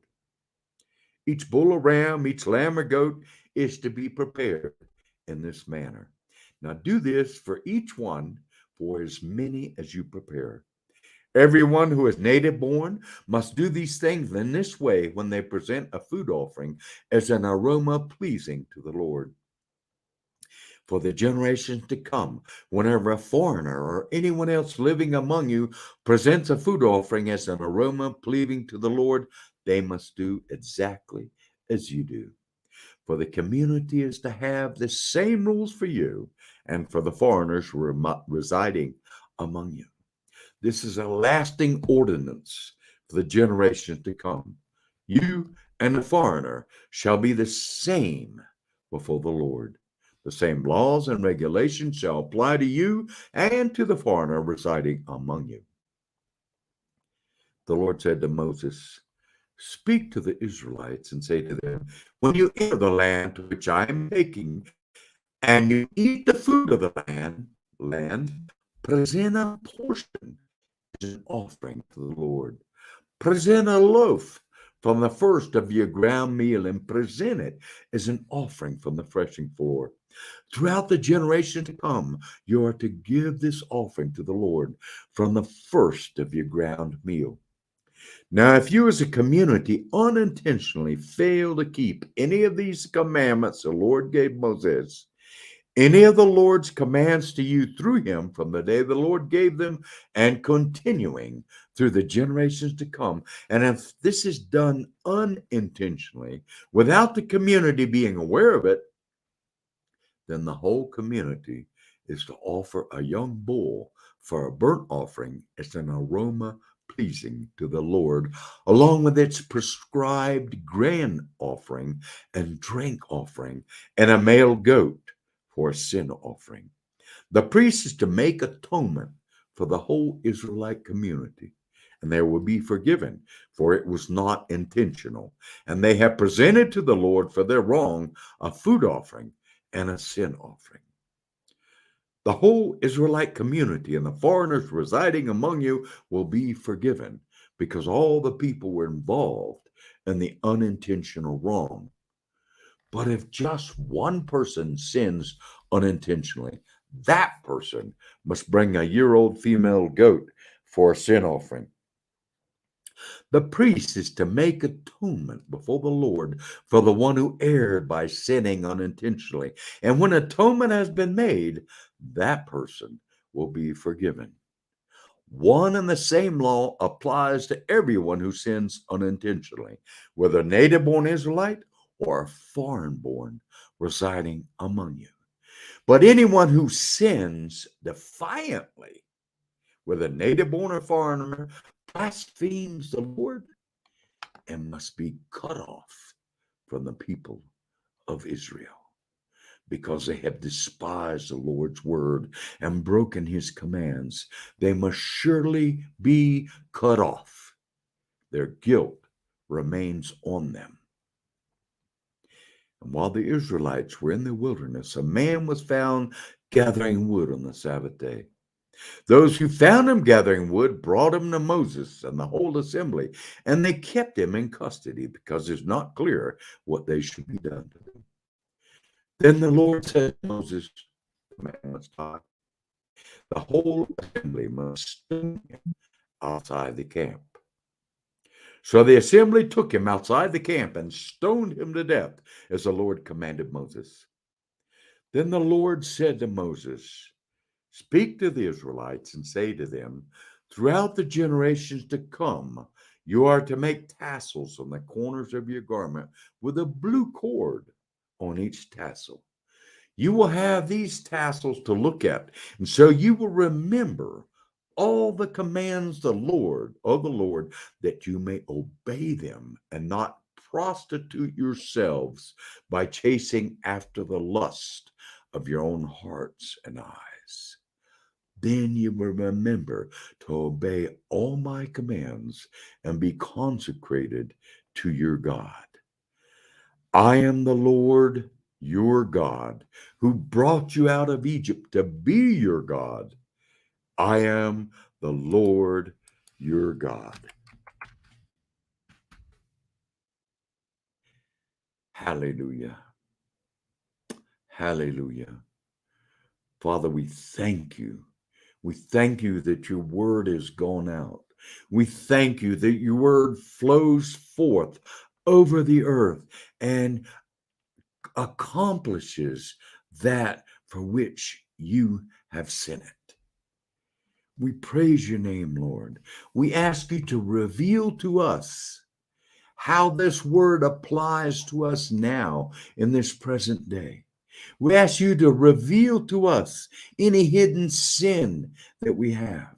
We ask you to reveal to us, Lord, any intentional sin that we have, that we may repent from it and turn from it. In the name of Jesus, thank you, Lord, for your name is great and you are our God. And we praise and bless your name. Hallelujah. Amen. Hallelujah. Thank you so much, Pastor David, for the reading of these chapters, book of Numbers 6 to 15. Thank you very much, and God bless you. Have a wonderful day. Thank you. Amen. So we continue from chapter 16 until chapter 23. So chapter 16, book of Numbers. Korah, son of Izhar, the son of Kohath, the son of Levi, and certain Reubenite, Datan and Abiram, son of Eliab, and On, son of Peleth, became insolent and rose up against Moses. With them were 250 Israelites men, well-known community leaders who had been appointed members of the council. They came as a group to oppose Moses and Aaron and say to them, you have gone too far. The whole community is holy, every one of them, and the Lord is with them. Why then do you set yourself about the Lord's assembly? When Moses heard this, he fell face down. Then he said to Korah and all his followers, in the morning the Lord will show who belongs to him and who is holy, and he will have that person come near him. The man he chooses, he will cause to come near him. You, Korah, and all your followers are to do this. Take censers, and tomorrow put fire and incense in them before the Lord. The man the Lord chooses will be the one who is holy. You Levites have gone too far. Moses also said to Korah, now listen, you Levites, it isn't enough for you that the God of Israel has separated you from the rest of the Israelite community and brought you near himself to do the work at the Lord's tabernacle and to stand before the community and minister to them? He has brought you and all your fellow Levites near himself, but now you are trying to get the priesthood too. It is against the Lord that you and all your followers have banded together. Who is Aaron that you should grumble against him? Then Moses summoned Dathan and Abiram, the son of Eliab, but they say, "We will not come.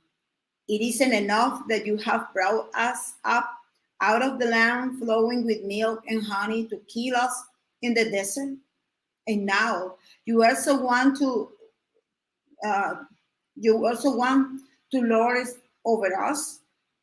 Moreover, you haven't brought us into the land flowing with milk and honey, or giving us an inheritance of field and vineyard.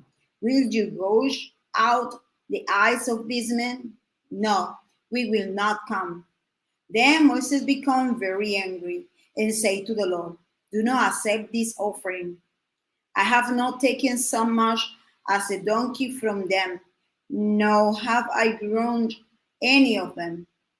Moses said to Korah, "You and all your followers are to appear before the Lord tomorrow, you and they and Aaron. Each man is to take his censer and put incense in it, 250 censers in all, and present it before the Lord. You and Aaron are to present your censers also." So each man took his censers, put fire and incense in it, and stood with Moses and Aaron at the entrance to the tent of meeting. When Korah had gathered all his followers in opposition to them at the entrance to the tent of meeting, the glory of the Lord appeared to the entire assembly. The Lord said to Moses and Aaron, "Separate yourself from this assembly so I can put an end to them at once." But Moses and Aaron fell face down and cried out, "Oh God, God of the spirits of all mankind, will you be angry with the entire assembly when only one man sins?" Then the Lord said to Moses, "Say to the assembly, move away from the tents of Korah, Dathan, and Abiram." Moses got up and went to Dathan and Abiram, and the elders of Israel following him. He warned the assembly, "Move back from the tents of these wicked men. Do not touch any belonging to them, or you will be swept away because of all their sins." So they moved away from the tents of Korah, Dathan, and Abiram. Dathan and Abiram had come out and were standing with their wife, children, and little ones at the entrance to their tents. Then Moses said, "This is how you will know that the Lord has sent me to do all these things and that it was not my idea. If these men die in a natural death and experience only what usually happens to men, then the Lord has not sent me. But if the Lord brings about something totally new, and the earth open its mouth and swallow them with everything that belonged to them, and they go down alive into the grave, then you will know that these men have treated the Lord with contempt." As soon as he finished saying all this, the ground under them split apart, and the earth opened its mouth and swallowed them with their household and all Korah's men and all their possessions. They went down alive into the grave with everything they owned. The earth closed over them, and they perished in community. At their cries, all the Israelites around them fled, shouting, "The earth is going to swallow us too." And fire came out from the Lord and consumed the 250 men who were offering the incense. The Lord said to Moses, "Tell Eleazar, son of Aaron, the priest, to take the censers out of the smoldering remains and scatter the coals some distance away from the censers are for the censers are holy. The censers of the men who sin at the cost of their life hammer the censers into sheets to overlay the altar, for they were presented before the Lord and have become holy. Let them be a sign to the Israelites. So Eleazar the priest collected the bronze censers brought by those who had been burned up, and he had them hammered out to overlay the altar, as the Lord directed him through Moses.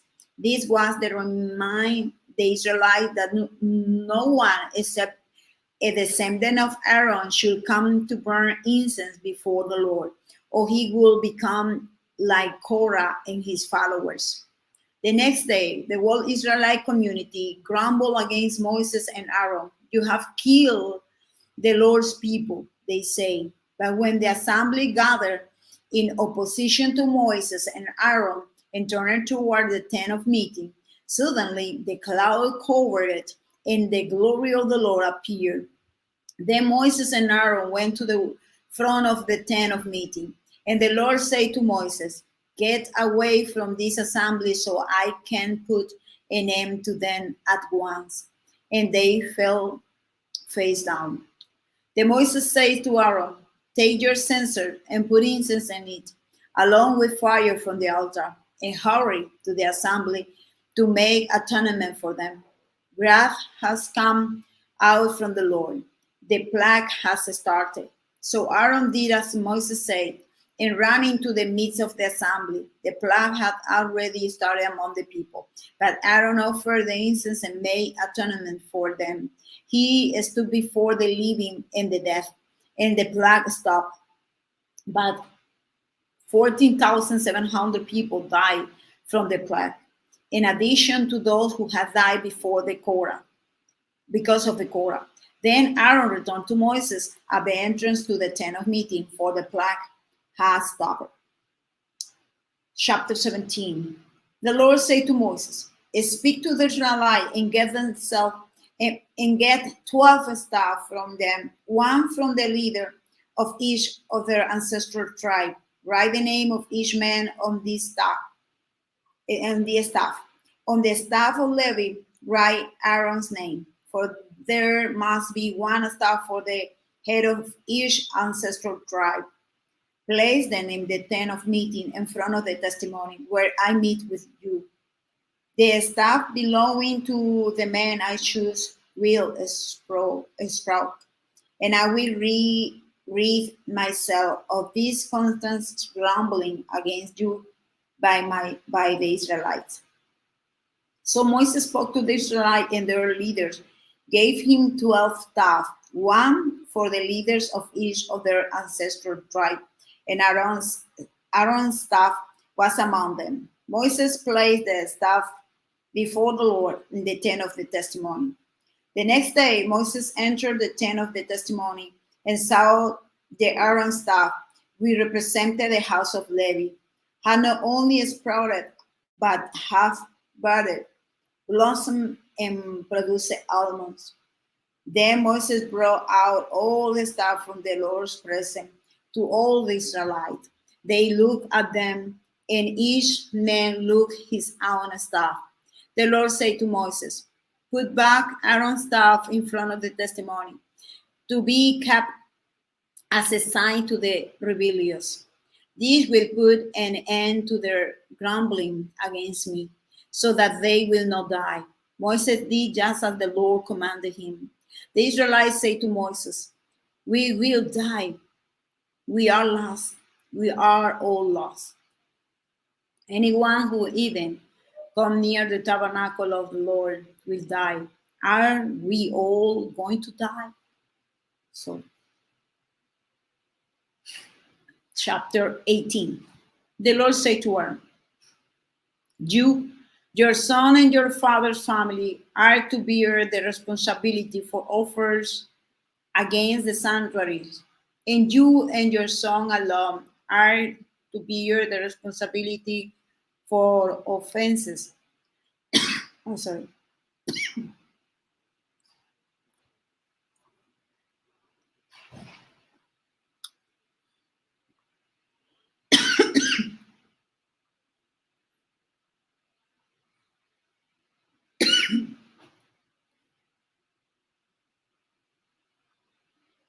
The Lord said to Aaron, you, your son, and your father's family are to bear the responsibility for offenses against the sanctuary, and you and your sons alone are to bear the responsibility for offenses against the priesthood. Bring your fellow Levites from your ancestral tribe to join you and assist you when you and your son minister before the tent of testimony. They are to be responsible to you and are to perform all the duties of the tent, but they must not go near the furnishing of the sanctuary or the altar, or both they and you will die. They are to join you and be responsible for the care of the tent of meeting, all the work of the tent, and no one else may come near where you are. You are to be responsible for the care of the sanctuary and the altar, so that wrath will not fall on the Israelites again.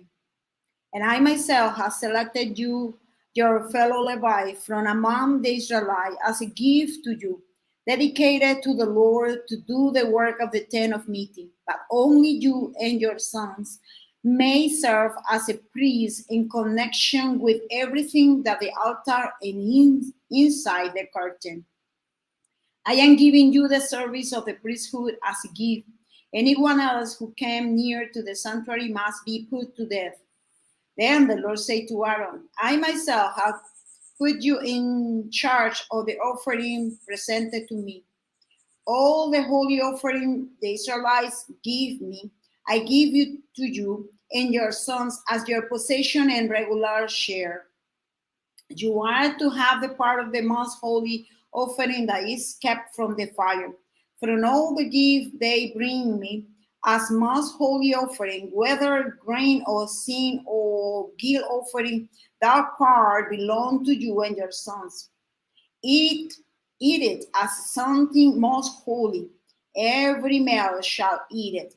You must reward it as a holy. This also is yours. Whatever is set aside from the gift of all the wave offering of the Israelites. I give this to you and your son and daughters as your regular share. Everyone in your household who is ceremonially clean may eat it. I give you all the finest olive oil and all the finest new wine and grain that they give the Lord as the first fruit of the harvest. All the land's first fruit that they bring to the Lord will be yours. Everyone in your household who is ceremonially clean may eat it. Everything in Israel that is devoted to the Lord is yours. The first offering of every womb, both man and animal, that is offered to the Lord, is yours. But you must redeem every firstborn son and every firstborn male or unclean animals. When they are a month old, you must redeem them as a redemption price, set at 5 shekel of silver, according to the sanctuary shekel, with weight at 20 gerahs. But you must not redeem the firstborn of an ox, a sheep, or a goat. They are holy. Sprinkle the blood on the altar and burn their fat as an offering made by fire, an aroma pleasing to the Lord. Their meat is to be yours, just as the breast of the wave offering and the ring and the right things are yours. Whatever is the set aside from the holy offering the Israelite presented to the Lord, I give you to you and your sons and daughters as your regular share. It is an everlasting covenant of salt before the Lord for both you and your offspring. The Lord said to Aaron, you will have no inheritance in the land, nor will you have any share among them. I am your share in your inheritance among the Israelites. I give the Israelites all the tithes in Israel as their inheritance and return for the work they do while serving at the tent of meeting. From now on, the Israelites must not go near the tent of meeting, or they will bear the consequence of their sin and will die. It is the Levites who are to do the work of the tent of meeting and bear the responsibility for offenses against it. This is a lasting ordinance for the generation to come. They will receive no inheritance among the Israelites.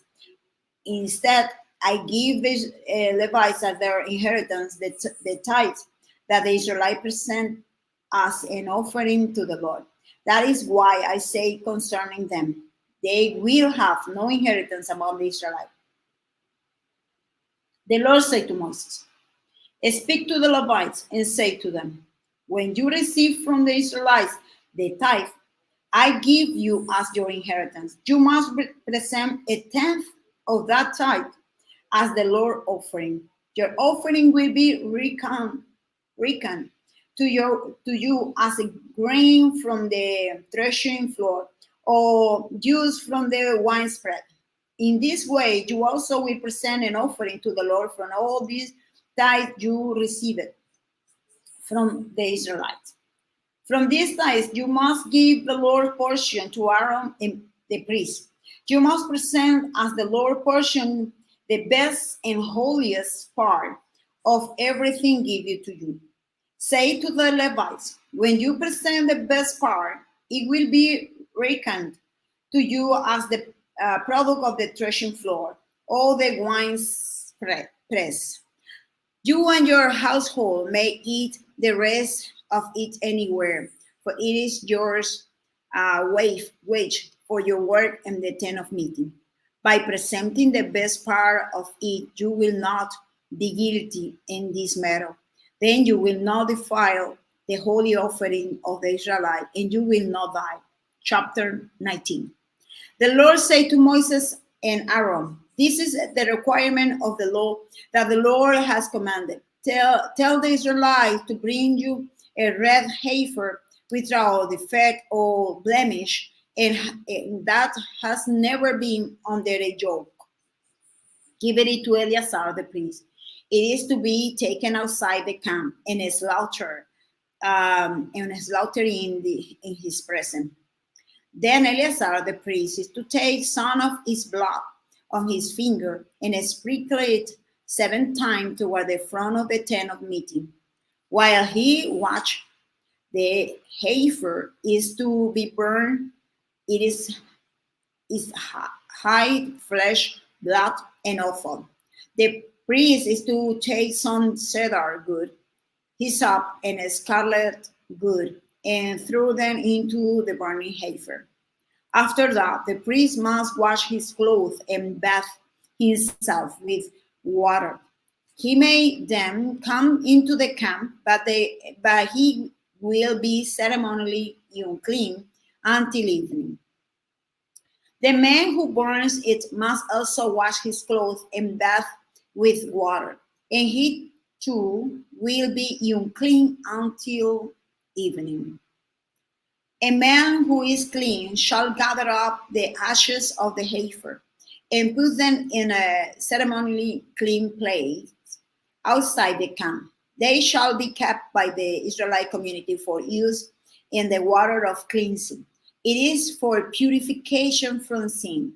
The man who gathered up the ashes of the heifer must also wash his clothes, and he too will be unclean till evening. This will be lasting ordinance both for the Israelites and for the aliens living among them. Whoever touched the dead body of anyone will be unclean for 7 days. He must purify himself with the water on the third day and on the seventh day. Then he will be clean. But if he does not purify himself on the third and 7 days, he will not be clean. Whoever touches the dead body or of anyone and fails to purify himself defiles the Lord's tabernacle. That person must be cut off from Israel because the water of cleansing has not been sprinkled on him. He is unclean. His uncleanness remain on him. This is the law that applies when a person dies in a tent. Anyone who enters the tent and anyone who is in it will be unclean for 7 days. And every open container without a lid fastened on it will be unclean.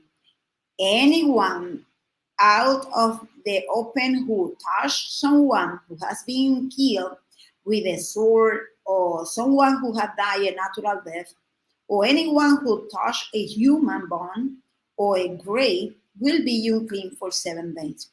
For the unclean person, put some ashes from the burning purification offering into the jar, and pour fresh water over them. Then a man who is ceremonially clean is to take some hyssop, dip it in the water, and sprinkle the tent and all the furnishing and the people who were there. He must also sprinkle anyone who has touched a human bone or a grave, or someone who has been killed, or someone who has died a natural death. The man who is clean is to sprinkle the unclean person on the third and 7 days, and on the 7 days he is to purify him. The person being cleansed must wash his clothes and bath with water, and have everything he will be clean. But if a person who is unclean does not purify himself, he must be cut off from the community, because he has defiled the sanctuary of the Lord. The water of the cleansing has not been sprinkled on him, and he is unclean. This is a lasting ordinance for them. The man who has sprinkled the water of cleansing must also wash his clothes, and everyone who touched the water of cleansing will be unclean until evening. Anything that an unclean person touch become unclean, and anyone who touch it become unclean till evening. Chapter 20. In the first month, and the whole Israelite community arrived at the desert of Sin, and they stay at Kadesh. There Miriam died and was buried. Now there was no water for the community, and the people gathered in opposition to Moses and Aaron.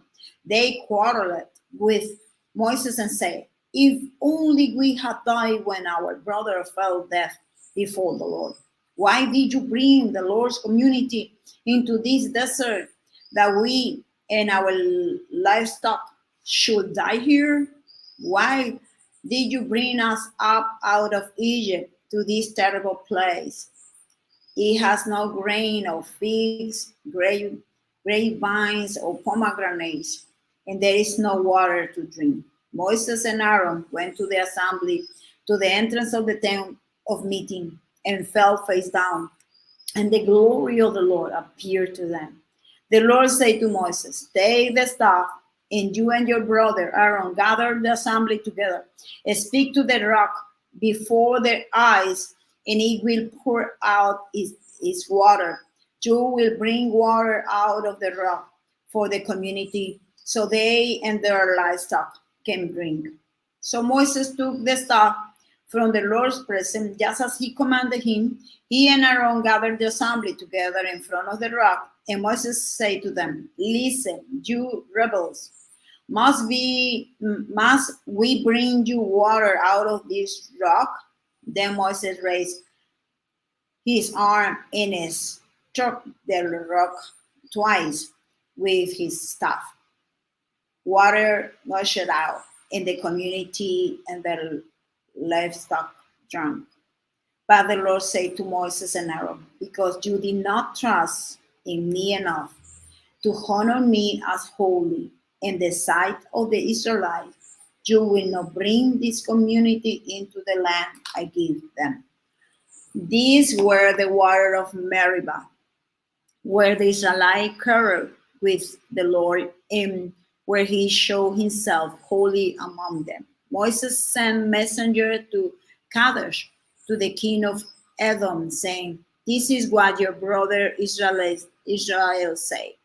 You know about all the hardship that have come upon us. Our forefathers went down into Egypt, and we lived there many years. The Egyptians mistreated us and our fathers.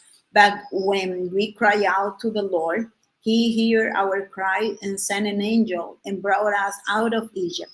Now we are here in Kadesh, a town on the edge of your territory. Please let us pass through your country. We will not go through any field or vineyard or drink water from any well. We will travel along the king's highway and not turn to the right or to the left until we have passed through your territory. But Edom answered, you may not pass through here.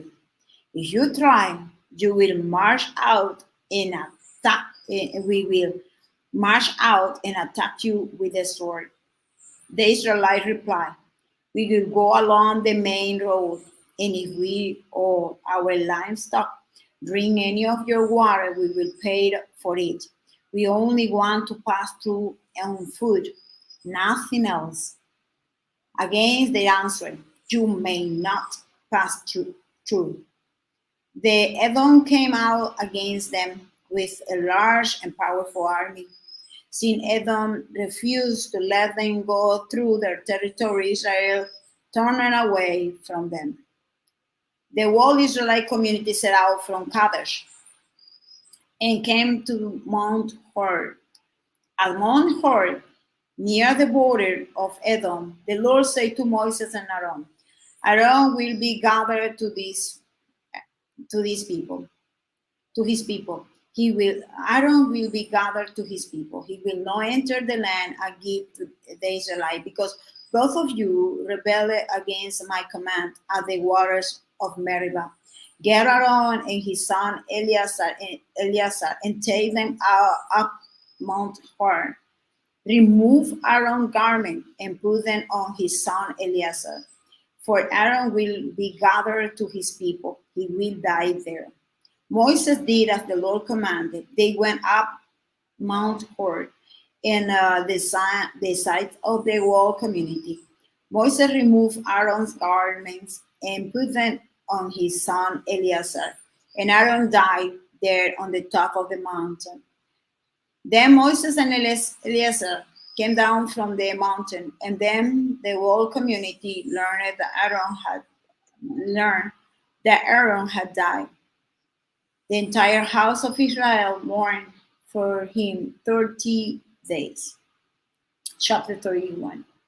When the Canaanites, king of Arad, who lived in the Negev, heard that Israel was coming along the road to Atharim, he attacked the Israelites and captured some of them.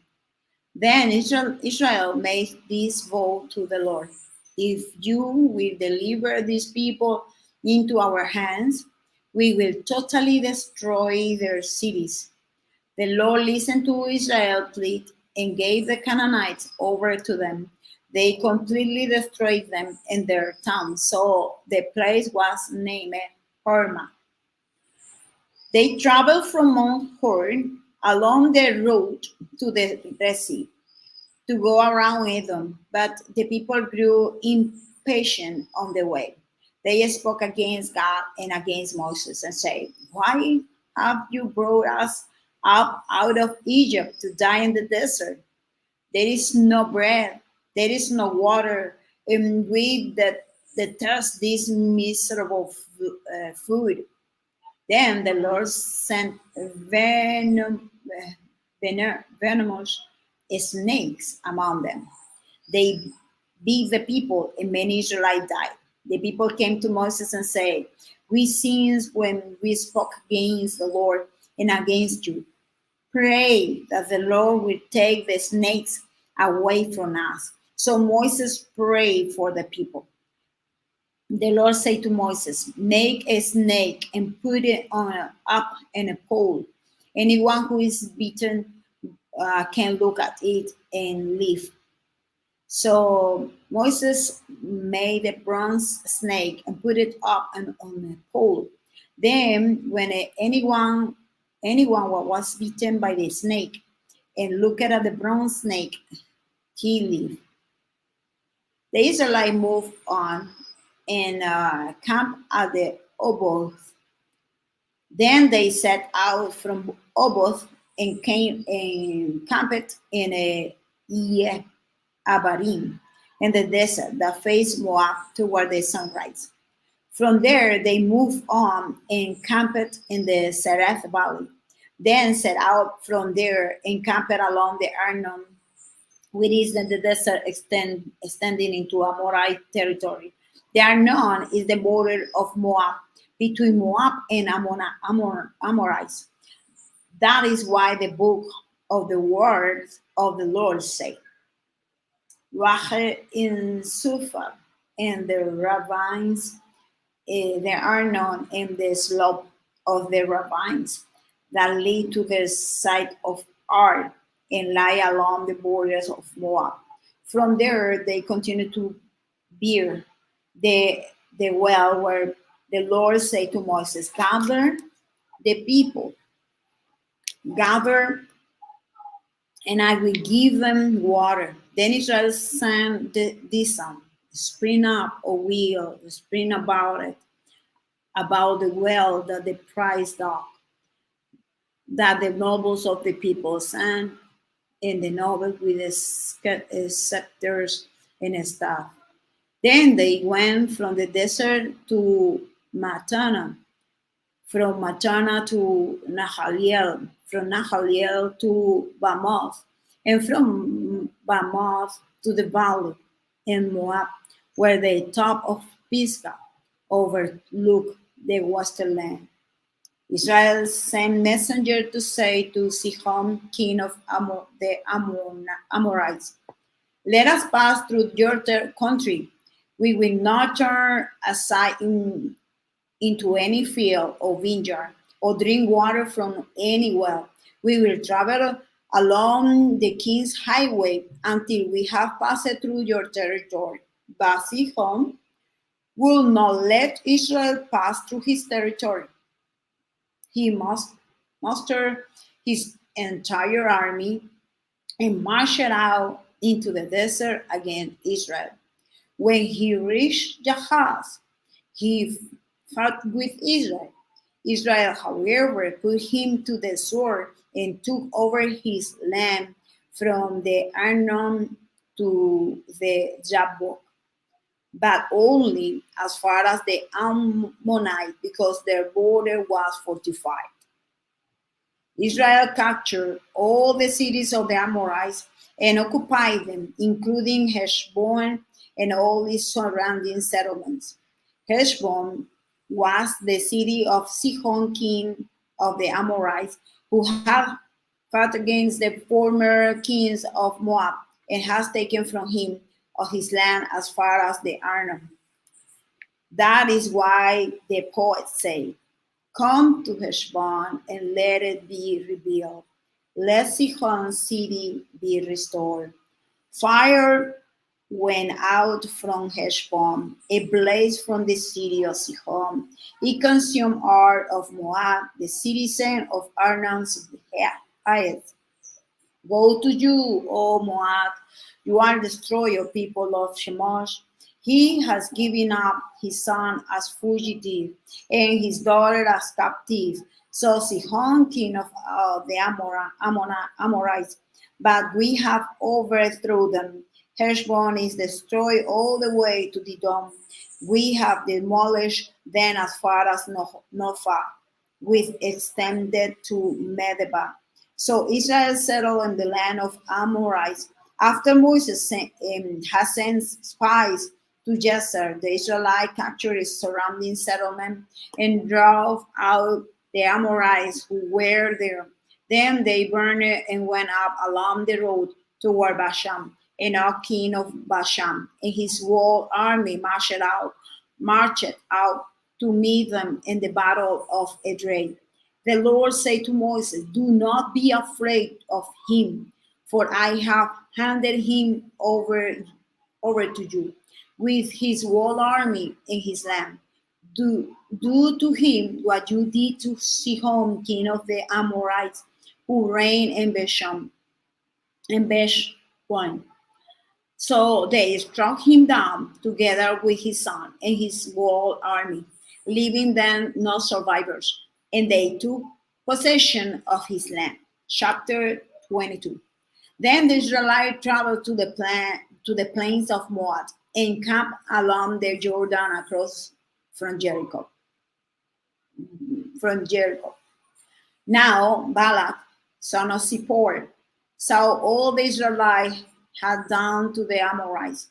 And Moab was terrified because there were so many people. Indeed, Moab was filled with dread because of the Israelites.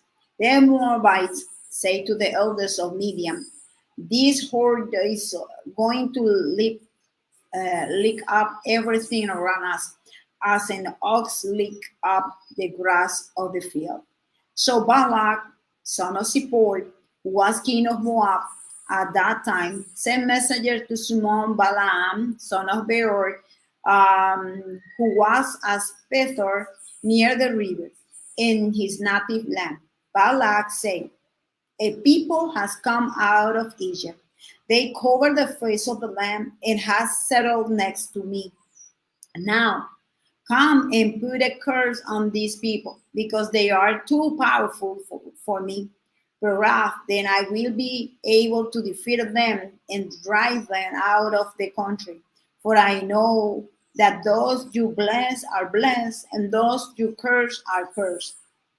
The elders of Moab and Midian left, taking with them the fee for divination. When they came to Balaam, they told him what Balak had said. "Spend the night here," Balaam said to them, "and I will bring you back the answer the Lord gave me." So the Moabite prince stayed with him. God came to Balaam and asked, "Who are these men with you?" Balaam said to God, "Balak, son of Zippor, king of Moab, sent me this message.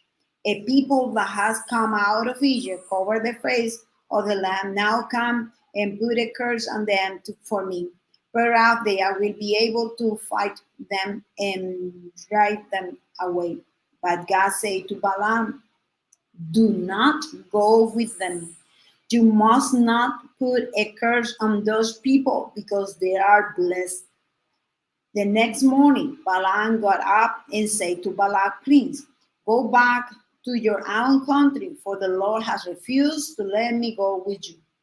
So the Moabite prince returned to Balak and said, "Balaam refused to come with us." Then Balak sent other princes, more numerous and more distinguished than the first. They came to Balaam and said, "This is what Balak, son of Zippor, said. Do not let anything keep you from coming to me, because I will reward you handsomely and do whatever you say. Come and put a curse on these people for me." But Balaam answered them, "Even if Balak gave me his palace filled with silver and gold, I could not do anything great or small to go beyond the command of the Lord my God. Now stay here tonight as the other did, and I will find out what else the Lord will tell me." That night God came to Balaam and said, "Since these men have come to summon you, go with them, but do only what I tell you." So Balaam got up in the morning, saddled his donkey, and went with the prince of Moab. But God was very angry when he went, and the angel of the Lord stood in the road to oppose him. Balaam was riding on his donkey, and his two servants were with him. When the donkey saw the angel of the Lord standing in the road with a drawn sword in his hand, he turned it off the road into a field. Balaam beat her to get her back on the road. Then the angel of the Lord stood in the narrow path between two vineyards with a wall of both sides. When the donkey saw the angels of the Lord, she pressed it close to the wall, crushing Balaam's foot against it. So he beat her again. Then the angel of the Lord moved on ahead and stood in a narrow place where there was no room to turn either to the right or to the left. Then the donkey saw the angels of the Lord. She lay down on their Balaam, and he was angry and beat her with his staff. Then the Lord opened the donkey's mouth, and she said to Balaam, "What have I done to you to make you beat me these 3 times?" Balaam answered the donkey, "You have made a fool of me. If I have a sword in my hands, I will kill you right now." The donkey said to Balaam, "Am I not your own donkey, which you have always ride to this day? Have I been in the habit of doing this to you?" "No," said. Then the Lord opened Balaam's eyes, and he saw the angels of the Lord standing on the road with his sword drawn. So he bowed low and fell face down.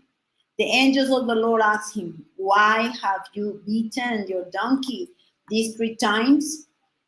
"I have come here to oppose you because your path is a reckless one before me. The donkey saw me and turned away from me these 3 times. If she had not turned away, I would certainly have killed you by now, but I will have spared her." Balaam said to the angel of the Lord, "I have sinned.